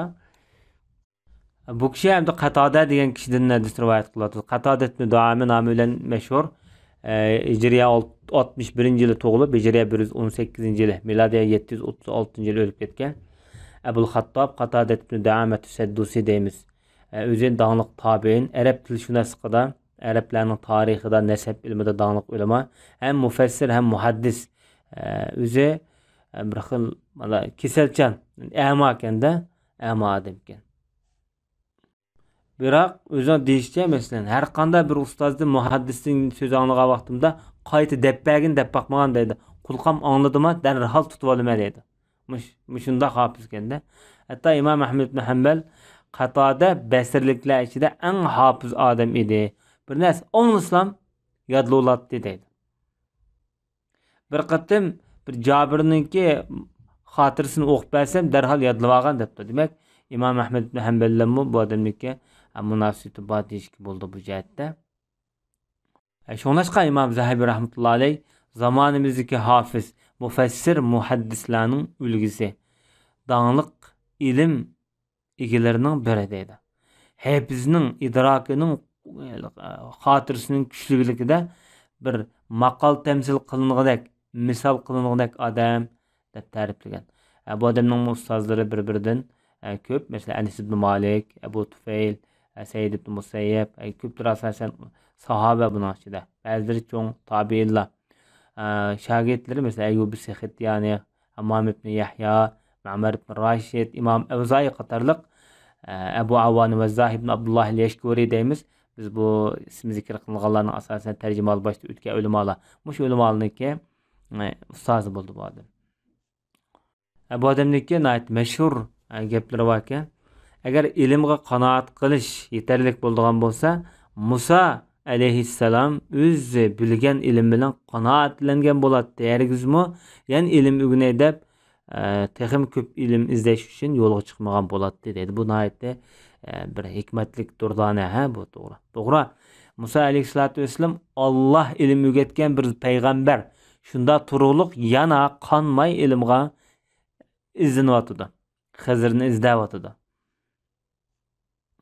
Yani bir gepi var ekan bu odamning. Odam tamoq to'ygan o'xshash gapga to'ydigan ishlar bo'ladi dedi. To'g'ri, zamonimizda bunday avvallar ba'zilarning gapini anglamaylam to'yib qolgan odamlar bo'ldi. Ba'zilarning gapini anglab bersak to'ymaydigan avvallar bo'ldi.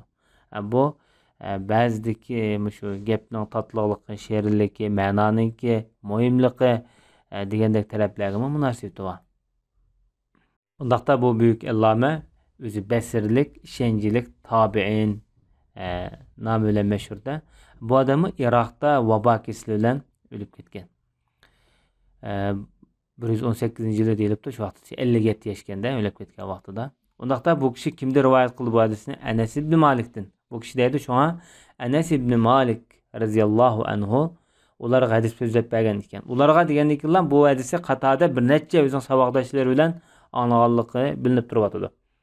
Haqiqatan payg'ambar sollallohu alayhi vasallam bir kechada ayollar bilan bir yerda bo'latdi. Shu vaqtida payg'ambarimizning 9 ayoli bor deyilgan.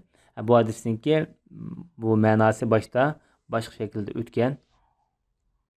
Bu hadis boshida bir qatam zikr qilingan vaqtida bir qism xato tushungan kishilar bo'lishi mumkin yoki bir qism shu sunnatga qarshi payg'ambarimizningki so'ziga qarshi odamlar bo'lishi mumkin. Bunda gap payg'ambar sollallohu alayhi vasallamdan qat'iy sodir bo'lmaydi. Payg'ambar sollallohu alayhi vasallam ayollik turmushdagi gaplarni siz taloq chiqib demanglar degan bunda deb turib bunda damdo deydi. Bu ikkisi ayrim bir avval. Bu gapni payg'ambar sollallohu alayhi vasallam boshqalar demagan. To'g'ri. Lekin payg'ambar sollallohu alayhi vasallam dunyodan ketgandan keyin Rasulullohning ish izlari haqida nurg'un masalalarni so'raydigan islom dunyosidagi nurg'un shaharlardan payg'ambarimizning ish izlarini o'rganish uchun kelgan odamlar bo'lgan. Demak, ma'lumot asosida, ta'limot asosida payg'ambar sollallohu alayhi vasallam butun ummatniki bir ulgusi, hamma odam ergishadigan, yaxshi ko'radigan bir zot. Har bir Rasulullohning ish izlari bir mash'al, bizga bir chiroq. Bunda bo'lgan ekan, Rasulullohning yo'li bizga bir nur bo'lgan ekan, shu nurni bo'ylab borgan ekanmiz. Har bir ishida Rasulullohning turmushini bu yerda ya o'rganimiz, ya o'rnak olamiz yoki yaxshi ko'rgan odamningki yo'liga biz qiziqamiz, turmushi qiziqamiz albatta. Bu masala hamda Rasulullohningki ayollari bak nihoyat ochiqdab rivoyat qilmagan. Masalan, ayollariga tavob qiladi degan, ayollarni cho'glaydi degan iboratlarni keltirib qo'ygan. Buni aqli odam cho'qim albatta biladi. Buni nihoyat yalang'ochlab demagan ularmi? Faqat ummatlarga bildirish asosida nihoyat chiroyli kalimalarni, nihoyat adablik mazmunlarni ishlatgan bu so'z ishlatgan vaqtida. Ammo bu payg'ambar sollallohu alayhi vasallamning ayollari degan gapni ching tutulib buning shakliga, zohiriga qarab turib, boshqa hadislar bilan buni ayrim hadislarni ayrim bir bog'lab olib bir-biriga qarshi qilib qo'yib, Rasulullohning so'ziga, Rasulullohningki adab axloqiga, sha'ni shavkatiga til tekkizgan bunday ishlarni qilish yoki bilmaydigan nodonning ishi, yoki bir badbaxtning ishi, yoki bo'lmasa islom diniga qarshi bir noahlning ishi bu. Hem ondan başqa payg'ambar sollallohu alayhi vasallamningki alohida xosligi bor bir zot. Rasulullohning o'ziga xos bo'lgan ahvollar bizga qat'iy mumkin bo'lmaydi. Masalan, payg'ambar sollallohu alayhi vasallamningki shu o'lib ketgan vaqtida 9 ayoli bor. Ummatiga 9 ayol durustmi? Yo'q, durust emas. Sen Rasululloh to'g'riliq gap qilgan vaqtida sening yurgan Rasulullohga qanchalik kuydi, Rasulullohni qanchalik yaxshi ko'rdi, Rasulullohni tushunish uchun senda qanchalik bir kangrilik bor yurganda, bu sen silab qilib andan gap qilsang bo'ldi bu jihatda. Sen payg'ambarni o'zing bilan tang o'rinda bir shaxs qatorida qarab olib, uning yog'i o'zingga qiyos qilib muomala qilsang, bu jihatda gap qilsang bu mumkin emas. Sen Rasulullohni o'zingning maqomidan yuqori kat tushunmay turib Rasulullohni hargiz tushunmaysan. Endi demak bu hadisni nimishqa bu yerda junub altida ma'nosi bo'ladi, chiqis bo'ladi degan gap aytildi deganda, payg'ambar sollallohu alayhi vasallamning 9 ayoli bo'lgan ekan, har birisiniki birdan bir eg'izda uysi bor, qato'nim.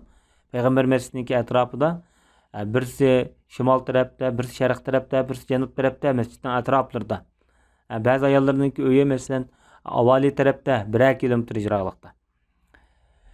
Shu Rasululloh sallallohu alayhi vasallam bir ayolning uyida qo'ngan bo'lsa, tug'an bo'lsa, yana bir ayolning uyga birish uchun qadam bosoq atlaydi, mangadi, chiqadi, sirtqa yuriydi.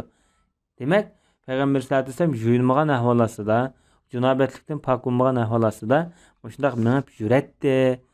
Shuningdek bu durust degan ma'noni Imom Buxoriy rahmatullohi alayh inchkilik bilan bizga ishorat orqali bildirib o'tdi bu yerda. 285 numaralı hadisda İmam Buxoriy rahmatullohi alayh bizga Ayyash hadis so'zlab bergan edi deydi. Bu kishi Ayyash ibn Valid ar-Raqqam nomi bilan mashhur bu kishi. O'zi Basrlik katta muhaddislarning biri. İmam Buxoriy rahmatullohi alayh bu kishidan hadis rivoyat qilgan. Bu zotniki qachon o'lib ketganligi toza aniq emas, ammo bu kishimi nihoyat donglik muhaddislarniki biri deb qaralgan. Basrlik ishonchlik ulamo degan sifat berilgan. Bu nihoyat yetarlik baho bu jihatda. Bu kishi bu hadisni hamda bizga Abdul A'la hadis so'zlab bergan edi deydi. Bu boshdagi Abdul A'la emas, ma Abdul A'la Abdul-A'la ibn Abdul-A'la As-Sami namıyla meşhur. Özü işencilik Besir'ninki öz devrideki dağınık muhaddislerinki biri dep qaralgan bu adam. Özü 189-yılı ölüp ketken Aba Muhammed namıyla meşhur. Es-Sami deyişten sebep bu Beni Same kabilesinden, Araplarning Beni Same kabilesi boğaçqa şunu Sami dep özün kabilesiga nisbat berilgan. Amaliyotda bu odamni Qurayshlardan tege kelib chiqishi. Bu zot deydi bizga Humayd hadis so'zlab bergan edi deydi. Bu Humaydut Tavil nomi bilan boshida mashhur bo'lgan mashhur tabiin. Shu namoz o'qiyotgan qiyomdagi vaqtida o'lib ketdi deb mashhur bu jihatda. Bu kishi hamda Bakr degan kishidir. Bakr kim o degan vaqtda Bakr ibn Abdullah ibn Umar ibn Hilal al-Muzani. Bu kishini tarjimalim o'tgan. Bu kishi Abi Rafi'din. Abi Rafi' kim o? Abu Rafi'ning tarjimaligi boshida hadis o'tgan. Nufay Es-Sa'ig nomi bilan mashhur o'tganda. Bu odam jahiliyatda yashagan Payg'ambar sollallohu alayhi vasallam davrida musulmon bo'lgan, lekin Rasulullohning ko'rish sharifiga erishamagan.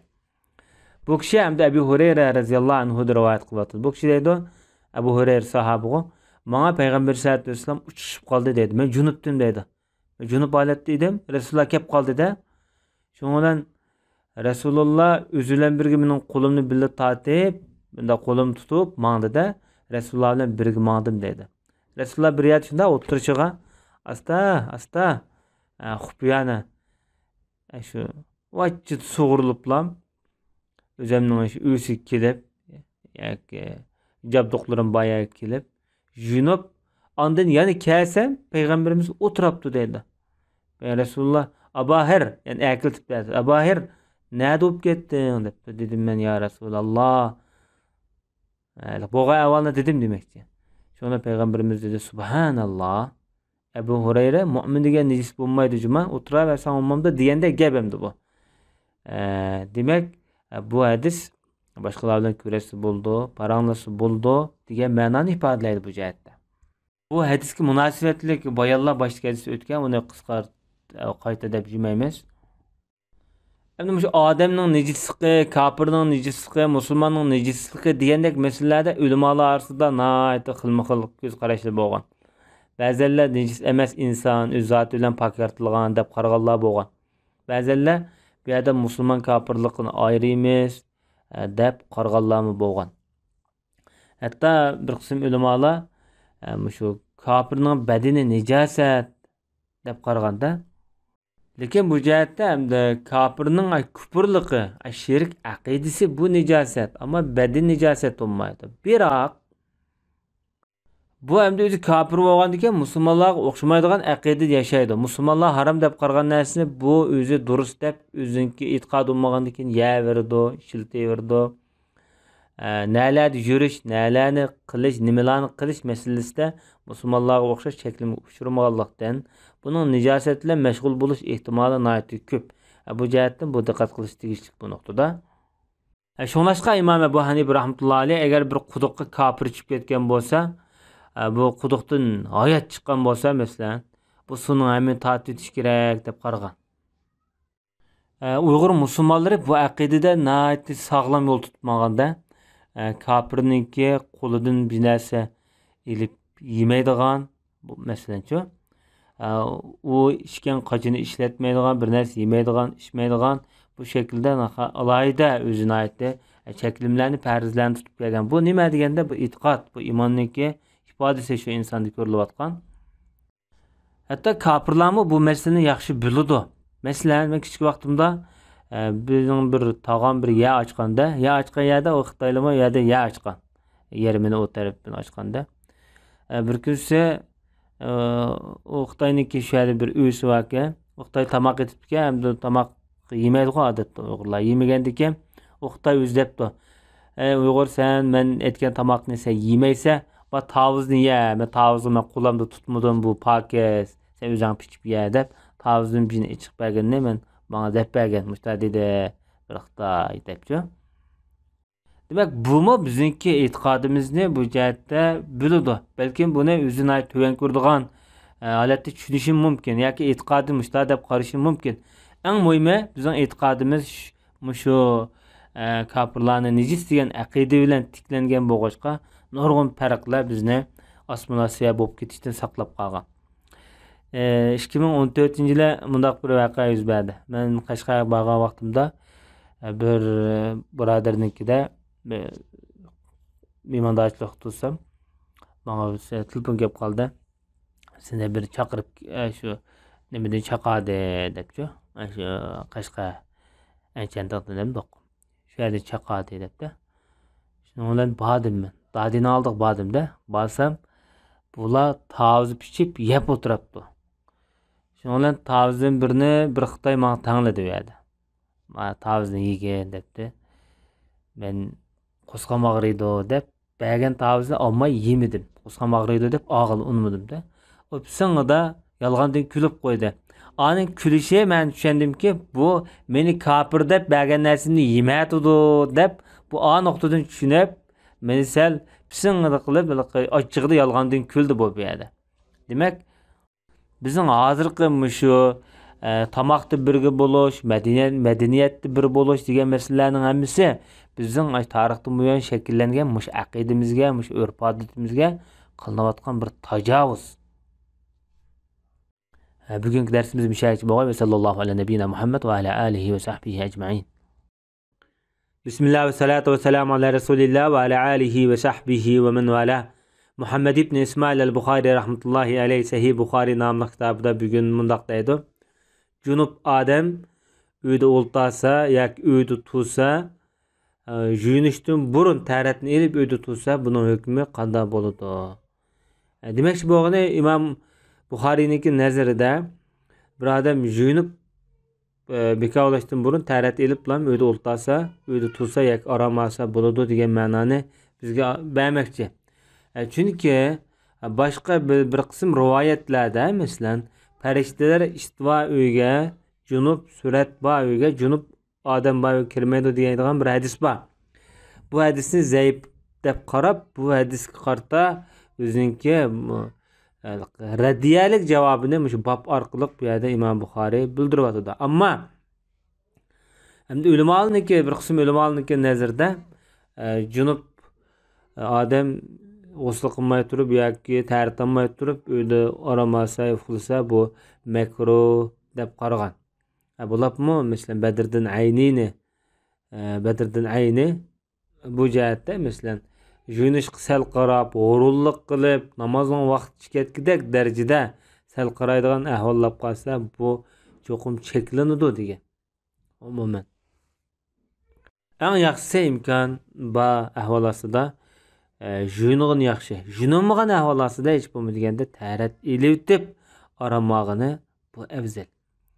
Bu 286 numaralı hadis İmam Buxoriy rahmetullohi alayhi bizga Abu Nuaym hadis so'zlab bergan edi deydi. Bu kishilar bizga Hisham va Shaybon Yahya'dan, Yahya Abi Salmidan hadis so'zlab bergan edi deydi.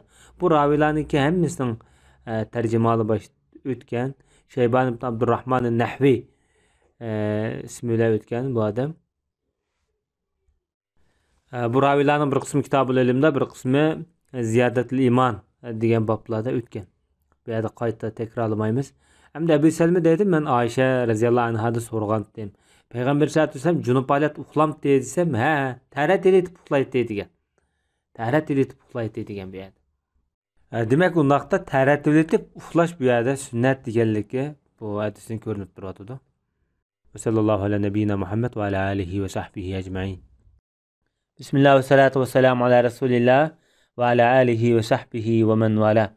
Muhammed ibn İsmail el-Bukhari rahmetullahi aleyhi Sahih Bukhari namlı kitabida g'usl tahorat haqida gap qilib, junub odam uxlasa qaysi shaklda uxlaydi yoki qanday ishlarga diqqat qiladi.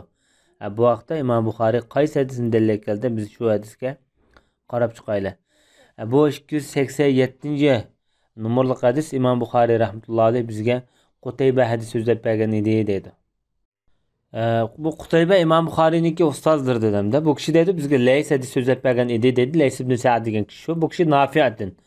Nafi' Umar ibn Xattob oilasidagi ozodkor kishi. Bu rivoyat tarjimali boshda bayon qilingan. Bu kishi Abdullah ibn Umardan dedi.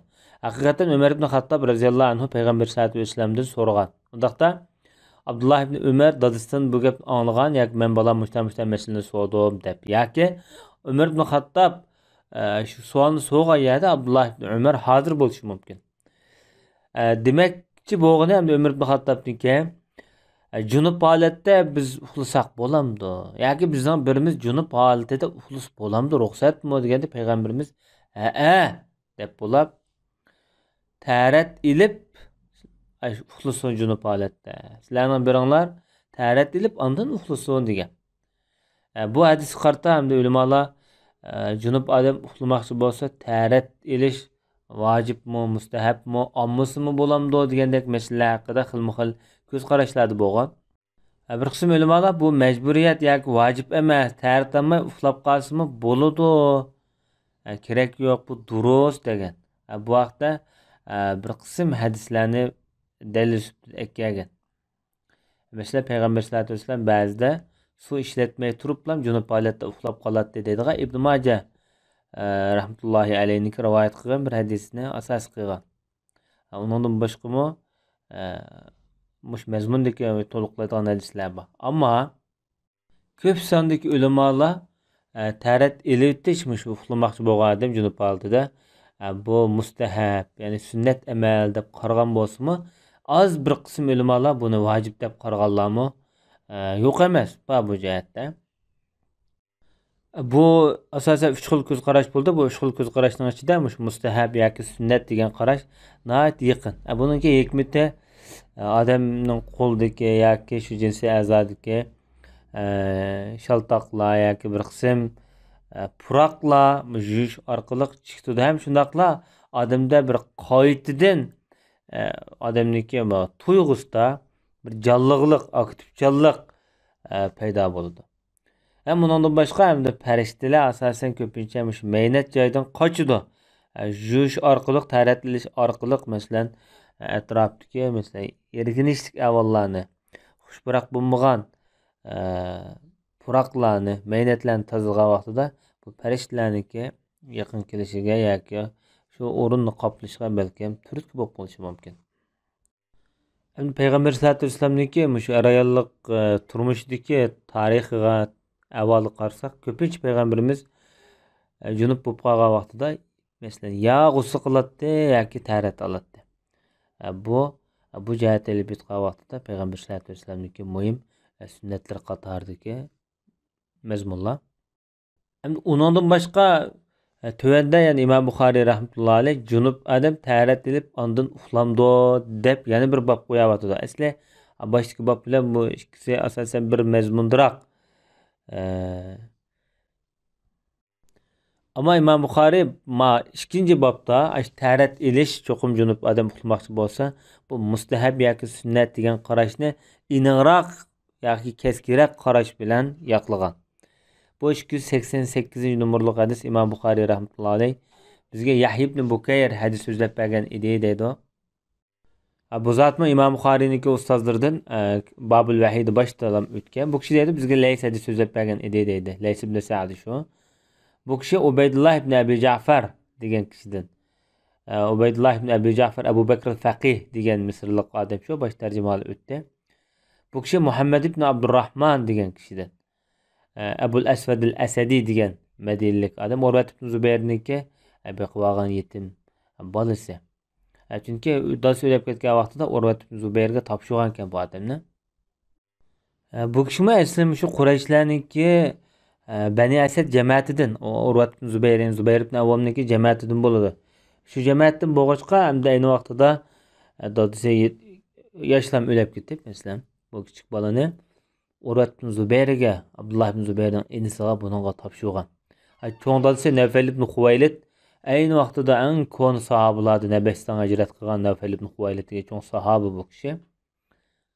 Endi bu Abul Asvad yoki Muhammad ibn Abdurrahman bu kishi bo'lsa, shu Urvat ibn Zubayrniki ta'siri ko'p uchragan.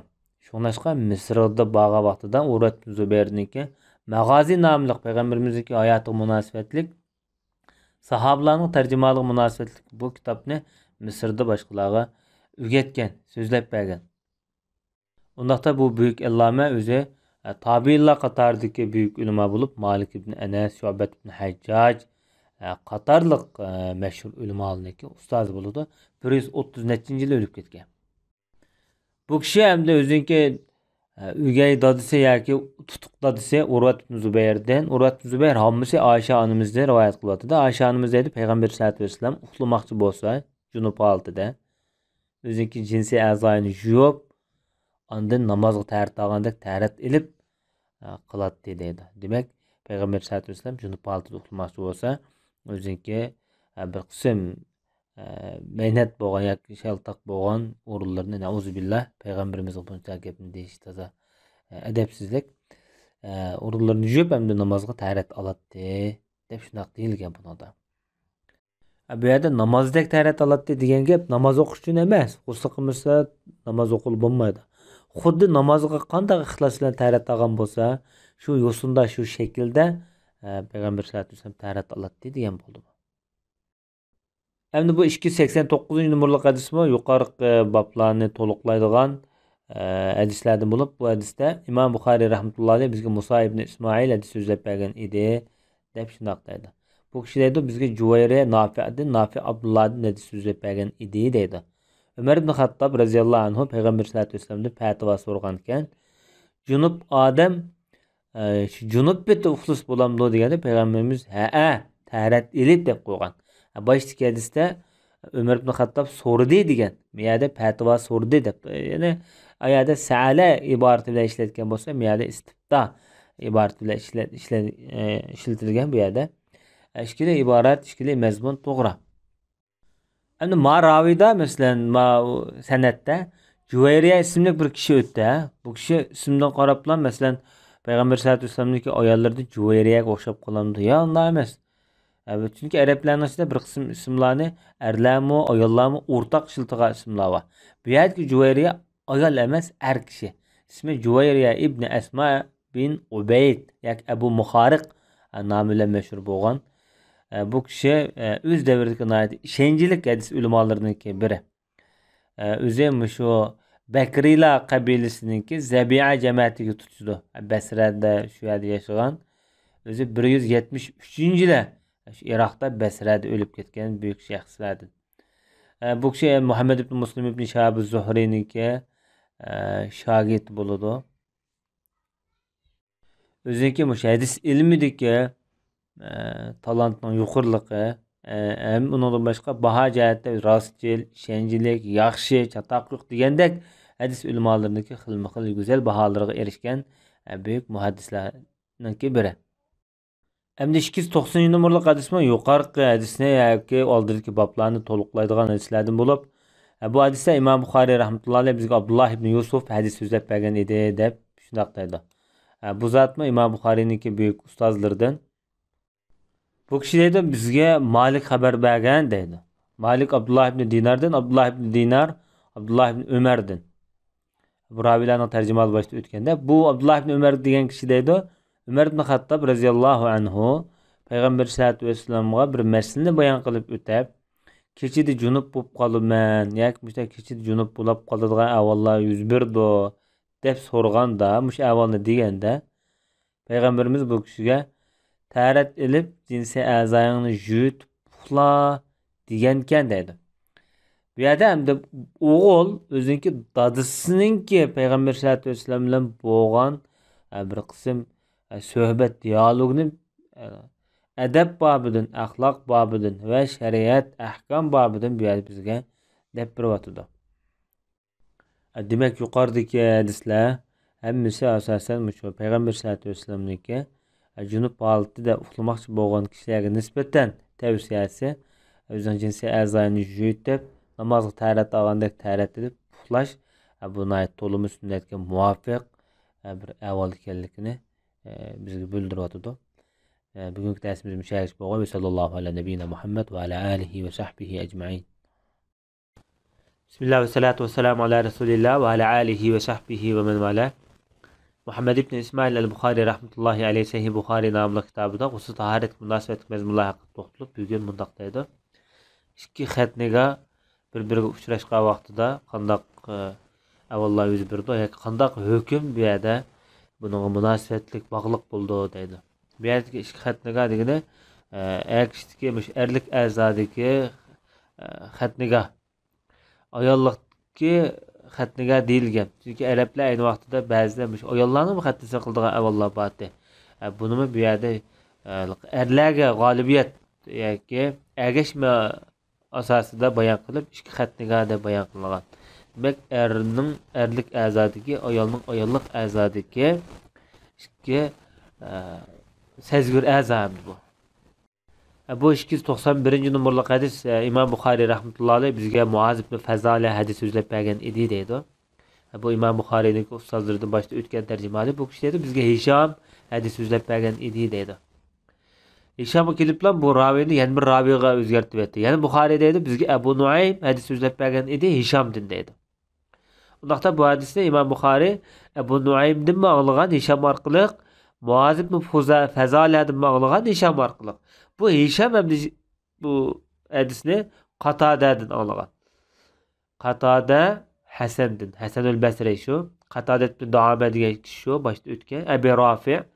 Bu kishi Abu Hurayra radhiyallohu anhudan, bu kishi Payg'ambar sollallohu alayhi vasallamdan. Bu ravilarning hammasini tarjimani başta o'tgan. Bu hadisda Payg'ambar sollallohu alayhi vasallam deydi. Bir odam 4 shahring orasida o'ltirgan bo'lsa, ondan bu yerda harakat qilgan bo'lsa, g'usl vojib dedi. Bu Payg'ambar sollallohu alayhi vasallamniki nihoyat adab, axloq, bir xil hayo bilan aytilgan bir so'zi.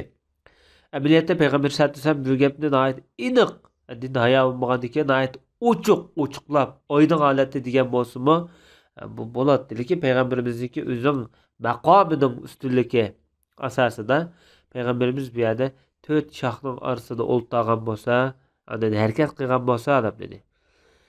Bu 4 shah bu yerda ayol kishiniki shu ikki qo'li, ikki putimi deyilgan, ammo bu 2 put, 2 yo'ta deyilgan ko'z qarash bakrak bu yerda kuchliroq. Chunki bu shu o'rinda araylik munosabat bo'lg'achqa, ondan bu yerda harakat qilgan bo'lsa degani faqat munosabat o'tkazgan bo'lsa demakchi. Munosabat o'tkazgan bo'lsa g'usl vojib degan. Bundaqda bu yerga harakat qilish degan gap charchashdan kelib chiqqan kinoyalik gap. Bu faqat bu yerda ayollik jinsiy munosabat yoki arabchadagi jimo atalg'usidan ishorat belgi bu. Ba'zi ulamolar bu yerdagi 4 shoh deganda masalan 2 kosa, 2 yo'ta degandek bunday iboratlar bilan ifodalagan. Bu hadisni hamda Hishamga ergishib Amr Shu'badan shunga o'xshash hadisga o'xshash shaklda rivoyat qildi, ya'ni ergashdi deyilgan. Bu yerdagi ergash degan gap Hishamga ergashgan. Demak, Hisham rivoyat qilgan shaklda Amr degan kishi shu rivoyat qilgan deyilgan.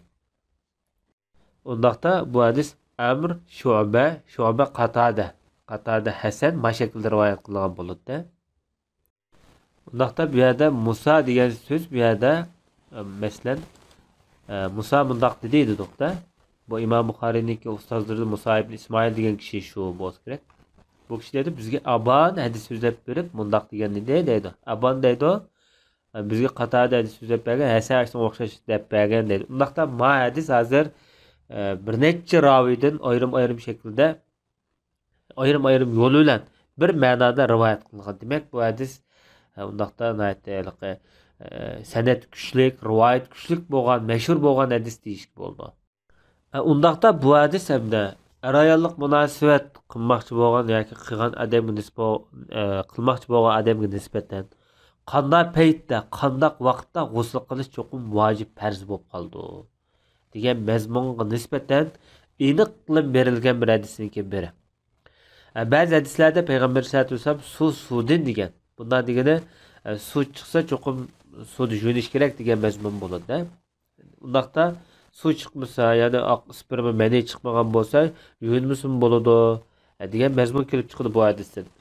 Ammo ma'vu yuqorqi xatniga chiqishgan vaqtida masalan g'usl vojib degan hadis bilan ma hadis bir-biriga zid bo'lganda ma'lum darajada shaklda zidlik bor. Shunglashqa ayni vaqtida Peygamber sallallahu aleyhi ve sellem'ninki zamanındaki Hazreti Ömer'ninki devri kelgan vaqtida sahobalar orasida ixtilof bo'lgan. Bir qism sahobalar deydi o xatniga tegdi, mayli sendan suv chiqsin chiqmasin, ya'ni sperma kelsin kelmasin, sen g'usl qilsa cho'qim ayollik munosabat qildingmi? Cho'qim g'usl vojib degan. Bir qism sahobalar dediki, yo'q, suv chiqsa, ya'ni sperma chiqsa jo'nimiz, bo'lmasa jo'nmaymiz deb sahobalar orasida ixtilof bo'lgan. İşkədisini tushunish o'xshamagan shaklda. Shunda Umar roziyallohu anhu shu vaqtda shunday degan. Sizlar bir yaxshi, ya'ni Badrga qatnashgan buyuk sahobalar turib, mush ishlar ustida sizlar ixtilof qilsanglar, sizlardan keyingi kelgan ummat musulmonlar nima ishlarni qilib ketadi? Deb, shundan Ali ibn Abu Talib maslahat turib, xalifam, ya'ni Janobi podshoh oilalari deydi.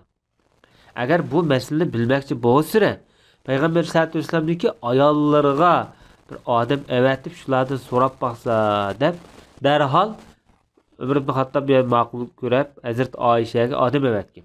Qaranglarmi? Hazrat Ali Umar ibn Xattobniki qanday bir qiymatli duch kelgan vaqtida bak cho'ng mushavir maslahatchisi davlatga. Hazrat Oysha javob berib, bu yerda masalani oydinlashtirdi hamda. Xatniga tegsa, xatnigadan o'ssa dedi. Yani demakchi bo'lgani, kishining shu xatni qilgan kesilgan joy, xatni qilgan shu belgi joy shunday yo'qolsa, ya'ni ishchi islom g'usl vojib dedi. Umar roziyallohu anhu shu vaqtida bundan keyin dedi.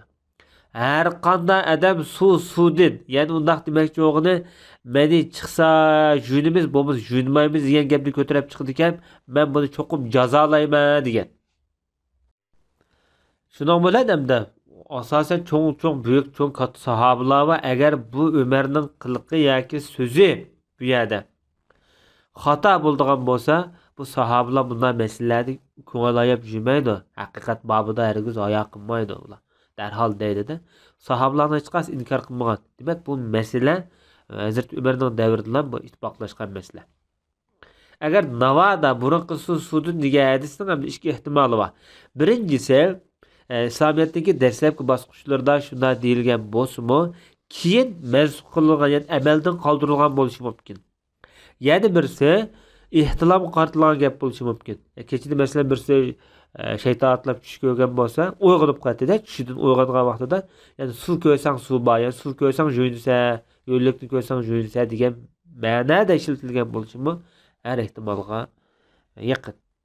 Undaqda bu Hazrat Ömer'deki devri kelgan vaqtida bu ixtilof tugab, sahobalarning ijmosi bilan qayta texmo bekigan, ta'kidlangan masalalarga biri.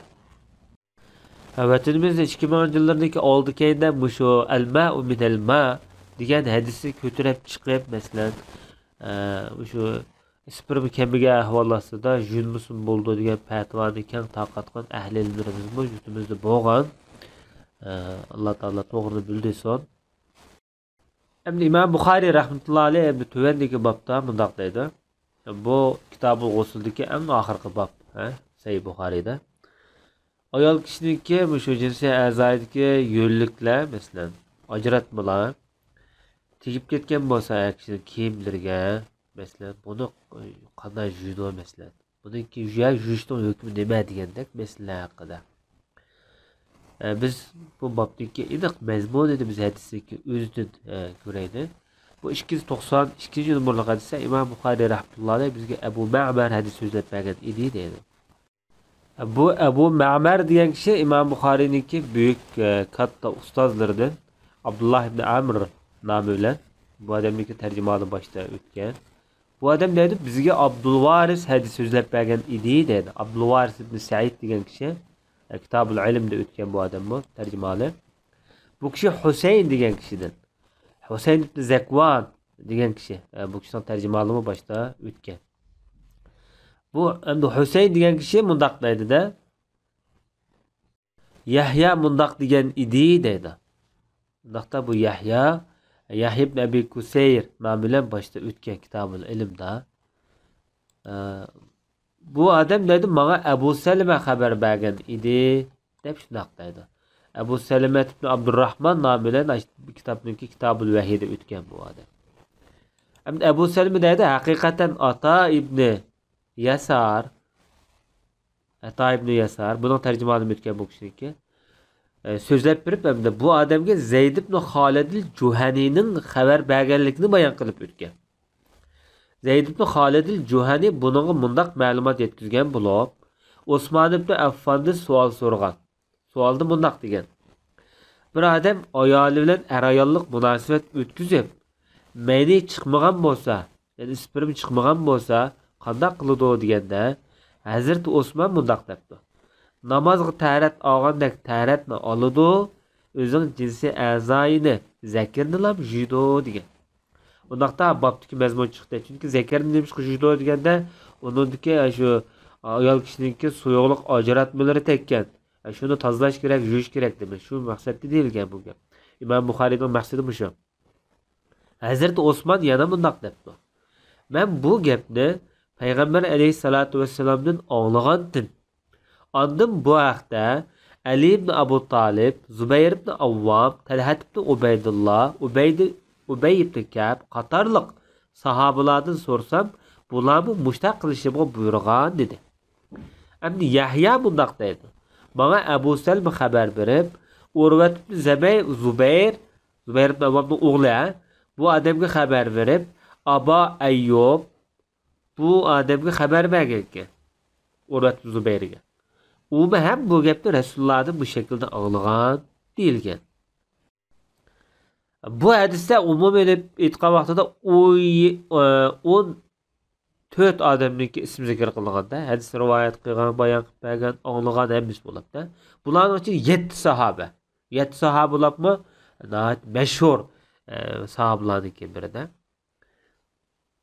Bu sahobalarning kimisi ismi o'tgan Abu Ayyub al-Ansari shu, payg'ambarimizning kutib olgan sahoba. Talhat ibn Ubaydullohning tarjimasi o'tgan. Urvat ibn Zubayrning tarjimasi o'tgan. Zubayr ibn Avvamning tarjimasi o'tgan. Bu hadisga qarta hadisniki shakli bizga bergan hukmi mani chiqmagan bo'lsa, bundan g'usl qilish vojib emas degan ma'no chiqqan taqdirdami, bu ulamolarning asosiy nazarida bu islomiyatning dastlabki bosqichlaridagi mazmun.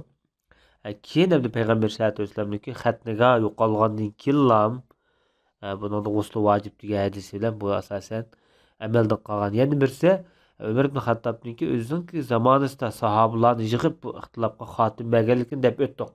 Bu xotimi bilan bu yana bu hadisniki kuch amaldan qolgan bo'ldi bu yerda. Endi 293 nomerli hadisda Imom Buxoriy rahmatullohi alayh yuqorqi bob bilan aloqador bu. Bu hadisda bizga Musaddad hadis so'zlab bergan edi dedi. Musaddad ibn Musarhad ismi bilan mashhur bo'lgan Imom Buxoriyning buyuk ustozlarining biri. Bu kishi deydi bizga Yahya hadis so'zlab bergan edi deydi. Yahya ibn Sa'id al-Qatton nomi bilan o'tgan mashhur muhaddis tarjimali o'tgan. Bu kishi deydi Hisham ibn Urvadan. Bu Zubayr ibn Avvamningki nevirsi. Büyük sahabe nima tabiin dedik ku. Bu adam dedi bana dadam xabar bergan dedi. Urvat ibn Zubayr. Abdullah ibn Zubayrning eng kichik inisi. Bu adam dedi bana Abu Ayyub xabar bergan. Abu Ayyub al-Ansari mashhur İstanbul'da qabrisi var. Bu adam dedi bana Ubay ibn Ka'b xabar bergan. Demak bu yerda sahoba deb turibdi. Ubay ibn Ka'b mashhur qori. Bu kishi deydi ya Rasululloh, bir odam ayoli bilan ayollik munosabat o'tkazib, bu yerda mani chiqmagan bo'lsa, suv kelmagan bo'lsa deganda savol qo'yganda Rasulullohga. Janob Rasululloh dediki, ayol kishining a'zoyidan tegib ketgan yo'lliklarni yuvib, ondan taratilib namoz o'qiyverdi degan. Yoki aniqroq degan vaqtida masalan shu erlik a'zo, shu ayol kishiga urilgan shu erlik a'zoni yuvdi demoqchi. Ya'ni chunki bu yo'l bir qism ajratmalar tekkan bo'g'achqa. Endi bu hadislar haqidagi ixtilof boshda deb o'tdik. İmam Buxoriyniki nazari nima bu yerda? Abu Abdullah mundaq dedi. İmam Buxoriy o'zi shu. İmam Buxoriy Abu Abdullah mundaq dedi. G'usl qilish ehtiyotliroq dedi. Yani İmam Buxoriy mo keskin bilas deyamadi-da, chunki ishkilatning orasida bu yerda bir to'qinish bo'lgandan keyin g'usl qilish ehtiyotliroq Şu en ahırda kelgen mezmun deydi. Yani şu gusul qilmaslik, mani chiqmagan bo'lsa gusul qilmaslik haqidagi hadis, shu bobdagi hadis. Shu en ahirgi masala shu. Lekin biz buni sahobalar orasidagi turli ixtiloflar bo'lg'achqa biz buni bayon qilib bu yerda keltirdik dedi Imom Buxoriy. Demak Imom Buxoriyning nazarida gusul qilish ehtiyotga yaqin, ehtiyot qilgan nuqtadan yunish kerak. Ammo mansub emas demakchi Imom Buxoriyning nazari shu. Şoňlaşqa bir kısım ulemalar meselen Ata ibn Yasarlar meselen sahabalarniki ve başka kişilerinki nurgun ihtilafı var bu meselede. Meni çıkan bolsa, jünimiz çıkmagan bolsa jünmaymiz degan mesele haqida. Lekin mening ko'nglim en rahat olduğunu jünoş degan. Çünkü men çın bir tutquni tutay. Bu yerda mustahkam bir qanoatlik bir ish qilay deb men jünime degan. Demek sahabalar, tabiinlar, aynı vaqtdagi salaf ulamalar bu meselede ixtilof qilgan. Bu meseledeki İmam Buxoriyniki so'zi aytdi. Yaqimliq, shunaqla o'rinliq. Odamning qalbiga bir xil rohat bag'ishlaydigan so'z bo'lsa kerak bu yerda. Shunlashqa Ibnul Arabiy rahmatullohi alayh ahkamul Qur'onni yozgan odam shu. Imom Buxoriyga sal tanqidiy pozitsiyada bo'lgan. Mush gapga qarta ehtiyotliroq degan gapga nisbatan. Chunki ehtiyotliroq desa, ya'ni bu g'usl vojib emas degan gap kelib chiqdi bu yerda. Bu Imom Buxoriy degan shunda bir katta bir ulamo turib, musulmon ulamolar ichidagi eng ulug' bir diniy mo'tabar shaxslarniki bir turib, qandaymi bu yerda ehtiyotliroq degan so'z orqali masalan g'uslni mustahab qilib qo'ydi, vojib qilmaydi. Amaliyotda bu g'uslar ayollik munosabat o'tkazgandek ular meni chiqsin chiqmasin bu vojib bo'lib ketadigan masala tursa, bu sahobalar ittifoq kelgan masala tursa deb koyigan Imom Buxoriy rahmatullohi alayhi. Bugungi darsimiz bu yerda oyoqlashdi. Alloh xolisa azla Allohning fazli marhamati bilan biz Kitobul G'uslni tugatib bo'ldik. İnşallah Kitabul Hizne keyingi bobda ders qilib o'tamiz.